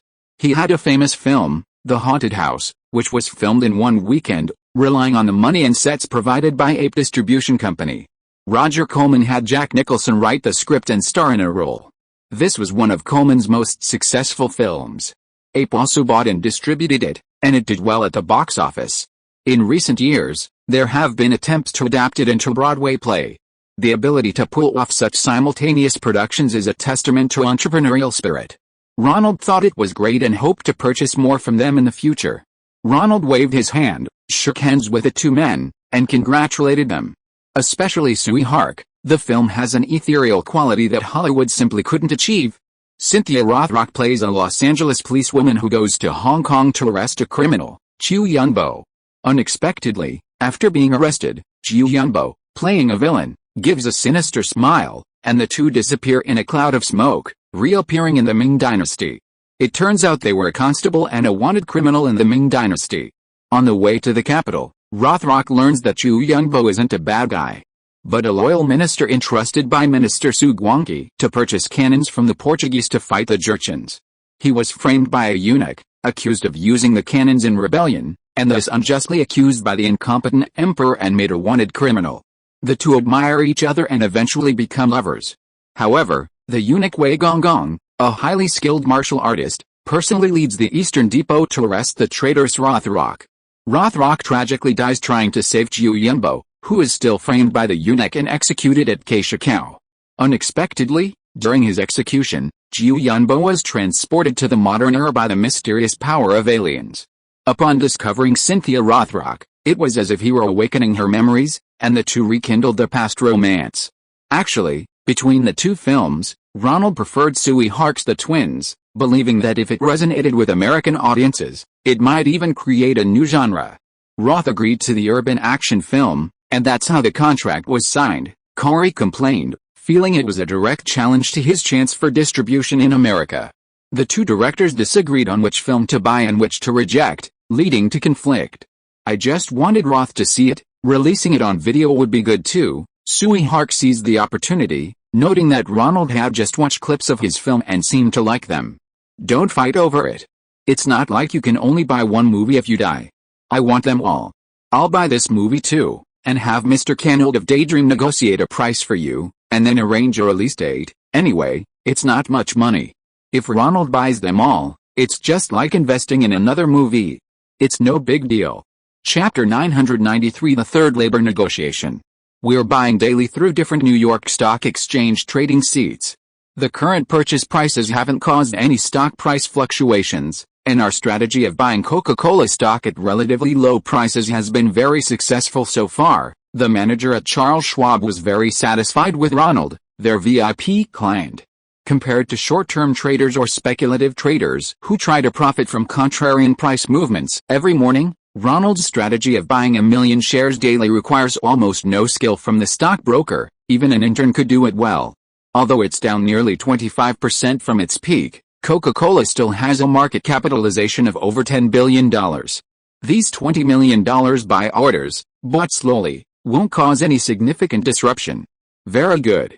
You need to be more cautious with your operations so you can buy more shares when prices are low. Ronald was very satisfied with Schwab's professionalism and would consider allocating more funds to buy from them in the future. Don't worry, we're the most professional on the West Coast, on par with the Wall Street financial institutions, and even stronger in technology. We have daily technical analysis reports generated by computer programs, free for a big client like you. Would you like me to subscribe to one for you? The manager wasn't satisfied with this simple transaction and tried to sell Ronald more stocks. Brokers need to buy and sell to make money, after all. Hey, I don't understand that. I'll just buy Coca-Cola. This stock made me a lot of money before, and I just love Coke. There aren't many investors as focused as you. I admire you, the Charles Schwab manager said kindly, while secretly thinking about how to get Ronald to buy more other stocks. Whether a client makes or loses money in stock trading isn't important, what matters is more trading.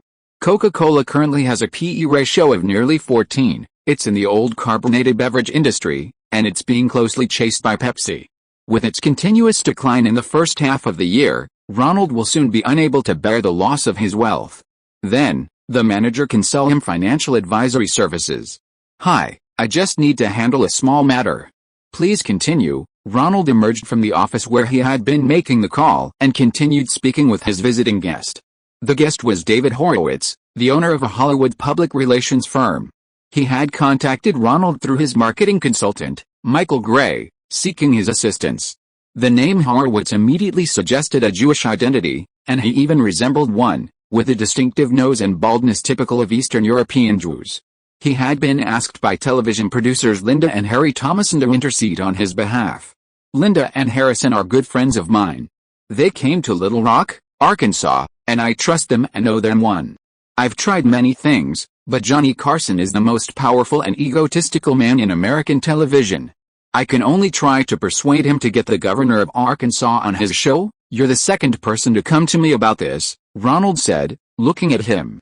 Actually, I've heard that Carson doesn't want to compromise his role as a gatekeeper for traditional media. The so-called gatekeepers of traditional media are people like Johnny Carson, the de facto leaders in journalism and the media industry. They are arrogant, believing that the general public doesn't know what news to believe and is often misled by false or biased information, forming harmful prejudices. Media gatekeepers, such as news editors, producers, reporters, and hosts, like Carson and Bernstein, who exposed Watergate, are responsible for deciding what information deserves public attention and how to disseminate it. To maintain a media gatekeeper image in the public eye, it's essential to remain impartial in both parties' elections. Therefore, Carson has always strictly adhered to the principle of not inviting politicians to his talk show. The only exception was the current president, Ronald Sr., who only appeared on Carson's late-night show after leaving office as governor of California in 1975. Moreover, the president was originally from Hollywood and had worked as a television host for many years, making him a semi-industry insider. The Arkansas governor, on the other hand, was the incumbent and lacked media connections, so it was common for him to encounter obstacles with Carson. I just think it's unfair. He didn't have a fair opportunity to express his views to a national audience. Such a promising young politician shouldn't have his future ruined by such a bizarre broadcasting mishap. HMPH, Ronald found it interesting. Arkansas was a notoriously poor state. Many people on the East and West Coasts didn't even know where it was or who its celebrities were. Yet, this governor had so many people in the media relentlessly advocating for him. He was indeed a very charismatic person. Perhaps you're right, but I can't be of much help. You've probably heard that I have a good relationship with David Letterman, but you should also know that Letterman isn't a good lobbyist. Johnny Carson has a big ego and is difficult to talk to, and David Letterman, who went from being his protege to the host of his show, while they have a good relationship, it's not convenient for them to interfere with each other's programming. There's a subtle competition. Letterman's late-night show is already the second-best late-night talk show in America, second only to Carson's in ratings. Even the best show on other networks, Ted Koppel's ABC News program Nightline, can't compare to Letterman's. Johnny Carson, with his primetime slot, has ratings that are double Letterman's. But in terms of content quality, his show isn't necessarily twice as good as David Letterman's. Especially now, with a writer's strike, the gap between the two is narrowing further. David Horowitz was at a loss for words. The Harry and Thomasons might be helping their hometown governor because they were from the same hometown. He'd been paid to solve their problems. As a PR professional, having a wide network was an advantage, but for something that violated television regulations, his network didn't have the power to do it. Ronald, perhaps out of options or lacking sufficient incentive, prepared to leave and continue his urgent PR efforts. "Why do you want to help him?" Ronald's voice came through the phone. "I rarely see anyone go to such lengths for a politician. He's genuinely a man who works for the people. He may have many flaws, but if you know him, you'll be moved by his ambition." Horowitz, sensing an opportunity, quickly recited the Thomasons' words. Horowitz's PR skills in Hollywood are quite strong. "You might be able to get him to help you next year's awards season," Michael Gray chimed in, supporting his colleague. "Often, PR firms and marketing consulting firms need to help each other." Perhaps, Ronald thought for a moment. People with dreams are worth helping. "Maybe you could try contacting Gerald Slater at PBS. I'll give him a call. I've already contacted him, but Carson is notoriously difficult to talk to. I only came to see you with the intention of doing my best. I'll go back to his show's producer, Fred de Cordova, and try to arrange a meeting between him and the governor. Many people don't like him at first, but after meeting Bill, they can't help but be impressed." Horowitz got up and left. Ronald found what he said so interesting that he became curious about the governor. He had only seen such personal charisma in the current president. Neither George Sr. nor his opponent, Duke Ishki, possessed it. Ronald put the matter out of his mind. He had more important things to deal with. The writers' union strike had dragged on for too long. It was time to end it. The producers' union held another meeting, inviting all union members to attend and work together to resolve the strike issue. "We got what we wanted," said Nick Kunter, president of the league, waving the contract documents in his hand and instructing his assistant to distribute copies to everyone present. Three main demands: longer contract terms, more creative freedom, and the right to residual royalties for shows under 1 hour. "We only gave them the bare minimum." Ronald flipped through the document, especially the demands of the three main writers' guilds, which were essentially no different from the terms in the previous negotiations. It seemed the Writers Guild members were also reaching their breaking point. The actors' fundraising efforts hadn't raised much money either. Compared to the producers' union, the writers were the first to face income problems, and most members regretted the previous rejection of the agreement. These producers, contrary to the promises made by negotiator Walton, refused to compromise and stubbornly refused to budge on their terms. It seemed the writers weren't as irreplaceable as these capitalists. The producers were unwilling to concede. They preferred to hire more foreign writers and more non-union members. Perhaps these capitalists really would cause mass unemployment.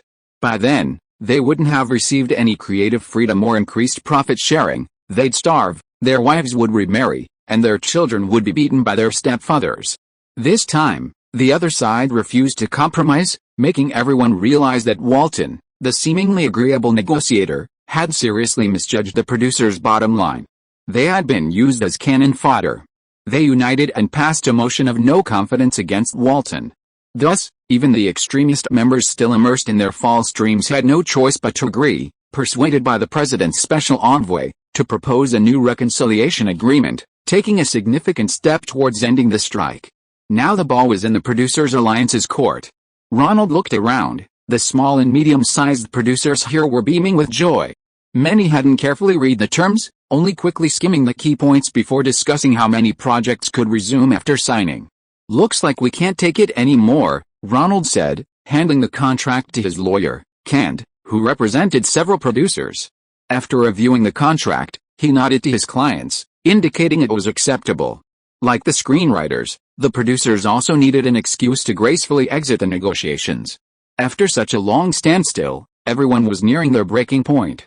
"Let's begin voting." Nick Kunter began distributing ballots. The results of the live vote count showed that the agreement hadn't passed. Although the producers' union had many members, each member's voting weight on labor negotiations was unequal. The 7 major studios and the 3 major cable television networks produced the most programming and should therefore have more say in labor negotiations. This vote was no exception. The hardliners, led by NBC and Warner Brothers, were still unwilling to compromise. The final clause stipulated that television programs shorter than 1 hour could participate in international distribution revenue sharing. This would be the biggest loss for them, while other small and medium-sized producers and cable television networks, who didn't have much international distribution capacity to begin with, wouldn't have faced many problems even if they agreed to this clause. Wireless television stations in the Big Seven studios, including Paramount and Warner Brothers, possess strong international distribution capabilities. If the minimum 1 hour programming length limit is breached, not only will writers' royalties increase significantly, but other writers' unions will also demand similar terms based on precedent. Seeing these major studios once again reject the collective bargaining agreement, over 100 small and medium-sized studios and regional television stations in the room began to speak loudly. This was a calculated move by the big companies, using the rules to further weaken the power of these smaller television stations and studios. If they encountered financial problems, they could then acquire them at a lower price. Quiet, quiet, Nick Coonter banged his gavel.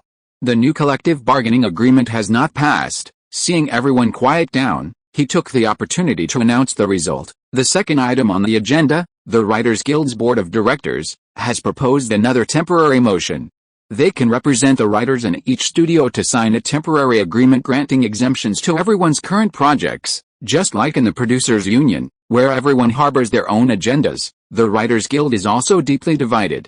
Some committees, representing the interests of the extremist members, stood with negotiator Walton and refused to concede on the three main terms, especially the minimum 1 hour deadline for participating in overseas distribution and profit sharing, which involved economic interests. However, most members were already fed up with these extremists. Any harsh terms were better than being unemployed and forced to live like animals. They bypassed Walton and passed a provisional resolution on the union's board of directors, giving screenwriters who wanted to return to work the opportunity to negotiate separately with production companies. In other words, they no longer trusted the union to represent their interests. They simply launched a vote, allowing the board, which understood their situation, to intervene against Walton. They knew the minimum deadline clause was unlikely to pass. Getting some money to get through the crisis was the priority. Agreed, passed, shouted the more than 100 representatives from small and medium-sized production companies and television stations present. The 7 major production companies and 3 major public television stations were enough. Everyone needed to eat. They couldn't afford to lose their livelihoods. The second round of voting, because it was a provisional agreement, only required a simple majority to sign. Soon, over 150 member units of the Writers Guild voted in favor. Warner Brothers, Paramount, and the 3 major television networks still opposed, but as it was a temporary agreement, their opposition had no binding force. Smaller member units quickly began applauding. Although it wasn't the overwhelming victory they had hoped for, just a 1-month temporary agreement that would need to be renewed, at least they could circumvent this damned strike. Quickly, let's go sign the temporary agreement with the Writers Guild. Several projects can resume immediately. Ronald was overjoyed and quickly sent people to notify several production teams that they could now legally hire screenwriters. However, because a legally binding formal agreement hadn't been signed, the Writers Guild couldn't stop the strike, so it continued. Small Hollywood studios still had a limited number of screenwriters they hired, and the major television networks with the largest number of employees hadn't signed the temporary agreement to resume work. Most of the more than 9,000 Writers Guild members remained on duty. Extremely disappointed with the producers' union and the union's negotiating representatives, they took a drastic action that no one had expected. The Writers Guild held a general meeting, demanding a new board election and requesting the new board to dismiss negotiator Walton and revoke his full authority to decide on the terms of the negotiations. Furthermore, the Writers Guild, which had regained control of its board, sued 18 major studios, including the 7 major studios and several television networks, for not signing the provisional agreement and for voting against a formal agreement. What is he suing them for? Opposing the agreement isn't illegal, is it? Ronald was bewildered by the news. Antitrust, Nisida, who was discussing casting for Ronald's new film, uttered a term that sent chills down the spines of everyone in Hollywood. Antitrust? Is this going to be a nuclear weapon? Ronald was startled. Hollywood, which was still thriving in the 1950s, was rendered powerless by antitrust laws in television. It's more like nuclear deterrence. Recently, A screenwriter, unable to afford his child's college tuition, maxed out his credit cards and took his own life. So the members of the Writers Guild want to drop a bombshell to end this farce as soon as possible. Chapter 994 The Dragon's Mighty Boys Counterattack. A temporary agreement allowing Writers Guild members to work temporarily for Hollywood productions received overwhelming approval from the Guild.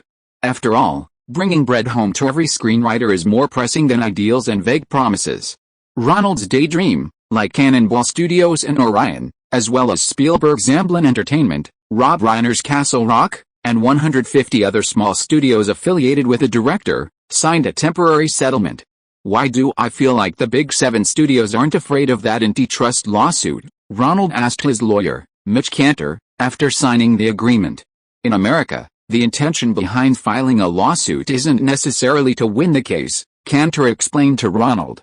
There are 2 types of antitrust lawsuits in America. One is a public prosecution investigation initiated by the Department of Justice and the Trade Commission, based on Sheldon law, which opposes collusion or abuse of monopoly power by large corporations to gain unfair profits.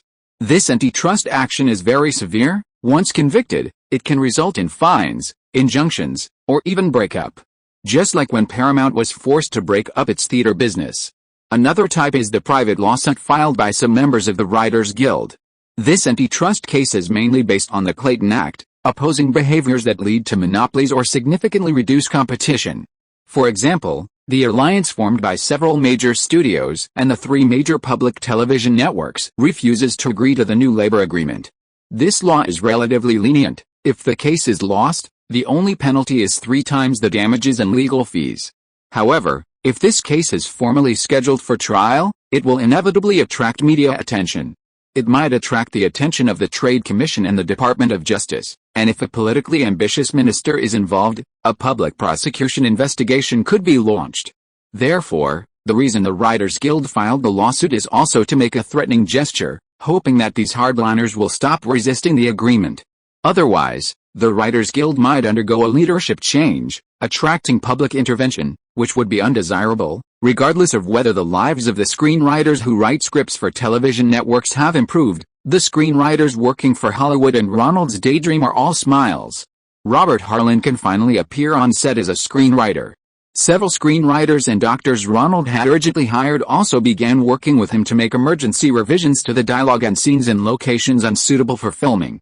Diane Lane's accent training was also nearly complete, and she came to report the results to Ronald. "Where did you get that pickup truck?" Ronald asked, amused, when he saw Diane driving a beat-up pickup truck to the front of his luxury apartment. "Hey Ronnie, that pickup truck is a real gem, perfect for fishing." Diane spoke with a strong corny accent, and her walk had the air of a southern small-town girl. If you didn't know her, you'd really think she was from the same region as Dolly Parton. "Haha, your training is really good." Ronald was pleased. Diane had a talent for acting. After several weeks of training, she had already captured the characteristics of a Southerner very well. "I want to reward you. What would you like to eat?" Ronald knew the film was shot in a 1.85:1 aspect ratio. And Diane's character was wearing a conservative dress throughout, so there wasn't much strictness about maintaining her figure. After all that hard work preparing, a nice meal was always appealing to an actress. "We have to celebrate tonight. Barbecue is delicious. Let's bring that bottle of bourbon later." Diane was still immersed in her Southern lifestyle. "You really want to eat barbecue?" Ronald didn't seem to mind. "Haha, no. If I eat barbecue, my training plan for this month will be wasted. I'm doing yoga and aerobics every day now. Since you're exercising, then you can eat barbecue.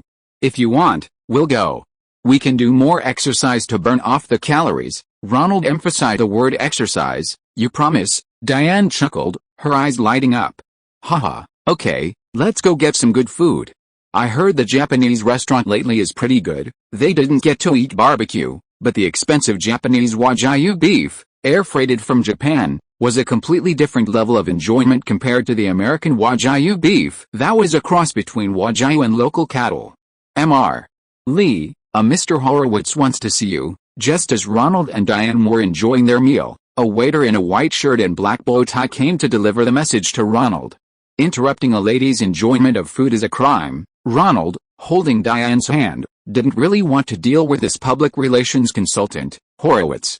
Just as the two were about to finish their steaks in a sweet and intimate manner, Horowitz walked over and said, "Ronald, the governor and Johnny Carson are over there.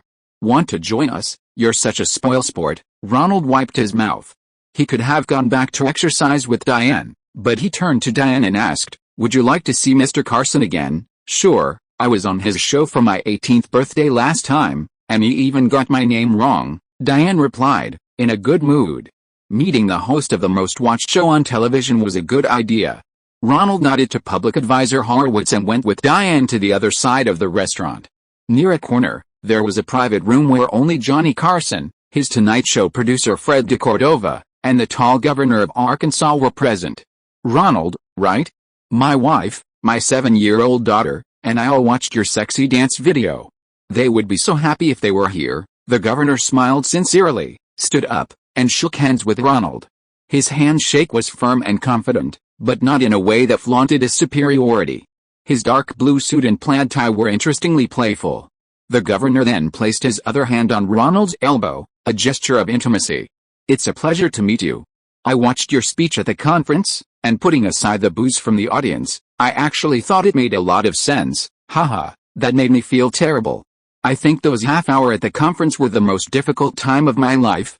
But there were some advantages, at least it made a lot of people aware of me, like you." The governor placed his arm on Ronald's upper arm and shoulder, patting him twice.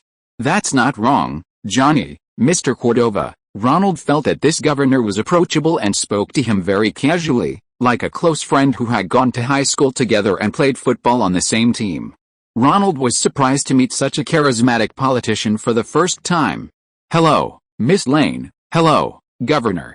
Diane shook hands with the governor, who then grasped her elbow with his left hand, a gesture of intimacy and interest. Ronald frowned. This level of intimacy seemed a bit excessive.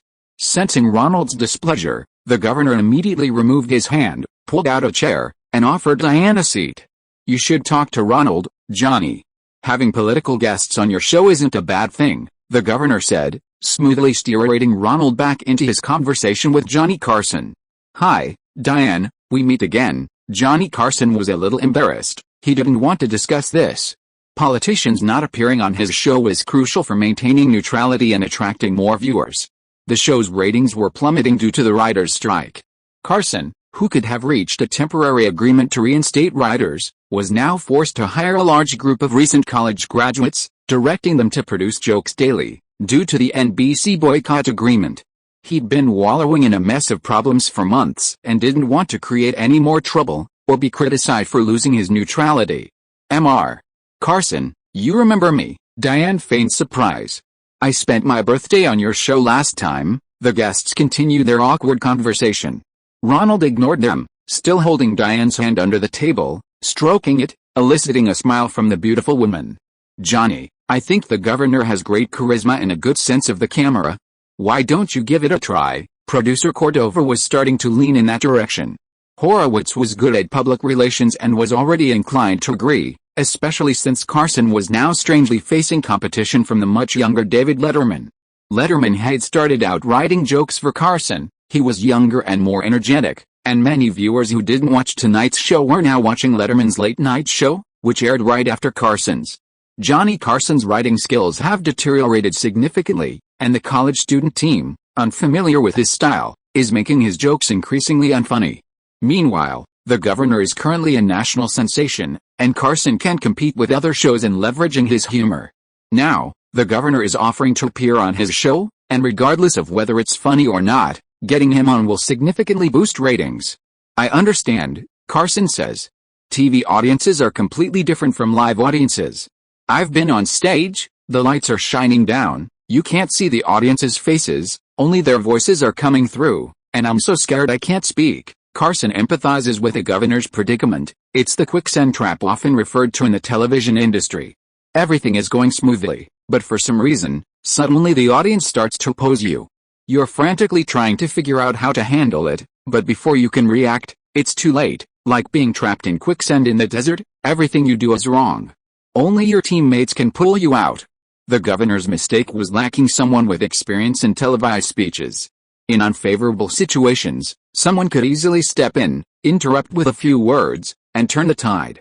Unfortunately, in that setting. To be honest, I just wanted Dukakis to look great that day. God knows, I succeeded in a special way. The governor began to mock himself. Being ridiculed made the dull Dukakis seem all the more impressive. PFFT. Diane chuckled, whispering to Ronald, "This governor has a great sense of humor, almost like a stand-up comedian." Ronald continued to pat Diane's hand, feeling the warmth emanating from her palm. "It is very funny." Actually, it wasn't funny at all. Politics is the art of vying for attention. Although the governor was currently facing criticism, he had completely stolen the spotlight from Dukakis. The Democratic National Convention was supposed to be a great opportunity to promote its political views to voters across the country, but now. Ronald, what do you think? How am I supposed to tell the governor that a current public official isn't suitable to appear on my show? Johnny Carson didn't want to continue the discussion. He'd had enough to drink and needed to get back to writing jokes with his rookie writers. Then how about not appearing on your show as the governor? Being a stand-up comedian wouldn't be bad either, Ronald blurted out. He didn't want to waste any more time. Diane's palms were getting a little sore, and her face was getting redder and redder. "That's a great idea, Ronald," the producer and the governor agreed. If they couldn't invite the current governor to be a guest on the show, then they could just do it in a different capacity, right? "Can you do stand-up comedy?" producer Cordova asked. "I played the saxophone in a band throughout college," the governor quickly offered another talent. As the governor, telling jokes to liven up the atmosphere and make the audience happy was fine, but performing stand-up comedy himself was too low class. Johnny Carson looked hesitant, but finally nodded in agreement. "I originally wanted you to defend my arguments," he muttered to Ronald as he left. The governor, to avoid suspicion, had already exited through another exit. "It's a pity it wasn't a recording, otherwise I could have added a segment in support of you." Ronald chuckled, said goodbye, and got into the car with Diane. "Ha ha ha, did you see Carson's face?" Back at the apartment, Diane laughed happily and leaned against Ronald. Years ago, when she was on a show, Carson had called her by the wrong name, and a segment had been added later, making the then naive Diane very nervous throughout.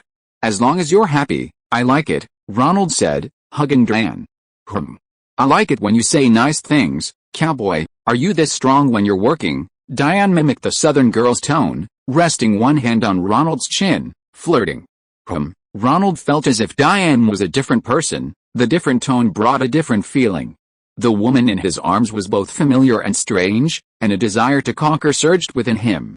"Let me show you if mine is strong enough." Ronald moved closer to Diane, and both of them felt an unusually high level of passion from this role-playing game. "Bye, I'll go to Louisiana to watch you film after I finish my other things." On Friday, Ronald saw Diane off at the airport. Filming for Steel Magnolia was about to begin, and Diane needed to go to Louisiana first to familiarize herself with the environment. "I'll be waiting for you, cowboy." Diane smiled as she boarded the plane, playfully peeking her head out of the window to say goodbye to Ronald. "Mr. Lee, we have followed your instructions and used all the funds in our account to purchase Coca-Cola stock. You now hold approximately $26 million worth of Coca-Cola stock in our company's securities account, equivalent to slightly less than 0.2% of the total market value.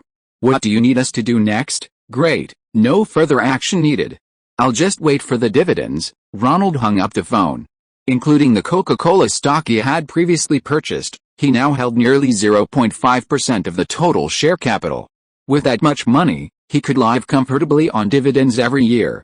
Ronald wouldn't frequently buy and sell, he wouldn't speculate on stocks anyway, and receiving dividends was the best option.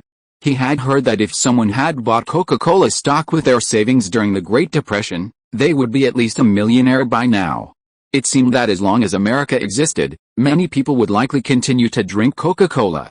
After hanging up the phone, Ronald was overjoyed.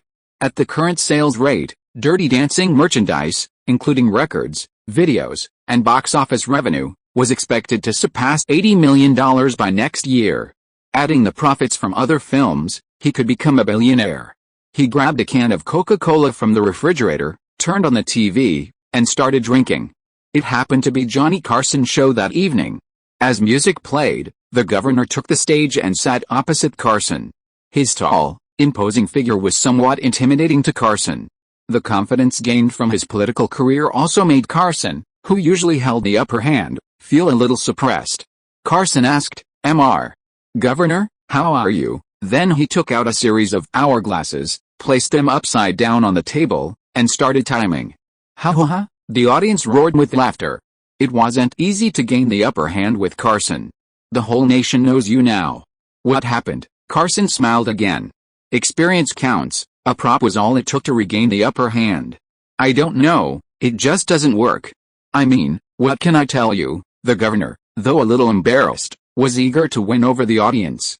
My only goal in going there was to make Michael Dukakis look great, and I succeeded, exceeding even my wildest expectations. The governor repeated the joke from that day, the best way to win over the audience with self-deprecation. The two got into the swing of things and explained the situation to the audience. I really enjoyed your humor, which reminded us of our president, another public official known for his humor. Your term also expires in 1991, and I'd like to ask if you will run for president in the future. Ronald noticed the subtlety in the question. Was the governor interested?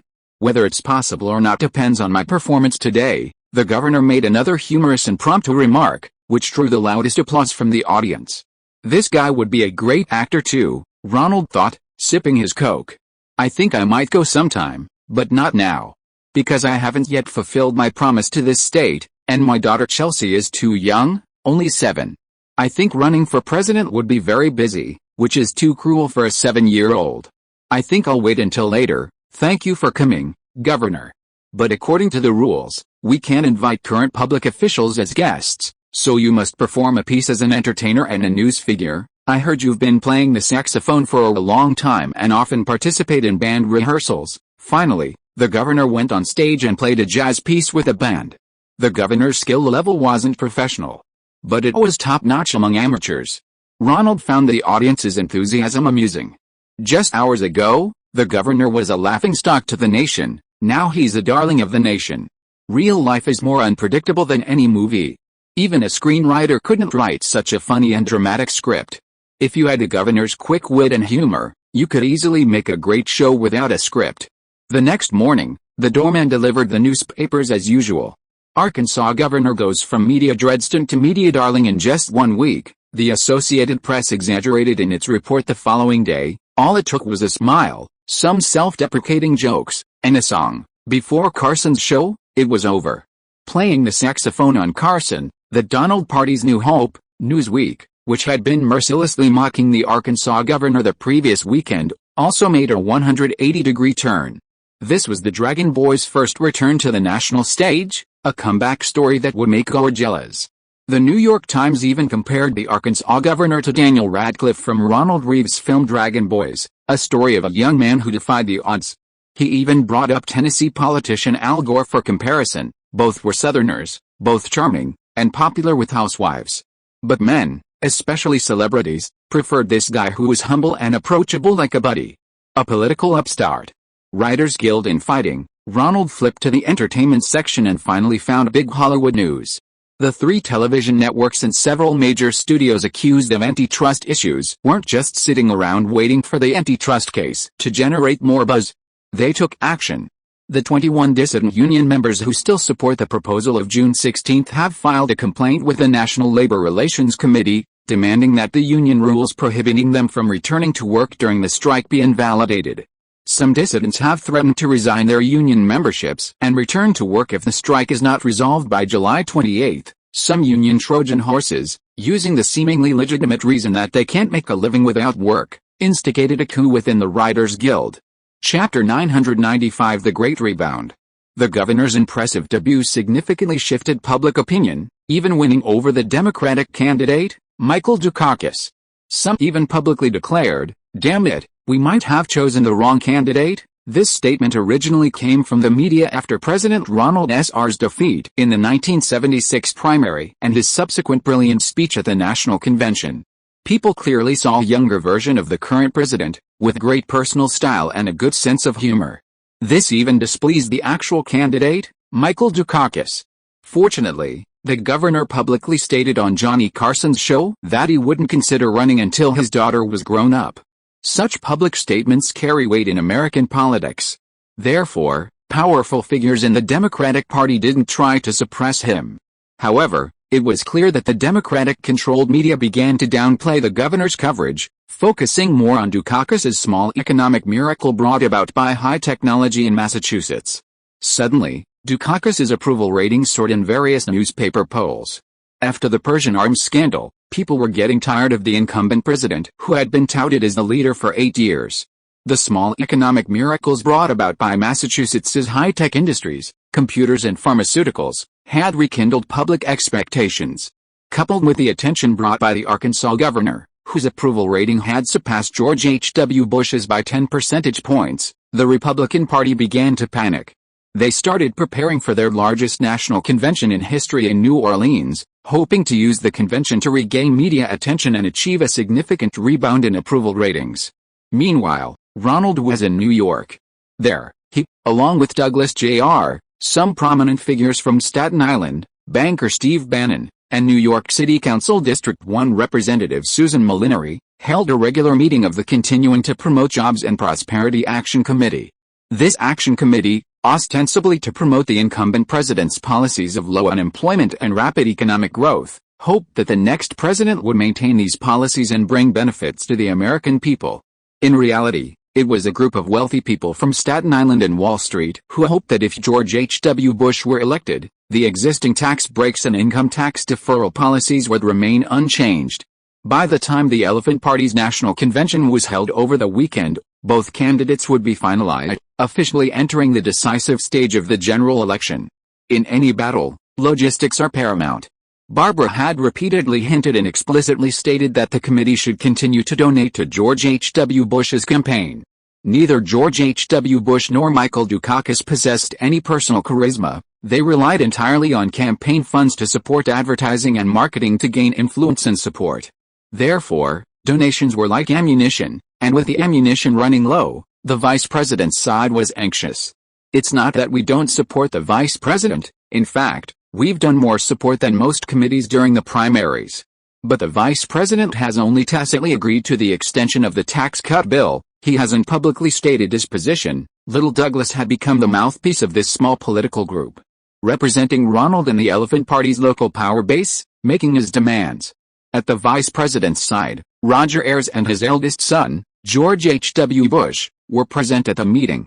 This is the most crucial moment, and Barbara has sent all her children out to raise funds for her husband. Her youngest son, Jeb, is also in New York, fundraising in Brooklyn, a predominantly Latino area. After the fundraising in New York, the two will go their separate ways. George will go to Texas, and Jeb to Florida. Barbara manages her household much like she manages an army. Everyone has to contribute to the family, and rewards are given afterward. An internal competition has emerged between the two sons, each wanting to win the fundraising race. "You don't need to worry about that," Roger Ayers assured him confidently. "The vice president will make a formal statement at the national convention this weekend," Little Douglas scoffed. "You said the same thing last month, always investing money without any formal commitment. This isn't a good investment, Douglas. My father has his reasons. Most people want to continue the current president's economic policies, but simply continuing policies doesn't please voters. They always want something new. A balanced budget, green initiatives, and so on." George Jr. was anxious. This was his territory, his action committee, which had strong fundraising capabilities. Unlike Wall Street fundraisers, Ronald owned several factories, as well as relatives and friends, creating numerous jobs in the related service industries. Staten Island residents were simple-minded. Whoever asked them to bring bread home, they would vote for. George Jr. turned to Ronald, hoping for his friend's support. The vice president's promises are still trustworthy. Ronald stepped in, smoothing things over. After all, this was a strategy he and Douglas Jr. had agreed upon. One played the skeptic, the other the trusting one. The point was to let old George know that their leadership wasn't for nothing, and it was time for him to make a commitment. Upon hearing this, City Councilor Susan Bannon and Roger Ailes all breathed a sigh of relief. If support wasn't continued at this point, all the previous investment would have been wasted. Ultimately, this committee was still run by Ronald and Doug Jr. "You've done me a huge favor. I don't want to lose to that Jeb guy," George Jr. said, approaching Ronald with a self-deprecating, buddy-buddy attitude. "But you still have to do me a favor, Tisk." Ronald felt a sense of familiarity. The longer George Jr. had been on the campaign committee, the more politician-like he became, much like that governor. The more you invested in them, the more they took advantage of you, trying to get you to invest even more.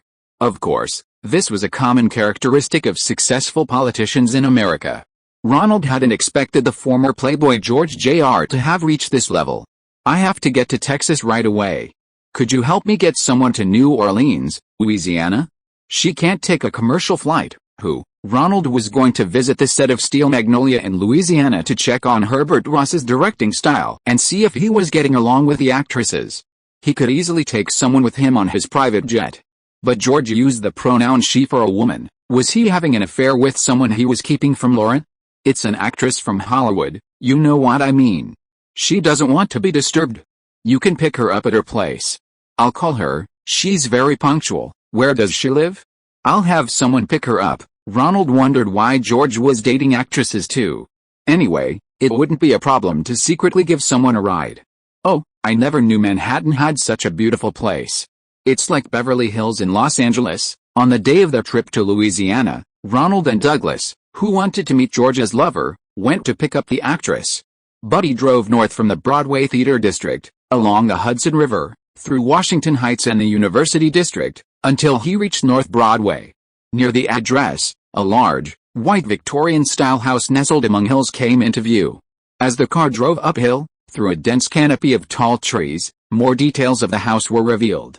The house sat halfway up two hills, isolated from the city's hustle and bustle by the tall trees and the highway. The excellent air quality invigorated Ronald. This actress must be from a very wealthy family. Ronald and his companion continued along the road. Beside the house was a large yard planted with bright red and yellow roses, seemingly a special variety, their color and size indicating their exceptional quality. As they approached the house, the hills disappeared, revealing the backyard. This was even more remarkable. It overlooked the Hudson River, and the riverbank was very quiet in the morning.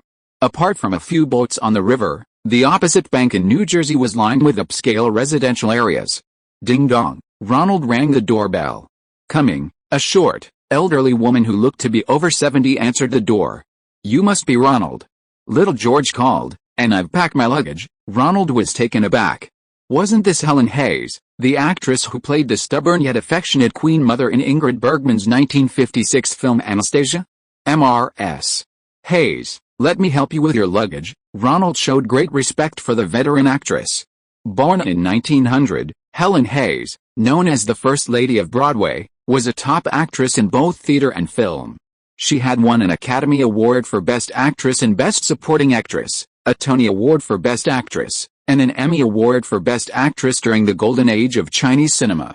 This is known as the Triple Laurel, the highest honor an actor can receive. Most interestingly, she also recorded audiobooks for record companies and won a Grammy Award for Best Language Recording. She is a true EGOT, an abbreviation for 4 awards, the highest honor in the entertainment industry. How come the party even managed to get this 88-year-old actress to campaign at the national convention? Ronald turned and exchanged a glance with young Douglas. "You should call her Her Majesty the Queen Mother," young Douglas said playfully, using the title from Anastasia to address Hayes.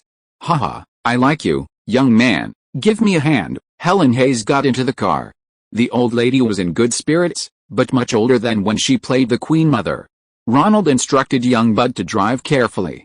"This is the Rose I cultivated." They all call her Helen Hayes Rose. The old lady was full of love for the house, showing Ronald around its front and back. Marilyn Monroe and silent film star John Gilbert had once been entertained here. F. Scott Fitzgerald, author of The Great Gatsby, and Katharine Hepburn were also frequent visitors. Laurence Olivier and Vivien Leigh always stayed here when they came to Broadway. Ronald loved the old lady's acting. Her portrayal of the Russian Empress Dowager was incredibly lifelike, and her later performance as a retired teacher who evaded fares in airport was also excellent. You couldn't tell she had previously played the Empress Dowager. Both roles earned her Oscar nominations, the latter of which she won. The car drove south along Broadway. The old lady also pointed out to Ronald a charity hospital named after her. Since being appointed to the visitor committee of this public hospital in a poor community in 1944, the hospital had sought to leverage her fame to secure more funding. They later changed the name to Helen Hayes Hospital. The old lady genuinely took the hospital as her honor, tirelessly lobbying and using her influence to secure numerous grants from the city council and successfully opposing a proposed relocation plan in the 1970s, allowing the hospital to remain in the community that needed it most. "I didn't even know Hollywood had elephant party supporters like you," the old lady said, still chatting with Ronald on the private jet. "Actually, when we were young, we were all leftists, sympathizing with actors oppressed by studios. But after Franklin, our income and freedom were reduced to the point that almost no one wanted to work in the film industry anymore. Look, even James Cagney, the former president of the Screen Actors Guild, eventually became an elephant party supporter.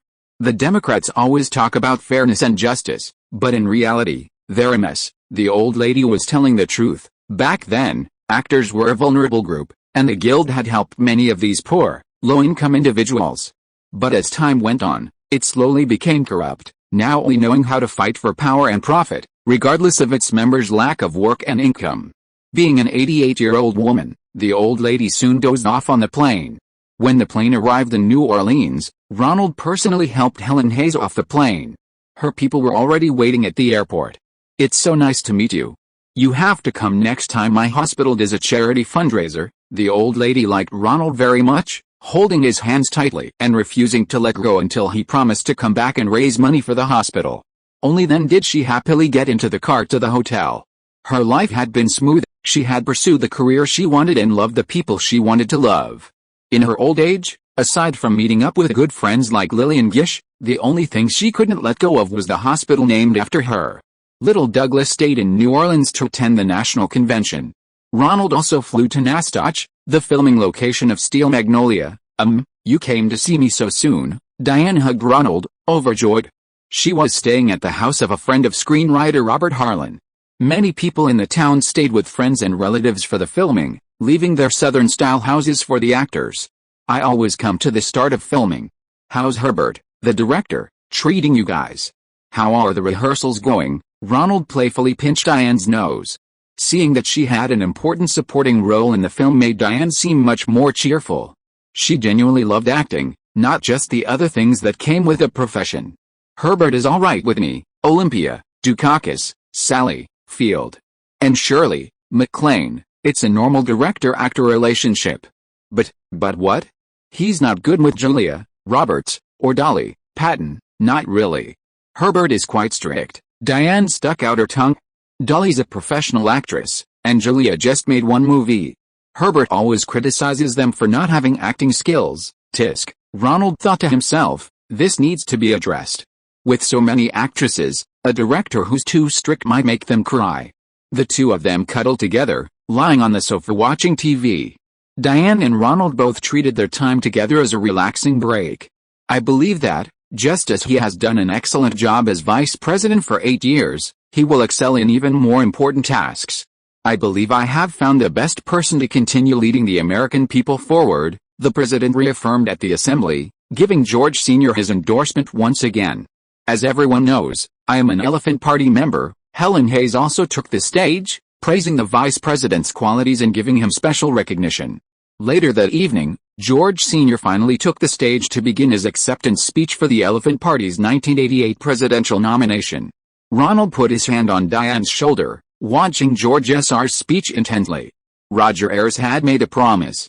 Halfway through his speech, George Sr. began to outline his economic policies: stricter border controls to prevent the influx of illegal immigrants and drugs, a more balanced budget, advocating for environmental protection, etc.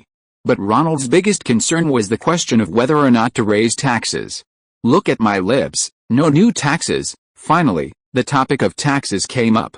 This time, old George was very firm, speaking to the television cameras in a cowboy-like tone, stating unequivocally that there would be no new taxes. All right, Ronald, having seen what he wanted, prepared to turn off the television. "I will continue to support volunteer organizations. Their vibrant diversity spreads like stars, like 1,000 points of light in a vast and tranquil sky.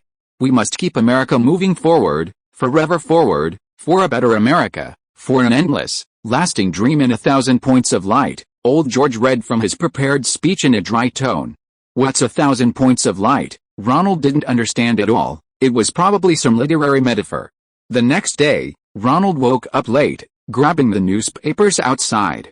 The Washington Post and the New York Times both praised Old George's speech the previous day. Voter polls showed that Old George's approval rating had begun to rebound significantly. It seemed that yesterday's promise of no new taxes had indeed been very effective. Ronald thought to himself, many voters are actually watching to see if they can get any real benefits. Dukakis's so-called balanced budget, didn't it just mean more taxes? He turned on the TV. The stock market was all down today. Especially Coca-Cola. Ronald saw on the financial channel that his newly bought blue-chip stock, after a period of decline and consolidation, had seen its first major rebound of the year. Everything was going smoothly, except he seemed to have forgotten something important. Ronald scratched his head. Ring ring ring ring, the phone rang. Hello, Douglas. How are things in New Orleans? Fine, just the rooms are too expensive.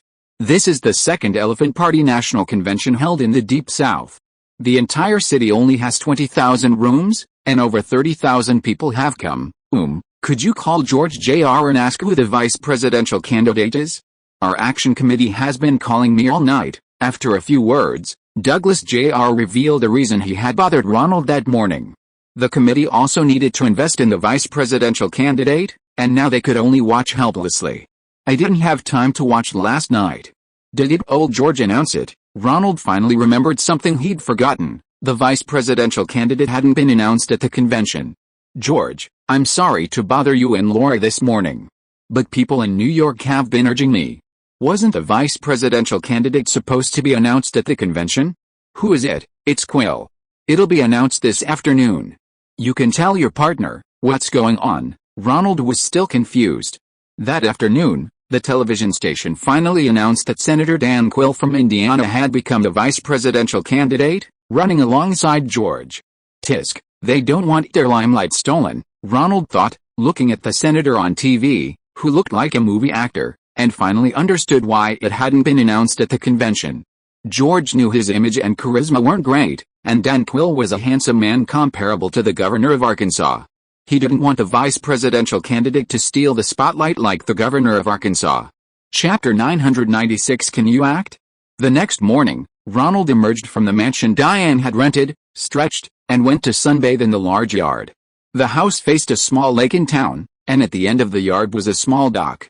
The house design was very comfortable, and the landlord had even stayed with relatives to ensure the privacy and safety of the actresses. They were all famous movie stars and singers, and entertainment reporters were always lurking, with some particularly persistent ones sneaking into town to take photos. Fortunately, with the help of screenwriter Harlan, the rented houses were all inherited properties of wealthy people, and the suitable yards and trees could block the telephoto lenses from taking photos. Good morning, greeting Ronald were Diane's neighbors, Shirley MacLaine and Dolly Parton, who also occupied the best houses on either side of him. Seeing Ronald come out of Diane's house, they greeted him as usual. Good morning, ladies. How are you finding your accommodations? Please let me know if you have any requests. Ronald greeted the two women. Both were wearing bikinis and sunbathing by the river. Very good, very comfortable here, except for the occasional paparazzi. Thankfully your people chased them away. But we don't dare go too far. After all, with these days, even telephoto lenses are hard to spot. Dolly Parton was grateful to Ronald for giving her the opportunity to act in a movie. As a singer, she could only play roles similar to her own experiences. I say, what if we all took off our clothes and sunbathed naked? Would there be any problems? Ronald, Shirley MacLaine was a very direct person. The faint moans she'd heard last night while walking her dog had piqued her curiosity, so she made a teasing remark. No problem, it'll just cause traffic jams on the lake. Ha ha ha. Dolly and Shirley laughed heartily, especially Dolly Parton, known for her figure. Ronald had a pleasant voice and was handsome. Talking to him like that was very pleasant. What are you laughing at? Diane came out yawning. PFFT, ha ha ha. Shirley MacLaine started laughing again. She hadn't slept well because of the noise last night.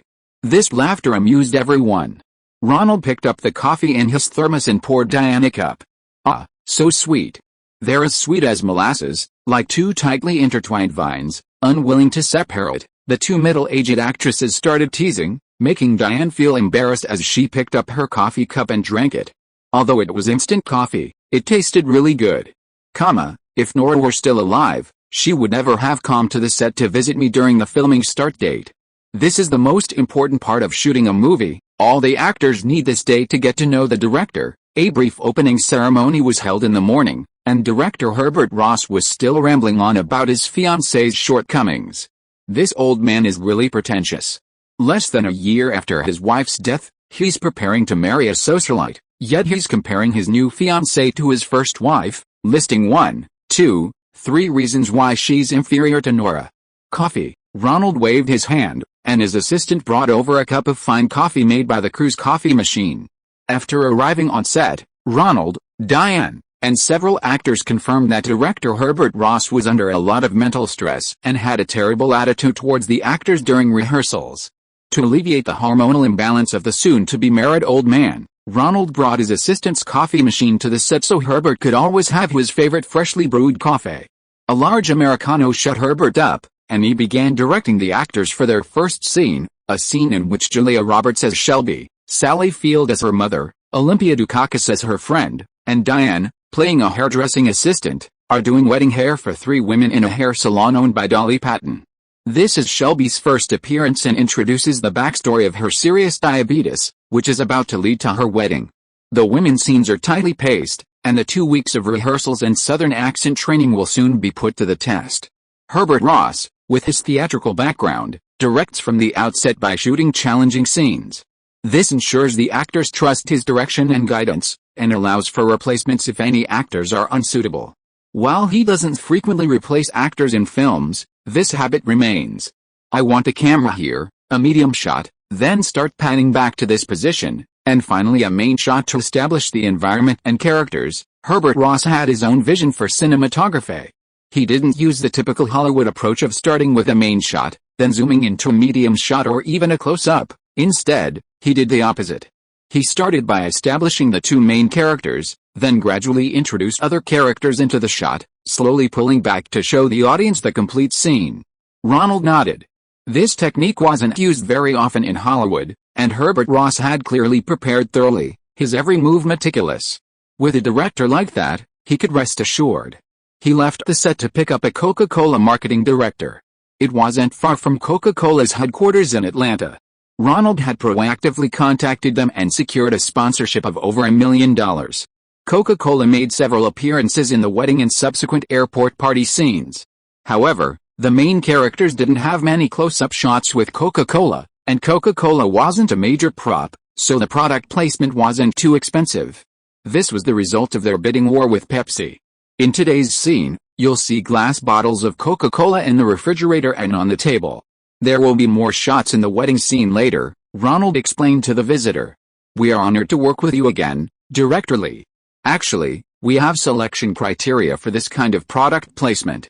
As long as it's a film you produce or direct, we're happy to invest. The most important thing is to avoid having Pepsi appear in the movie, the Coca-Cola executive said with a smile. There's a consensus among Coca-Cola's top management that the acquisition of Columbia Pictures hasn't brought any synergy to the group. Instead of spending so much money on Columbia Pictures every year, it's better to sell it and spend money on directors with box office guarantees for product placement, which is more effective. Ronald, do you usually drink Coca-Cola or Pepsi? I think Coca-Cola is a product that represents the American spirit. So I'm honored to be featured in the movie. As for everyday life, I mainly drink Coca-Cola, and I only drink Pepsi at KFC. The executive understood. In America, McDonald's and Coca-Cola are partners, while KFC only serves Pepsi. Actually, I'm more optimistic about your business. I've even invested in some Coca-Cola stock. Ronald smiled and led the other party to see the filming location. We'll stand behind the camera and not make any noise so as not to affect the filming. On set, the director is the boss. I'm the producer, so I can only stand behind and watch. No matter how big a star is, they have to listen to the director on set. Action. After more than half an hour, Herbert finally adjusted his position, and he began to officially film the first indoor scene of Steel Magnolia. What's the main color scheme for your wedding? Dolly Parton, dressed as a hairdresser, was doing Julia Roberts' blonde hair. Rose and light red, Julia Roberts said in a southern accent, her mouth widening in a wide grin, a bride-to-be's joy seemingly overflowing from the depths of her heart. This young lady's acting is so-so, but this warmth is really unique, Ronald assessed, stroking his chin. Julia Roberts lacked experience in acting. In many places, she lacked the necessary nuances and rhythm. But that heartfelt joy was something many formally trained actors couldn't portray. That was talent. She acted naturally, and the audience enjoyed watching. Who would nitpick about a young bride's slightly off-key conversation with her mother? It's Pink. Sally Field's acting was much more restrained. She was a very talented actress in her youth, and her skill only deepened with age. She perfectly captured the mother's outward scolding, masking her underlying pride. Sally Field's hair was also tied up with many plastic curlers, waiting to be permed into big waves. The hairstylist assistant doing her hair was played by Diane. Watching Diane's skillful movements, Ronald couldn't help but smile. This was Sally Field's true successor. She had talent, acting skills, and a willingness to learn.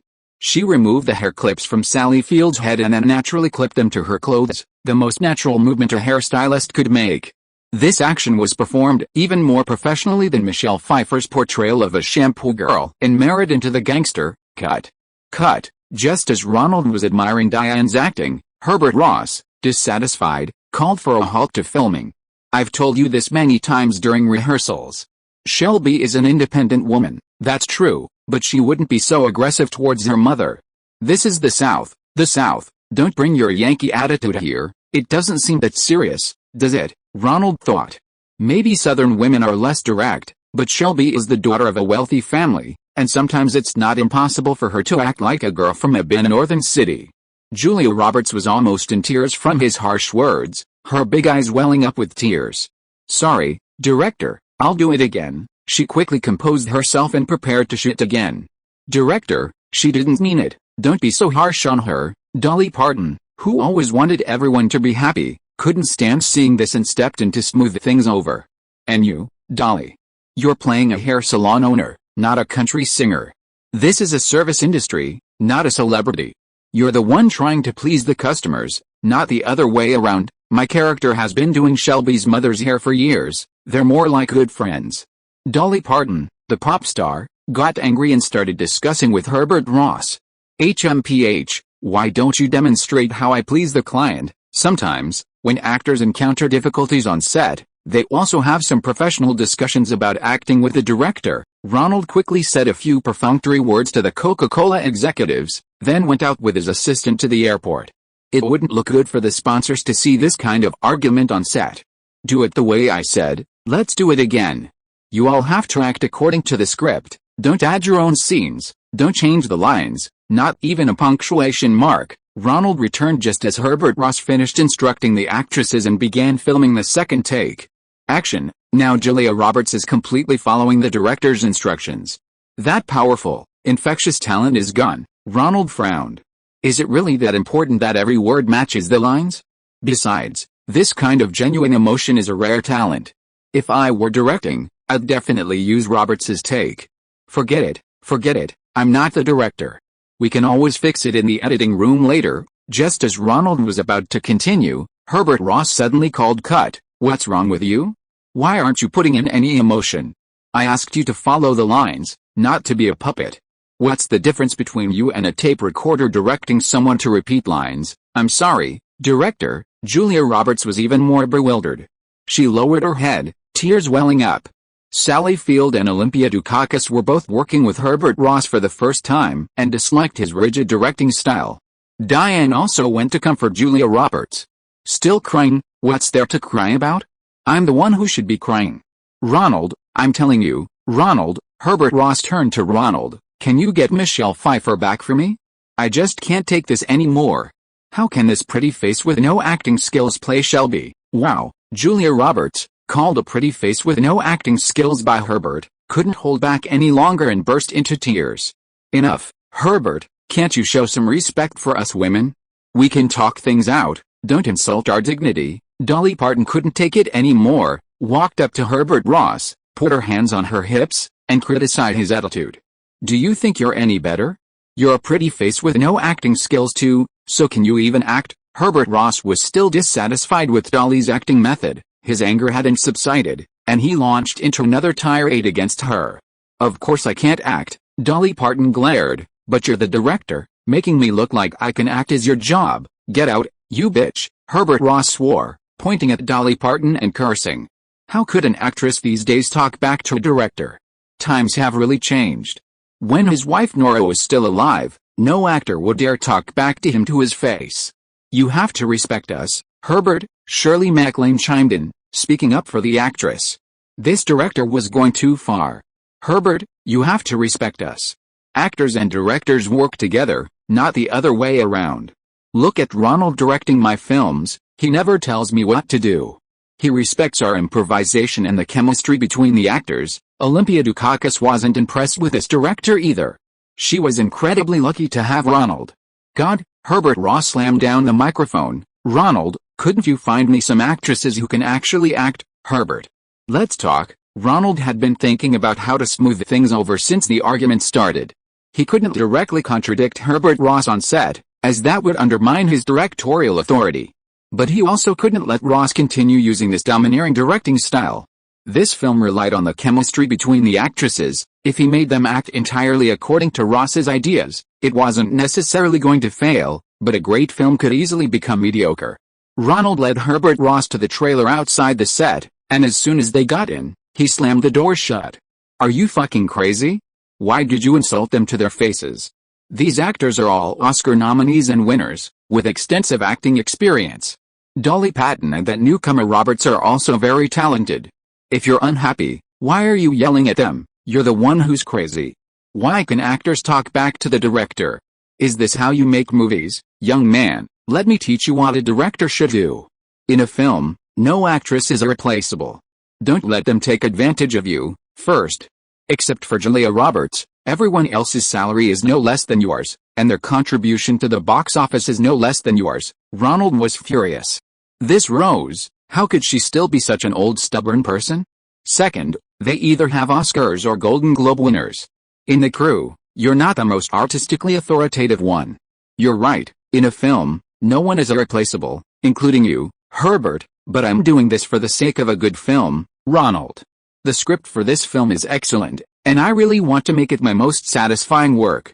It will go down in film history. Rose's tone softened when she heard Ronald say this.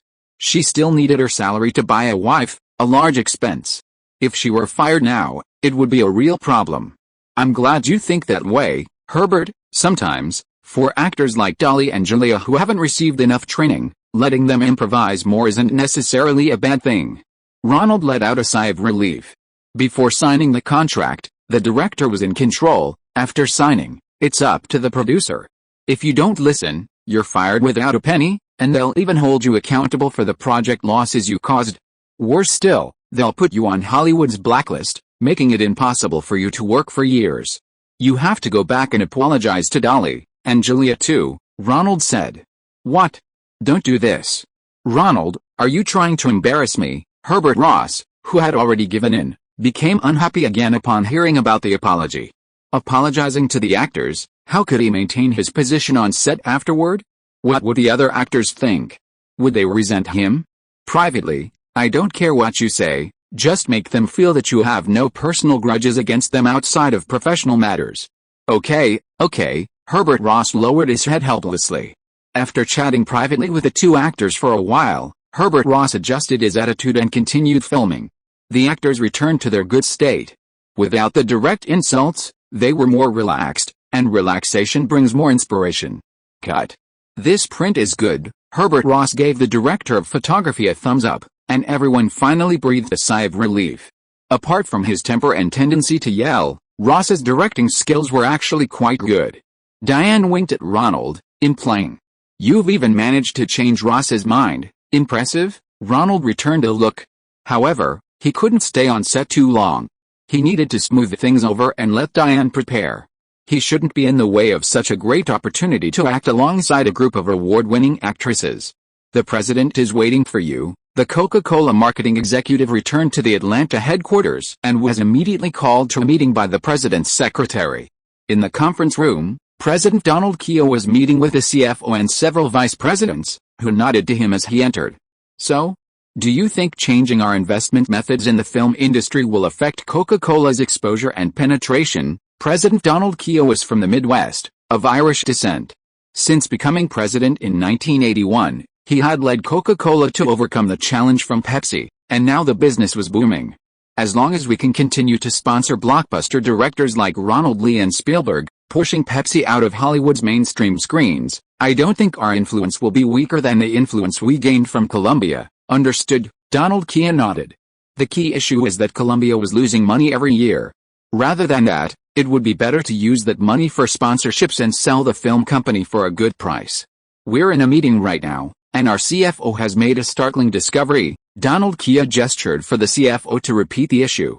After the 1987 stock market crash, our stock price is 25% lower than before the crash, and there hasn't been a particularly high turnover rate. But recently, someone has been quietly buying in large quantities. We now have at least $500 million worth of shares. Investigate this thoroughly. Find out who is buying our stock. It's already approaching the minimum disclosure threshold required by the SEC. I want to see who is trying to hostilely acquire Coca-Cola, Donald Kia said viciously. Back in 1981, some people saw Coca-Cola being overtaken by Pepsi in market share and tried to acquire it at a low price, but were countered. This time will be no different. Chapter 997 Is that you, Warren? This is the statistical breakdown of buying activity. The company's finance department had gone to great lengths to compile a list of brokerage firms that had been consistently and dispersedly buying Coca-Cola stock over a period of time. This was a premeditated operation. You see, they were buying at fixed daily quotas, maintaining a slightly higher volume than the past year, reducing costs while avoiding market attention.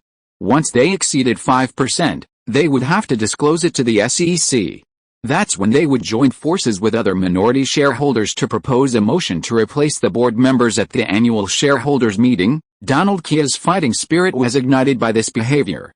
In fact, they've already broken through 5%.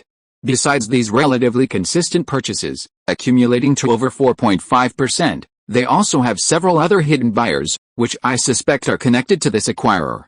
Look at these accounts. Their buying style is very similar to that of this major stock brokerage firm. Since the beginning of the year, they've bought 0.2% of the stock in 2 batches. Recently, they've become even more cautious, buying no more than $2 million worth of stock each day.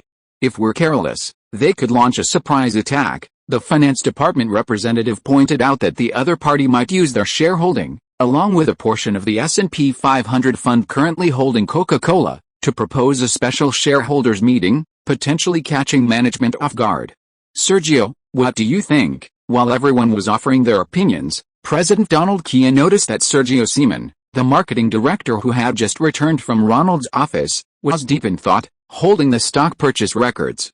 Sergio Seaman was a strong contender to succeed him as president. His Diet Coke initiative was a huge success, beating Pepsi in a niche market for the first time since the Coke slump of the 1970s. However, the subsequent disastrous failure of New Coke in the South displaced him from the succession race. But this also, in some ways, made President Donald Kia trust his opinions more.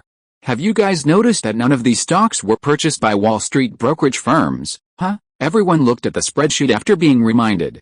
Sure enough, only the first 2 suspected purchases, each worth $20 million, were made through Wall Street brokerages. The rest were all purchased by companies in the Midwest and West Coast, especially Charles Schwab. The Midwest and the West Coast, damn it, could they be my old friends? President Donald Kia cursed and went to the back office to make a phone call. Warren, this is Donald. Hello, is that you? You're not just buying Coca-Cola, are you? Kia didn't mince words with the Berkshire Hathaway boss, directly asking his old friend about the stock purchases. There was a moment of silence on the other end of the line, then Warren Buffett replied, quite coincidentally, I am buying. But I would be very grateful if you could remain silent until I issue a shareholding statement. You're buying more? Kia was surprised. Was he planning to acquire a 10% stake and then hold a special shareholders meeting on his own? Buffett's meaning was clear. If news of his Coca-Cola purchases leaked, other investors would flock in, ultimately driving up the stock price, and Berkshire's acquisition target might not be achieved. Yes, I've been following your stock for years. At the Berkshire Hathaway annual shareholders meeting, I even used cherry-flavored Coca-Cola as the designated beverage. I really like your style of doing things. I also think your business is doing very well, and as a shareholder, I will continue to respect and support your management team's efforts. After all, management ability is one of the most important aspects of a company's operational capabilities. If you join the board, do you guarantee you won't interfere with our management team's operations? Coca-Cola has been suffering setbacks due to a terrible management team, and I don't want Robert Goizueta, Keogh's boss, and I too. That's exactly why I bought in. You've increased the profit margin from less than 8% when you took over to 17% last year. I also admire your new strategy for the bottling plans. Okay, Keogh completely believed Warren Buffett's words. When he previously invested in the Washington Post, he also kept his promise and never interfered with the operations of its owner, Mrs. Graham.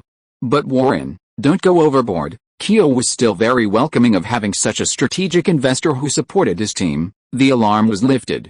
I planned to buy more than 5%, and after submitting the application to the Securities and Futures Commission, I'll see how the market price goes. Buffett is very optimistic about this stock and plans to convert 1/3 of the company's total assets into Coca-Cola, betting on this once-in-a-decade opportunity. What do you mean by buying more than 5%? Weren't those covert investments in New York and Los Angeles you're doing? Los Angeles? No, my purchases were all made by brokerages in the Midwest around Omaha. I don't want you to misunderstand. But it's interesting that someone else thought of the same thing. Once you find out who it is, I'd like to meet him. He only bought about 0.6%. I think it's probably an individual investor. That's all. See you at the shareholders meeting. It's Warren. We don't need to worry too much. He has a good reputation, and everyone knows he's a passive investor. After President Keogh came out, he said to the others waiting outside, but he denied that the other purchase was his. Who do you think it could be? Probably a shrewd individual investor. Those mutual funds that focus on buying the standard 500 components aren't like that, and they didn't contact us. Do you know which wealthy person is buying? The Middle East, or Japan? The CFO breathed a sigh of relief. Thank goodness it was Buffett. If it were one of those big players using Wall Street junk bonds for leveraged hostile takeovers, it would be a tough battle. Even if they won, Coca-Cola's development strategy would be affected. Marketing director Sergio Seaman suddenly remembered something and said, "Interesting. I just heard a film director say he bought a lot of our stock. But I didn't think much of it. A young director wouldn't be that rich, would he?" Ask someone at Columbia Pictures, how much do directors earn? What's your director's name? Cut. I need some passion here, Julia. Passion. On the set of Steel Magnolia, director Herbert Ross had toned it down considerably. However, he would still harshly point out where the actors didn't meet his performance requirements, but he no longer criticized Julia Roberts and Dolly Parton for not being able to act. Herbert hasn't been quite right since his wife Nora passed away. Shirley MacLaine, who knew him relatively well, was also disgusted by Ross's behavior. Among these actors, only she was senior enough not to be afraid of the bad tempers of these ego-fueled directors. With Ronald's support, she, along with Sally Fields, Olympia Dukakis, and others, formed the Oscar Club, a group of actors who had won Oscars. They were discussing the director's bad temper and how to perform under such circumstances. His fiancée is coming to visit the set soon. Hopefully his temper will be better then. Ronald joined the discussion. I'm leaving soon, so I'll leave this place to you guys. If Diane, hey, or Julia gets physically attacked by him, you can fight back. I'm not worried about Dolly, she's really upset, Sally Field said. Dolly Parton had come because of Ronald's invitation, and she really couldn't act, unlike the three of them who had experience and knew what the director needed. Don't worry, your sweetheart, we'll take care of her, Shirley MacLaine laughed, patting Ronald on the shoulder. And all of you, my sweethearts, take care of yourselves too, call my assistant if anything happens. Ronald smiled and hugged each of the three Oscar winners. Has your cousin invited you to the stage yet? Ronald quietly asked Dukakis as he hugged her. Thanks to the allure of the moonlight, I have tons of film offers now, and I don't need to go and campaign for Michael anymore. Olympia is more concerned with her acting career than politics now. Her campaigning for her cousin at the Oscars was just a spur-of-the-moment thing. How about you? Will you support my cousin? Olympia Dukakis asked Ronald. They were the closest of friends and could chat about political leanings in a half-joking manner. Honestly, I'm not too concerned. Right now, I'm leaning towards the Elephant Party, hoping for tax breaks. I'm more concerned about next year's New York City mayoral election. The area around my apartment isn't very safe right now, and I hope the new mayor can fix it. I'm planning to buy a house now. The kids' tuition is all settled, but I don't know where there are any cheap ones in Lower Manhattan. I'm hesitant to buy cheap ones now, and the safe ones aren't cheap either. Plus, rent-controlled apartments are getting harder and harder to rent. Even my cousin can't find a suitable one. The two New Yorkers grumbled a bit. Ronald said goodbye to the film crew and prepared to go home. Mr. Lee, the Coca-Cola marketing manager, returned. "Why are you back?" Ronald asked, puzzled. "I'm here on behalf of the company's board of directors to get some information from you. You mentioned last time that you bought a significant amount of our stock. If it's convenient, could you tell me the exact number? I know it's private, and I'm only here because of the upcoming shareholders meeting. We're very likely to be reorganizing the board. Of course, if you don't want to say for privacy reasons, that's fine too. As long as it's less than 1%, we completely understand some shareholders' desire to keep a low profile." "Oh, I don't have that much. It's probably just over half of 1%, maybe 0.6%. Ronald figured a company with a market capitalization of over $10 billion wouldn't care about a small shareholder like him. "Welcome, Mr. Shareholder. I'll only relay this information to our board members, so please rest assured." Sergio Seaman thought to himself, the people at Columbia Pictures underestimated this guy's income. When Sergio mentioned that Warren Buffett was also buying in, Ronald couldn't help but smile. It seemed his choice was excellent, recognized by one of the most powerful investors in the world. "I know him, his son Peter, who worked on my film." "How much did he buy?" "I can only say it'll be on the company's annual report." "Oh," Ronald was delighted. Buffett had bought at least 10 times his amount of stock, and a significant portion at that. It seemed that this casual purchase had hit the same stocks as the professional investment master. He'd better continue buying with his own money in the future. Sergio Seaman also understood that Ronald was simply buying stocks for investment purposes, with a mindset of buying blue-chip stocks. This kind of investor was easier to deal with than Buffett. Unlike Warren, who had requirements for the company's operations and would leave without hesitation if the company's performance deteriorated, Ronald's investors didn't understand company operations very well. This kind of shareholder didn't put much pressure on the management, since most of them just held on to their shares and collected dividends. Very few of them really understood business. All the parties involved were gentlemanly, and the Coca-Cola stock price did not fluctuate. As Buffett continued to buy, Ronald only regretted that his next dividend hadn't arrived yet. Once the news spread, he knew he wouldn't be able to buy such cheap stock anymore. Ronald then went to New York, where he would continue discussing the romantic comedy with Rob Reiner and Nora Ephron. The Writers Guild negotiations were now in complete disarray. The Guild's board was beginning to lose faith in the negotiators. Many members were secretly plotting a vote to force the Guild to agree to their demands and end the strike. Other key members of the Guild were launching attacks on the 7 major studios and the 3 major PBS networks, giving media interviews and condemning these largest employers of the screenwriters for showing no compassion for their plight and only thinking of their own interests. This meant Nora Ephron couldn't openly hire other screenwriters to revise the script. She could only try to change the ending to a happy one, slowly and painstakingly, according to Ronald's requests.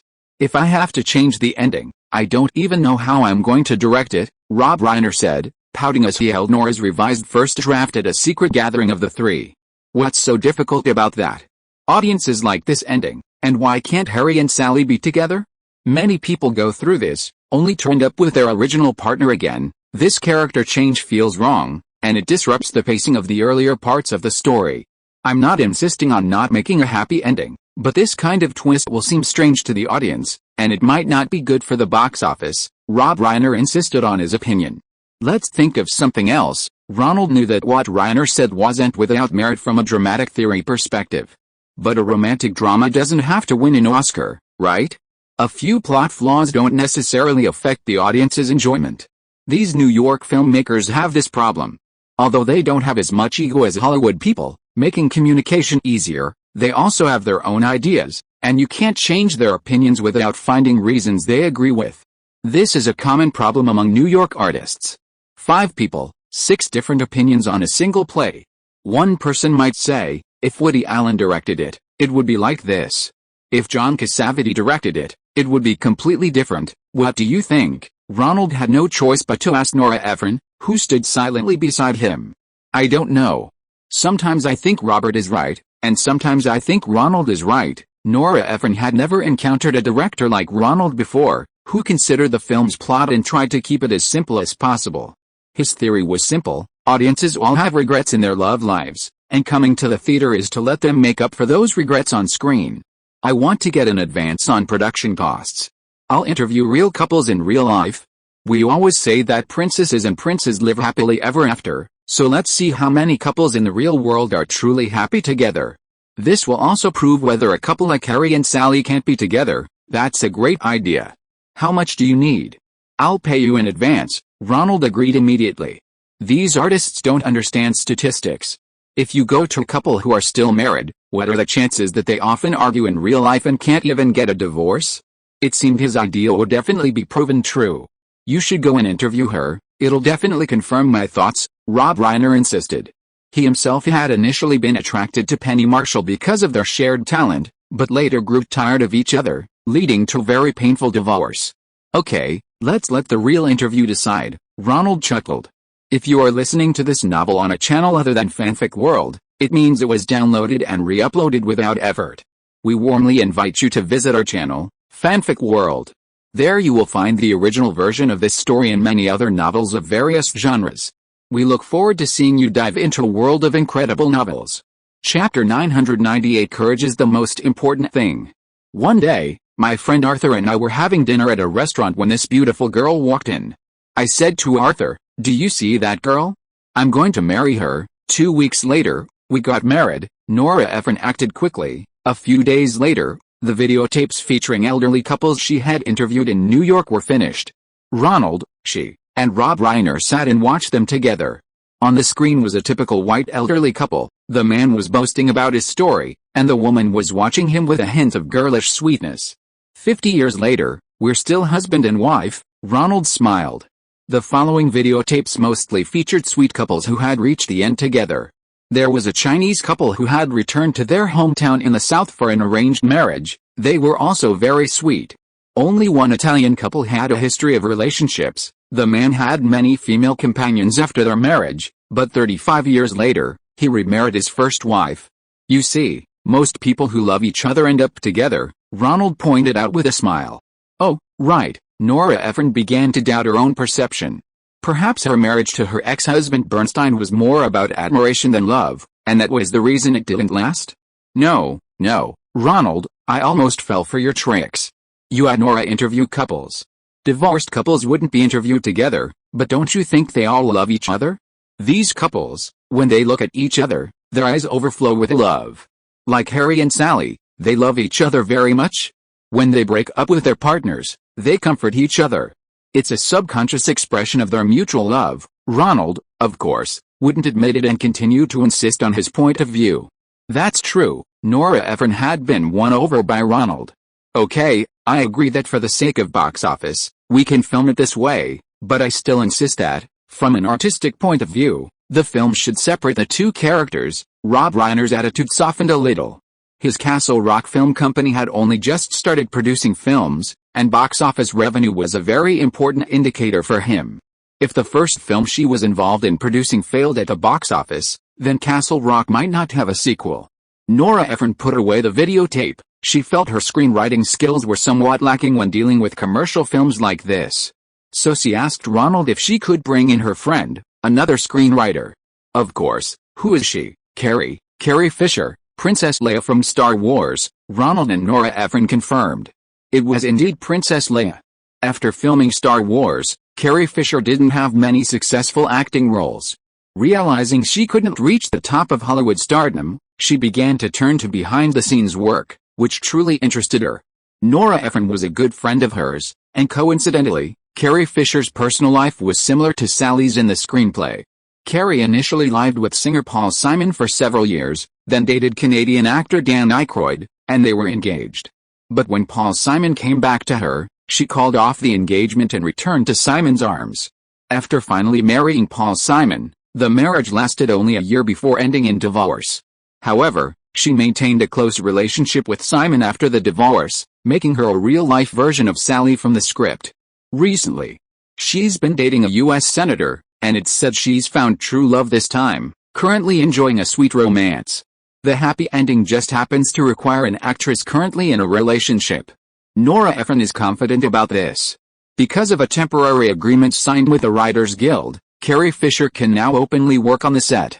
Then Ronald flew to Washington, D.C., to meet with Mrs. Barbara, who had just returned from the Elephant Party National Convention, to finalize the marketing for Working Girl, Look at My Lips, No New Tax Increases. Old George's heroic appearance at the National Convention was repeatedly played on the television in the room.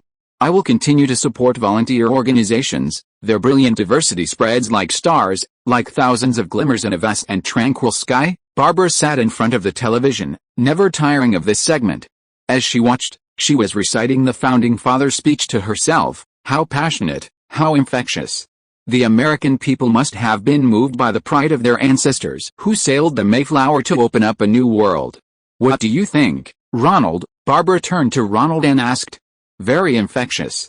I saw your children on camera. They all looked up to their father with great admiration, Ronald said, seeing Barbara's overflowing pride. What else could he say? Of course, he'd say what she wanted to hear. You're a good boy. Barbara's eyes even sparkled with excitement. She'd watched it over 100 times, and it was still so captivating. Ronald had wanted to share his own impressions, but this Founding Father speaking style was no longer suitable for the media reach of today's television, which covered most of the nation. Now, people preferred politicians who could tell a few jokes, use self-deprecating humor, and speak in an approachable style. Like the current president and that Arkansas governor. Barbara, however, didn't give him the chance. She went on and on about how respected she and her husband were at the National Convention, and how capable their children were.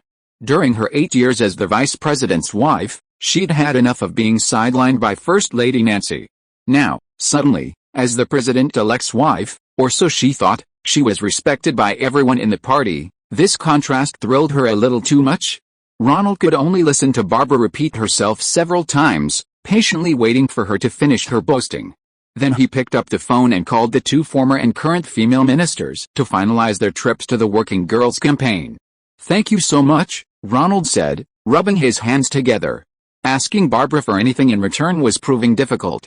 The president-elect's wife was busy. She was about to meet with others and continue with the same old routine of praising her husband and family. You should visit little George when you have time. He's told me about your help several times. Barbara took Ronald's hand. This young man was the one who made her feel good. Neither of her two sons listened to her so attentively. Of course, I will.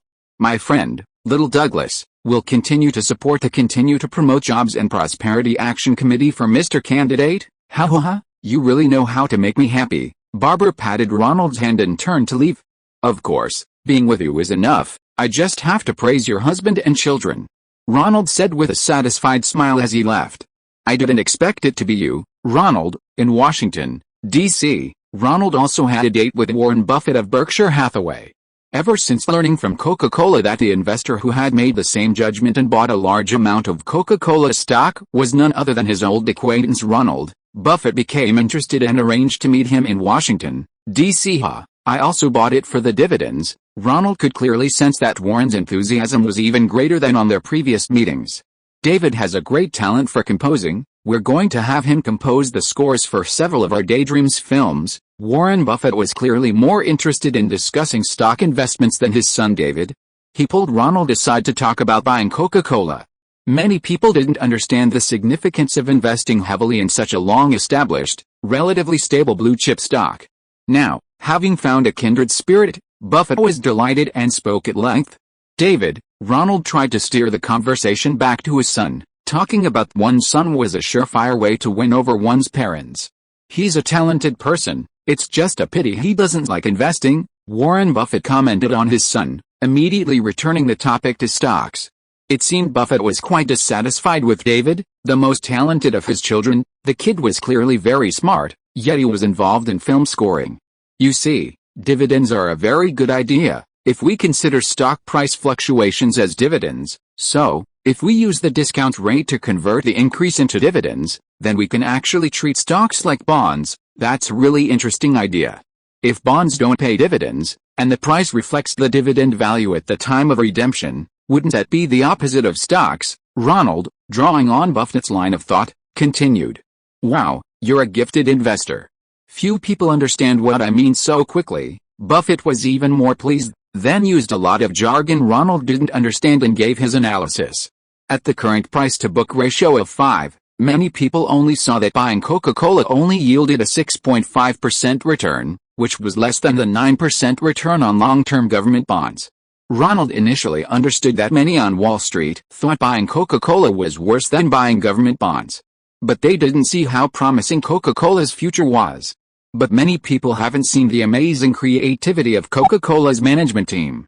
Over the past 5 years, they've provided a 30% return on equity, with an annual profit growth rate of 17%. If you include the return on reinvested equity, it would be even higher. But later, Buffett used a lot of jargon, which was beyond his comprehension. Warren, seeing Ronald's puzzled expression, knew he didn't understand finance and was only bullish on Coca-Cola because of his intelligence. You need to learn finance, Ronald. At the size of your investment and company, you can't be involved in every project yourself. Financial statements are the language of understanding how the company operates. Okay, I'll find someone to teach me. Ronald also felt he needed to brush up on his skills. Are you free tonight? Come play bridge with me. A club, a man even taller than Buffett called with a good hand. It was Munger. That evening, they formed a casual bridge game. Ronald and Warren Buffett partnered against Mrs. Graham, the owner of the Washington Post, and Warren's business partner, Charlie Munger. Pass. Buffett's hand was bad. What's Washington's stance on the Writers Guild strike now? Ronald seized the opportunity to ask Mrs. Graham, the head of one of the best newspapers in Washington and even the nation, who is very well informed.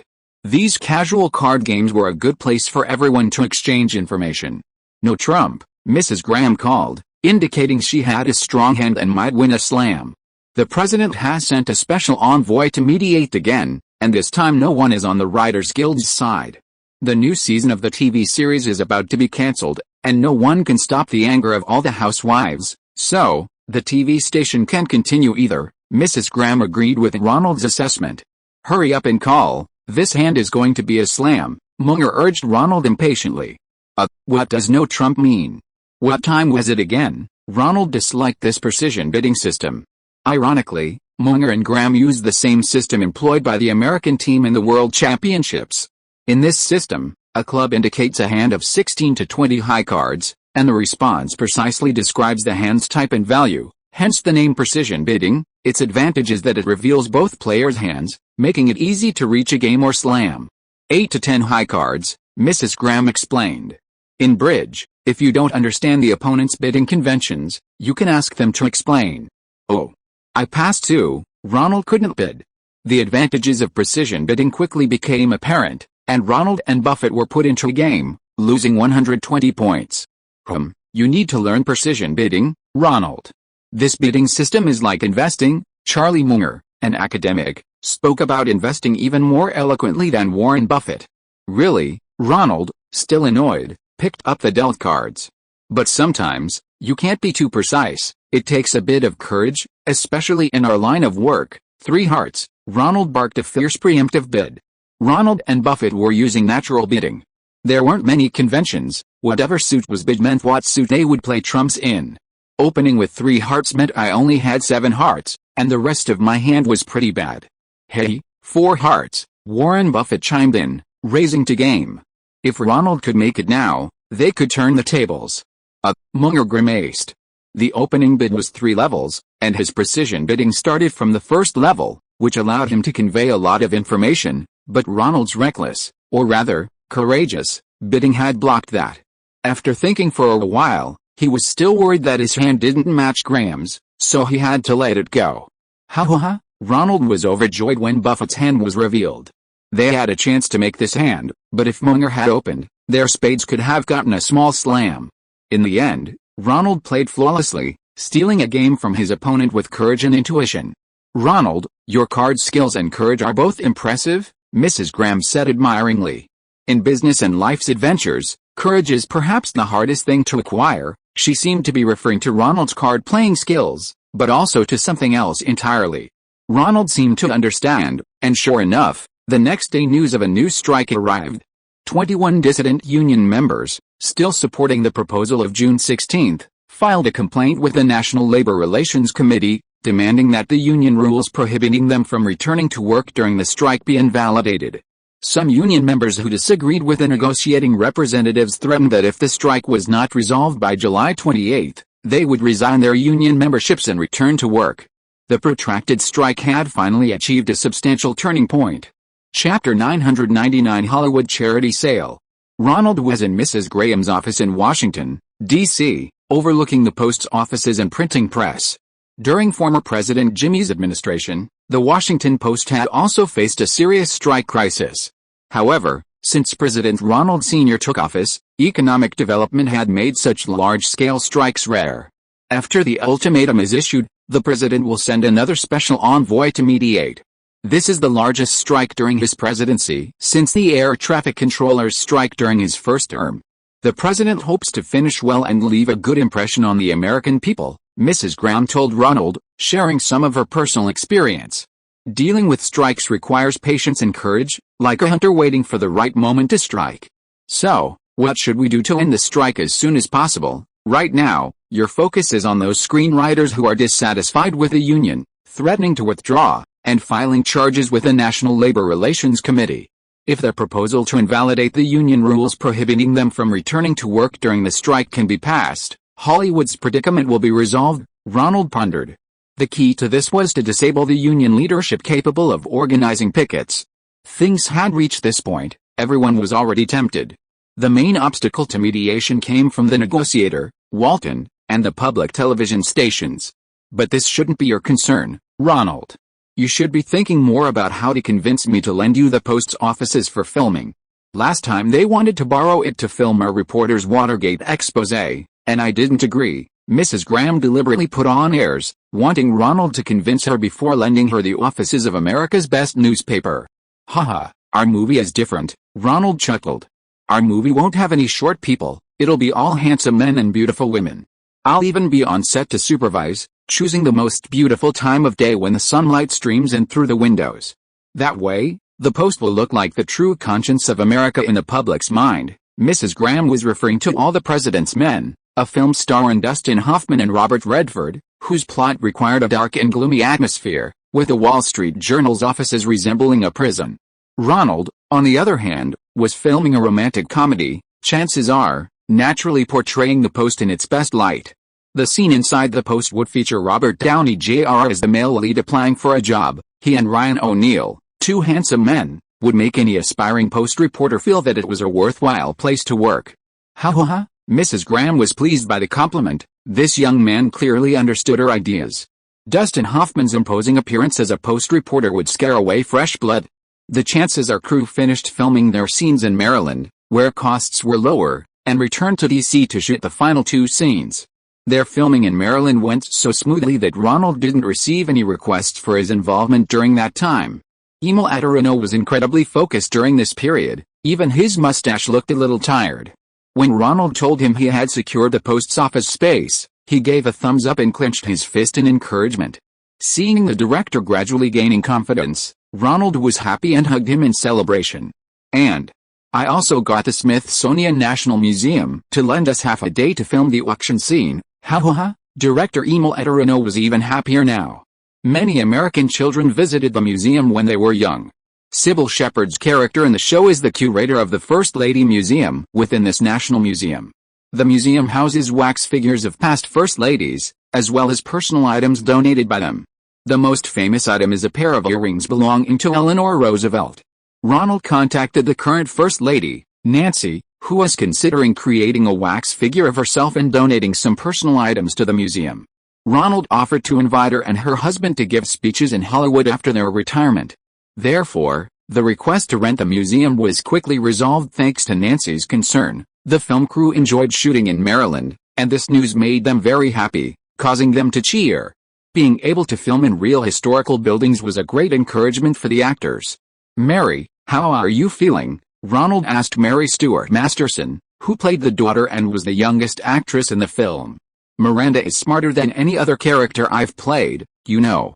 I usually play clever street kids, pregnant, barefoot." Masterson was very satisfied with this role, no longer the rebellious tomboy she used to portray, but a wealthy, talented Yale student.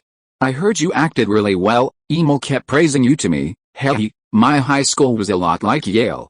Like a pressure cooker, Masterson was smug. Even though he didn't go to Yale, he was very experienced in that kind of intense competition. Ronald thought, if you went there, you wouldn't say that.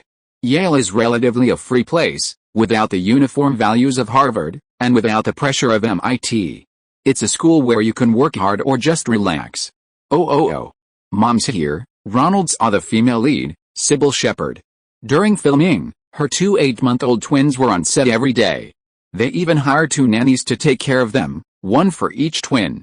Of course, Ronald's daydream paid for it all. To make her look different from her image in the TV series Blue Moon Detective Agency, the production team specially hired a top hairstylist to shorten Sybil's hair by a few inches and make it more conservative. The costume designer also specially ordered several sets of Italian and Western fashions for her, mainly in black.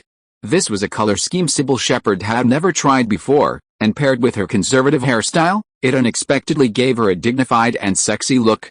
"Where's Robert?" Ronald asked the male lead. "He's been late a lot lately, but he's still very talented during filming," Masterson told Ronald. Talented actors often have their own preparation methods. Ronald realized Masterson wasn't deliberately complaining, but rather a rather naive girl. The next day, when filming officially started, Robert Downey Jr. was indeed late. Sybil Shepherd had already gone back to be with her twin children. When called out, she looked reluctant. The children were just too adorable, and she didn't want to leave them for a moment. "All units prepare," Director Emil Ederino gave the order, and Sybil Shepherd, as the curator of the First Lady Museum, slowly walked out, surprising everyone on set. This actress, nearing 40, was still so charming. Even Robert Downey Jr. was stunned, clearly taken aback for a moment. However, this was clearly more in line with the character's setting, and he recalled his past life. Cut. Emil Ederino and the director of photography, William Flake, exchanged a few words. "This print is complete." Clap clap clap. Amidst applause, Ronald came over to chat with the director of photography, Flake. "What technique did you use? Why does the light on Sybil seem to sparkle?" Ronald, a photographer by training, knew very well that it wasn't Sybil Shepherd's sudden burst of charm, but rather an innovation in the lighting setup he hadn't seen before. An enhanced Rembrandt-style lighting was applied to Sybil's face. This lighting method, first invented by classical oil painters, is usually used in close-ups of the protagonist's face to emphasize a dramatic effect, focusing the viewer's attention on the protagonist's eyes. But William Flake's technique was even stronger than typical Rembrandt lighting, making her eyes seem like black gems in water, gentle and serene. "This is one of my little inventions. A few years ago, when I was shooting a L'Oreal commercial for Sybil, the company kept asking me to give the eyes a clearer highlight. The solution I came up with only involved a slight improvement in the optical path and some reflective elements." What do you think? William Flake, a cool tech geek, was delighted that Ronald had discovered his proud invention and explained it to him. "After you finish filming this movie, you and your personal lawyer can go to my Daydream and find General Manager Eddie. We at Daydream collaborate with many people, such as editor Walter Murch. You can license your invention to us and receive patent fees and sales commissions." Ronald loved these little inventions, and Daydream collected many of these gadgets that could enhance films, becoming a well-known special effects equipment sales and rental company in Hollywood. Do you think anyone would buy it? William Flake didn't know that such small inventions could be patented and sold for money. "No problem. If you don't know how to do it, consult a lawyer. These expenses can be reimbursed as long as you sign a licensing agreement with Daydream." Ronald handed him a business card with his company's phone number. At this moment, the male lead, Robert Downey Jr., cried out, then tripped over his right foot with his left and fell to the ground. What happened? Everyone rushed over and saw him lying on the ground looking like he was in pain. His manager rushed over, took off his shoes, and helped him up. Downey has to wear these shoes for these close-up scenes, so he got blisters on his feet. Ronald immediately called his assistant, who also helped Downey to rest. Robert Downey Jr. is only 5 feet 7 inches tall, and when acting opposite the tall and beautiful Sybil Shepherd, he had to wear shoes with hidden heels to avoid being exposed. Because Sybil Shepherd was a bigger star than him, he couldn't have the actresses stand in dug pits to act like Tom Cruise did on set. "You can't go on like this, Downey. You have to stop right after you finish filming this movie. Otherwise, I'll tell Sarah." Jessica Parker, the manager, helped Downey to the trailer, closed the door, and began to lecture him. This man's alcoholism and drug abuse had reached the point of addiction. If he hadn't been quick-witted today, the severity would have been exposed to the producers. "It's okay, I know what I'm doing," Downey sniffed. "I'll talk to you after I finish filming." Sigh. Having resolved some difficulties in filming, Ronald was heading back to Los Angeles. Things had become complicated after the Writers Guild members issued an ultimatum to the union's negotiators. The president appointed a former Hollywood friend as a special envoy to mediate the strike. Ronald, as a representative of an important small studio, was also visited by the envoy, asked to use his influence to end the strike as soon as possible. "What can I do?" Ronald shook his head. He didn't want to get involved in this mess. "This is Nancy's request. She used to be a Hollywood star and doesn't want Hollywood to shut down again." "Okay, since it's the First Lady's wish," Ronald agreed on the spot. The special envoy was busy, starting to visit some board members of the Writers Guild of the East. Ronald called his agent, Nisida, to get the situation in. "Should I make some calls and ask if they can reach a settlement?" "You can call the actors for William Morris," Nisida laughed, half-jokingly suggesting that Ronald poach them. "You rascal." Ronald hung up and called a few suitable people. "Michael, do you think there's anything we can do?" Ronald called Michael Douglas. He was the eldest son of the Hollywood Jewish leader. His intervention was much more effective than his own. He could just follow his lead. Anyway, the writers in the Writers Guild were starving. Ending the strike was just a matter of a few more weeks or less. "Your call comes at just the right time.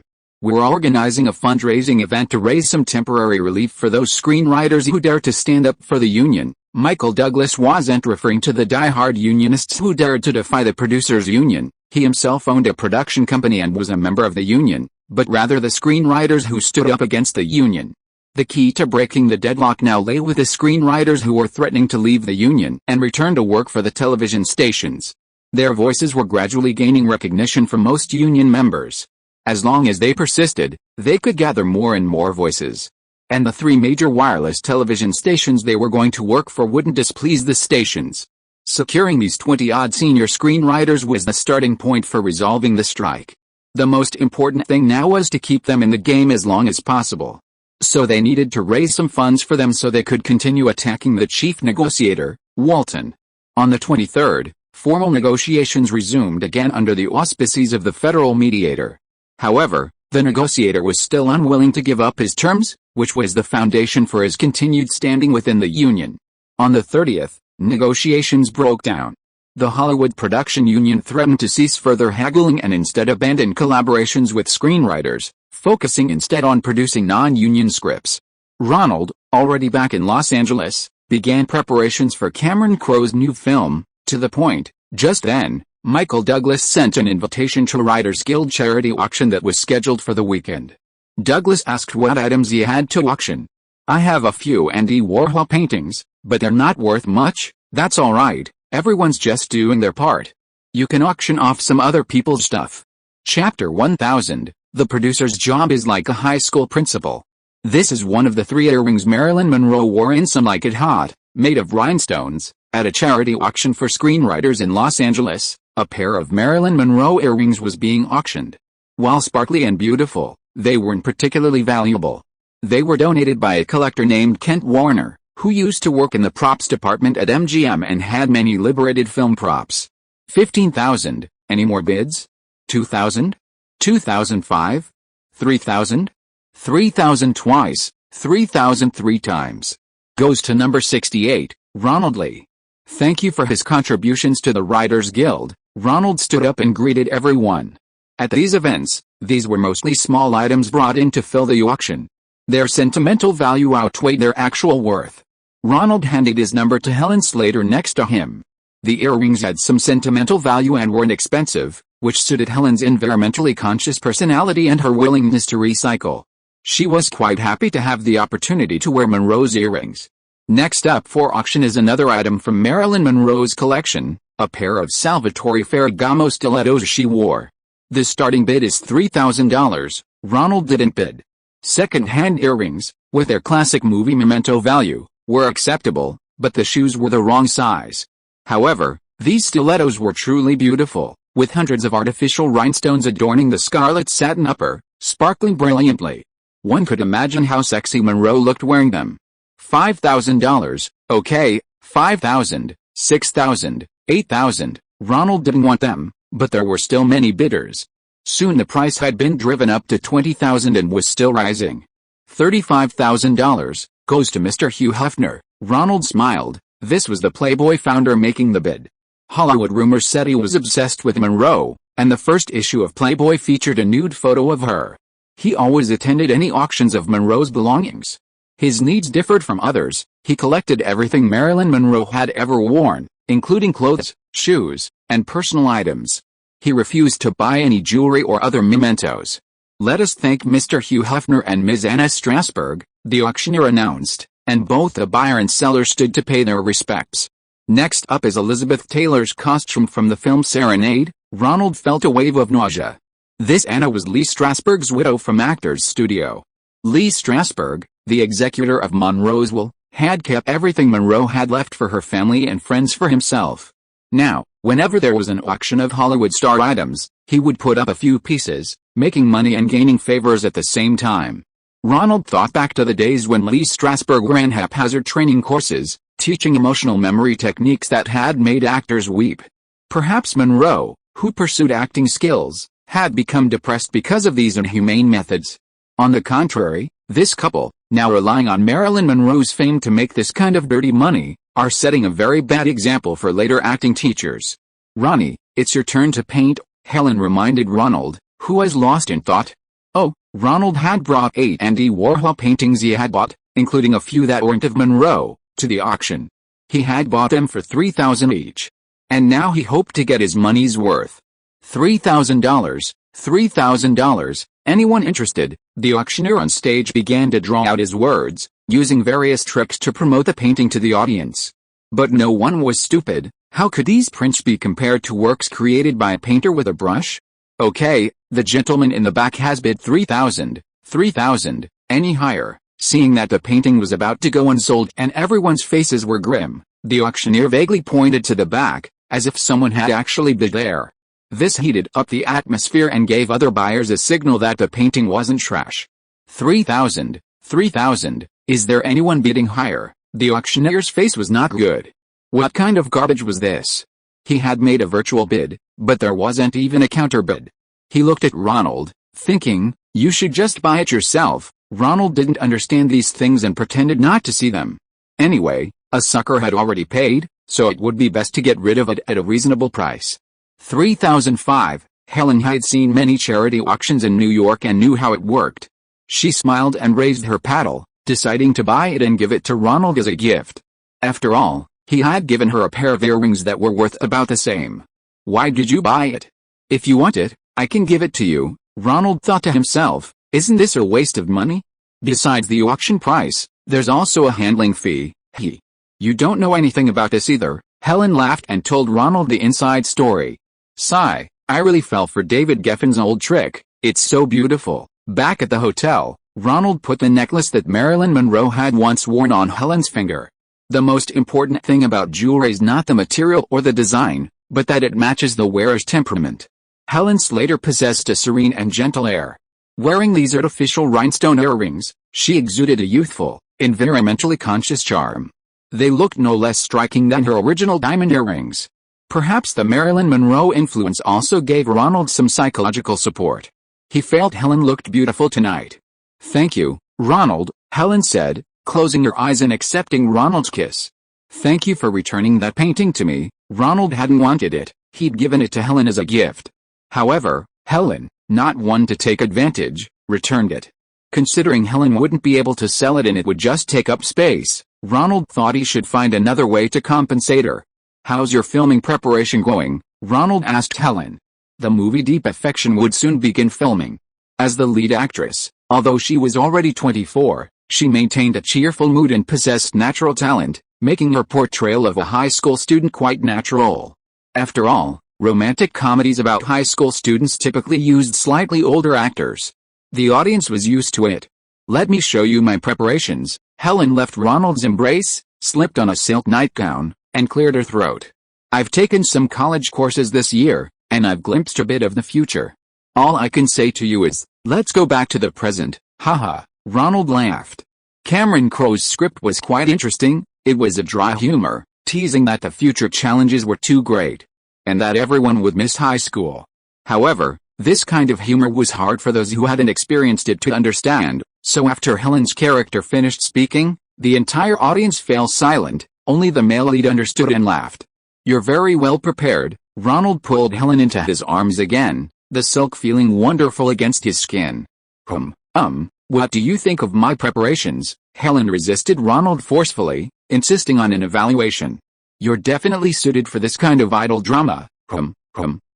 Helen protested, hitting Ronald a few times, but still couldn't break free from his arms, and they pressed tightly together.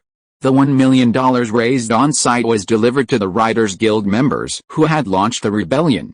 With money, these people had a weapon. Those who agreed to their proposal and reconciled with the producers' union would receive relief funds.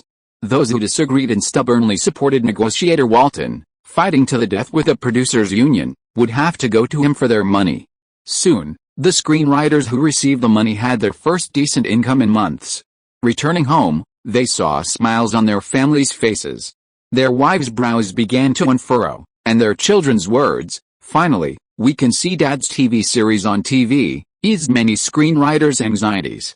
It was just a share of the profits from scripts sold to overseas television stations and theaters, after all. They didn't even know if they could write a TV program that could be broadcast overseas for more than an hour.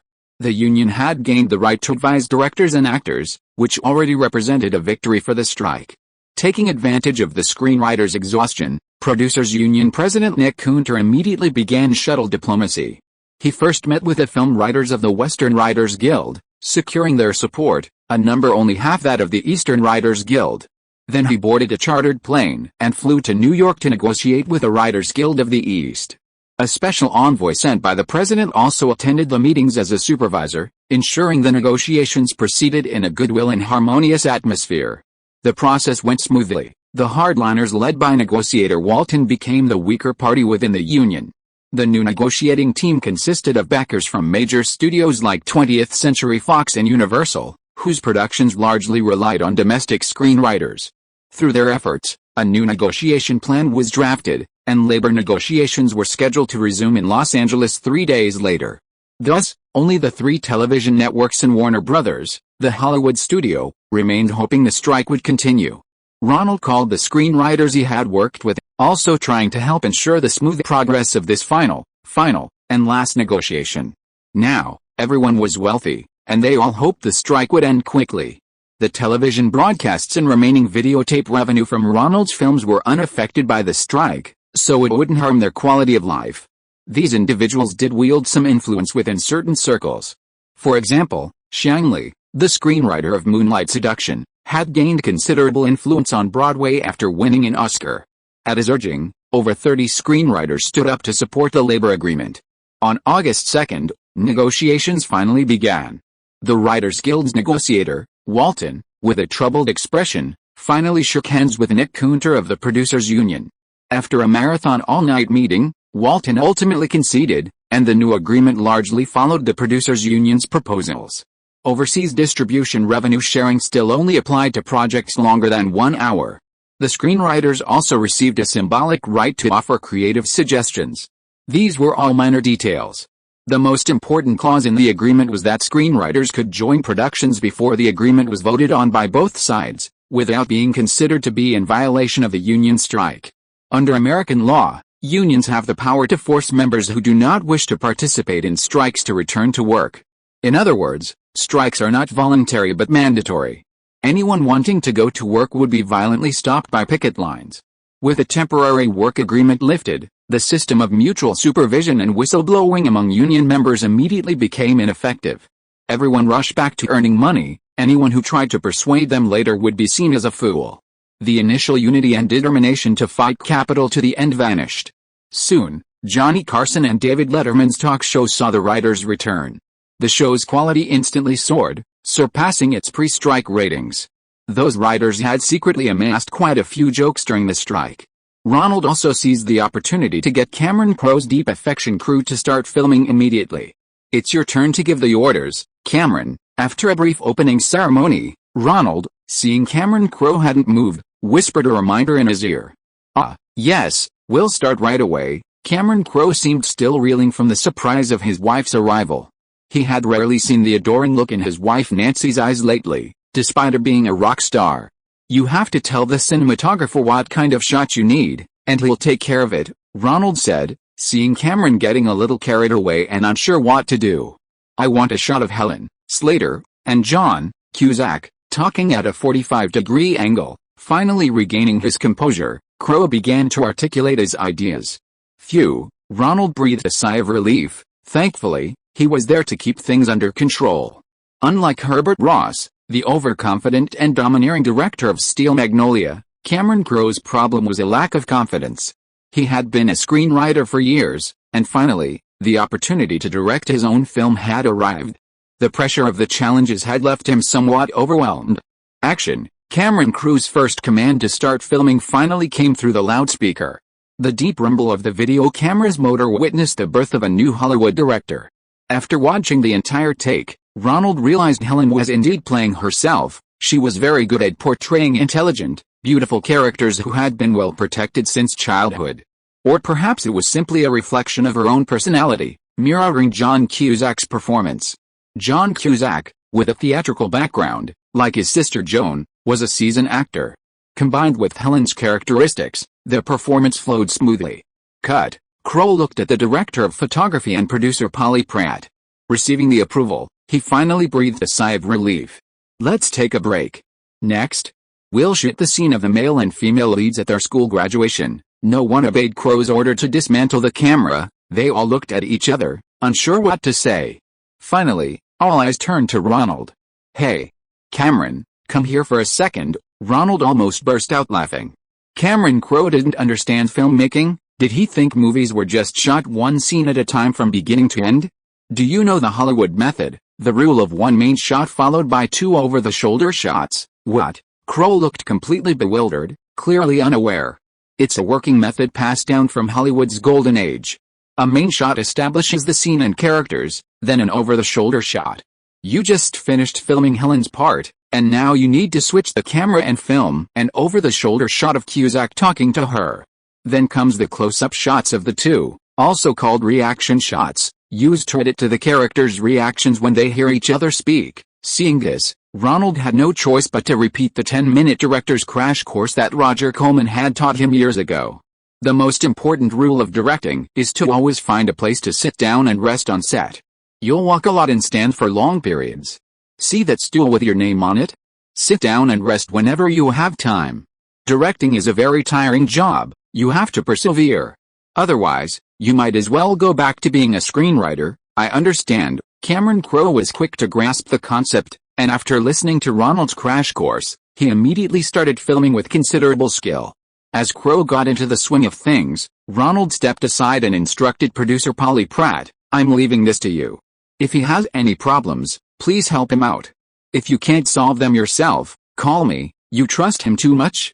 He can't even shoot an over-the-shoulder shot and he's directing. That's alright."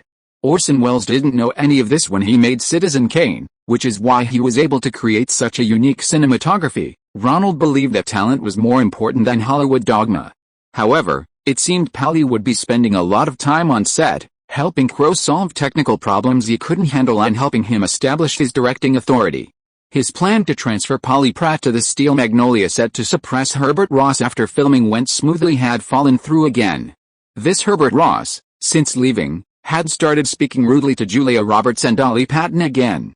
Diane secretly called Ronald to express her concern. Several actresses were feeling uncomfortable, and if this continued, the production's performance would suffer. Ronaldo needed to address the issue. A producer's job is like that of a public high school principal. Not only do they have to provide a comfortable environment for students and teachers, but they also have to keep misbehaving students after school and give them a lecture in the principal's office. End of this chapter. Thank you so much for reading until the end. Don't forget to give it a like. Looking for more exclusive content and immediate access? Subscribe to our Patreon. Remember, every like, subscription or donation encourages us to continue. Thank you all. See you in the next video.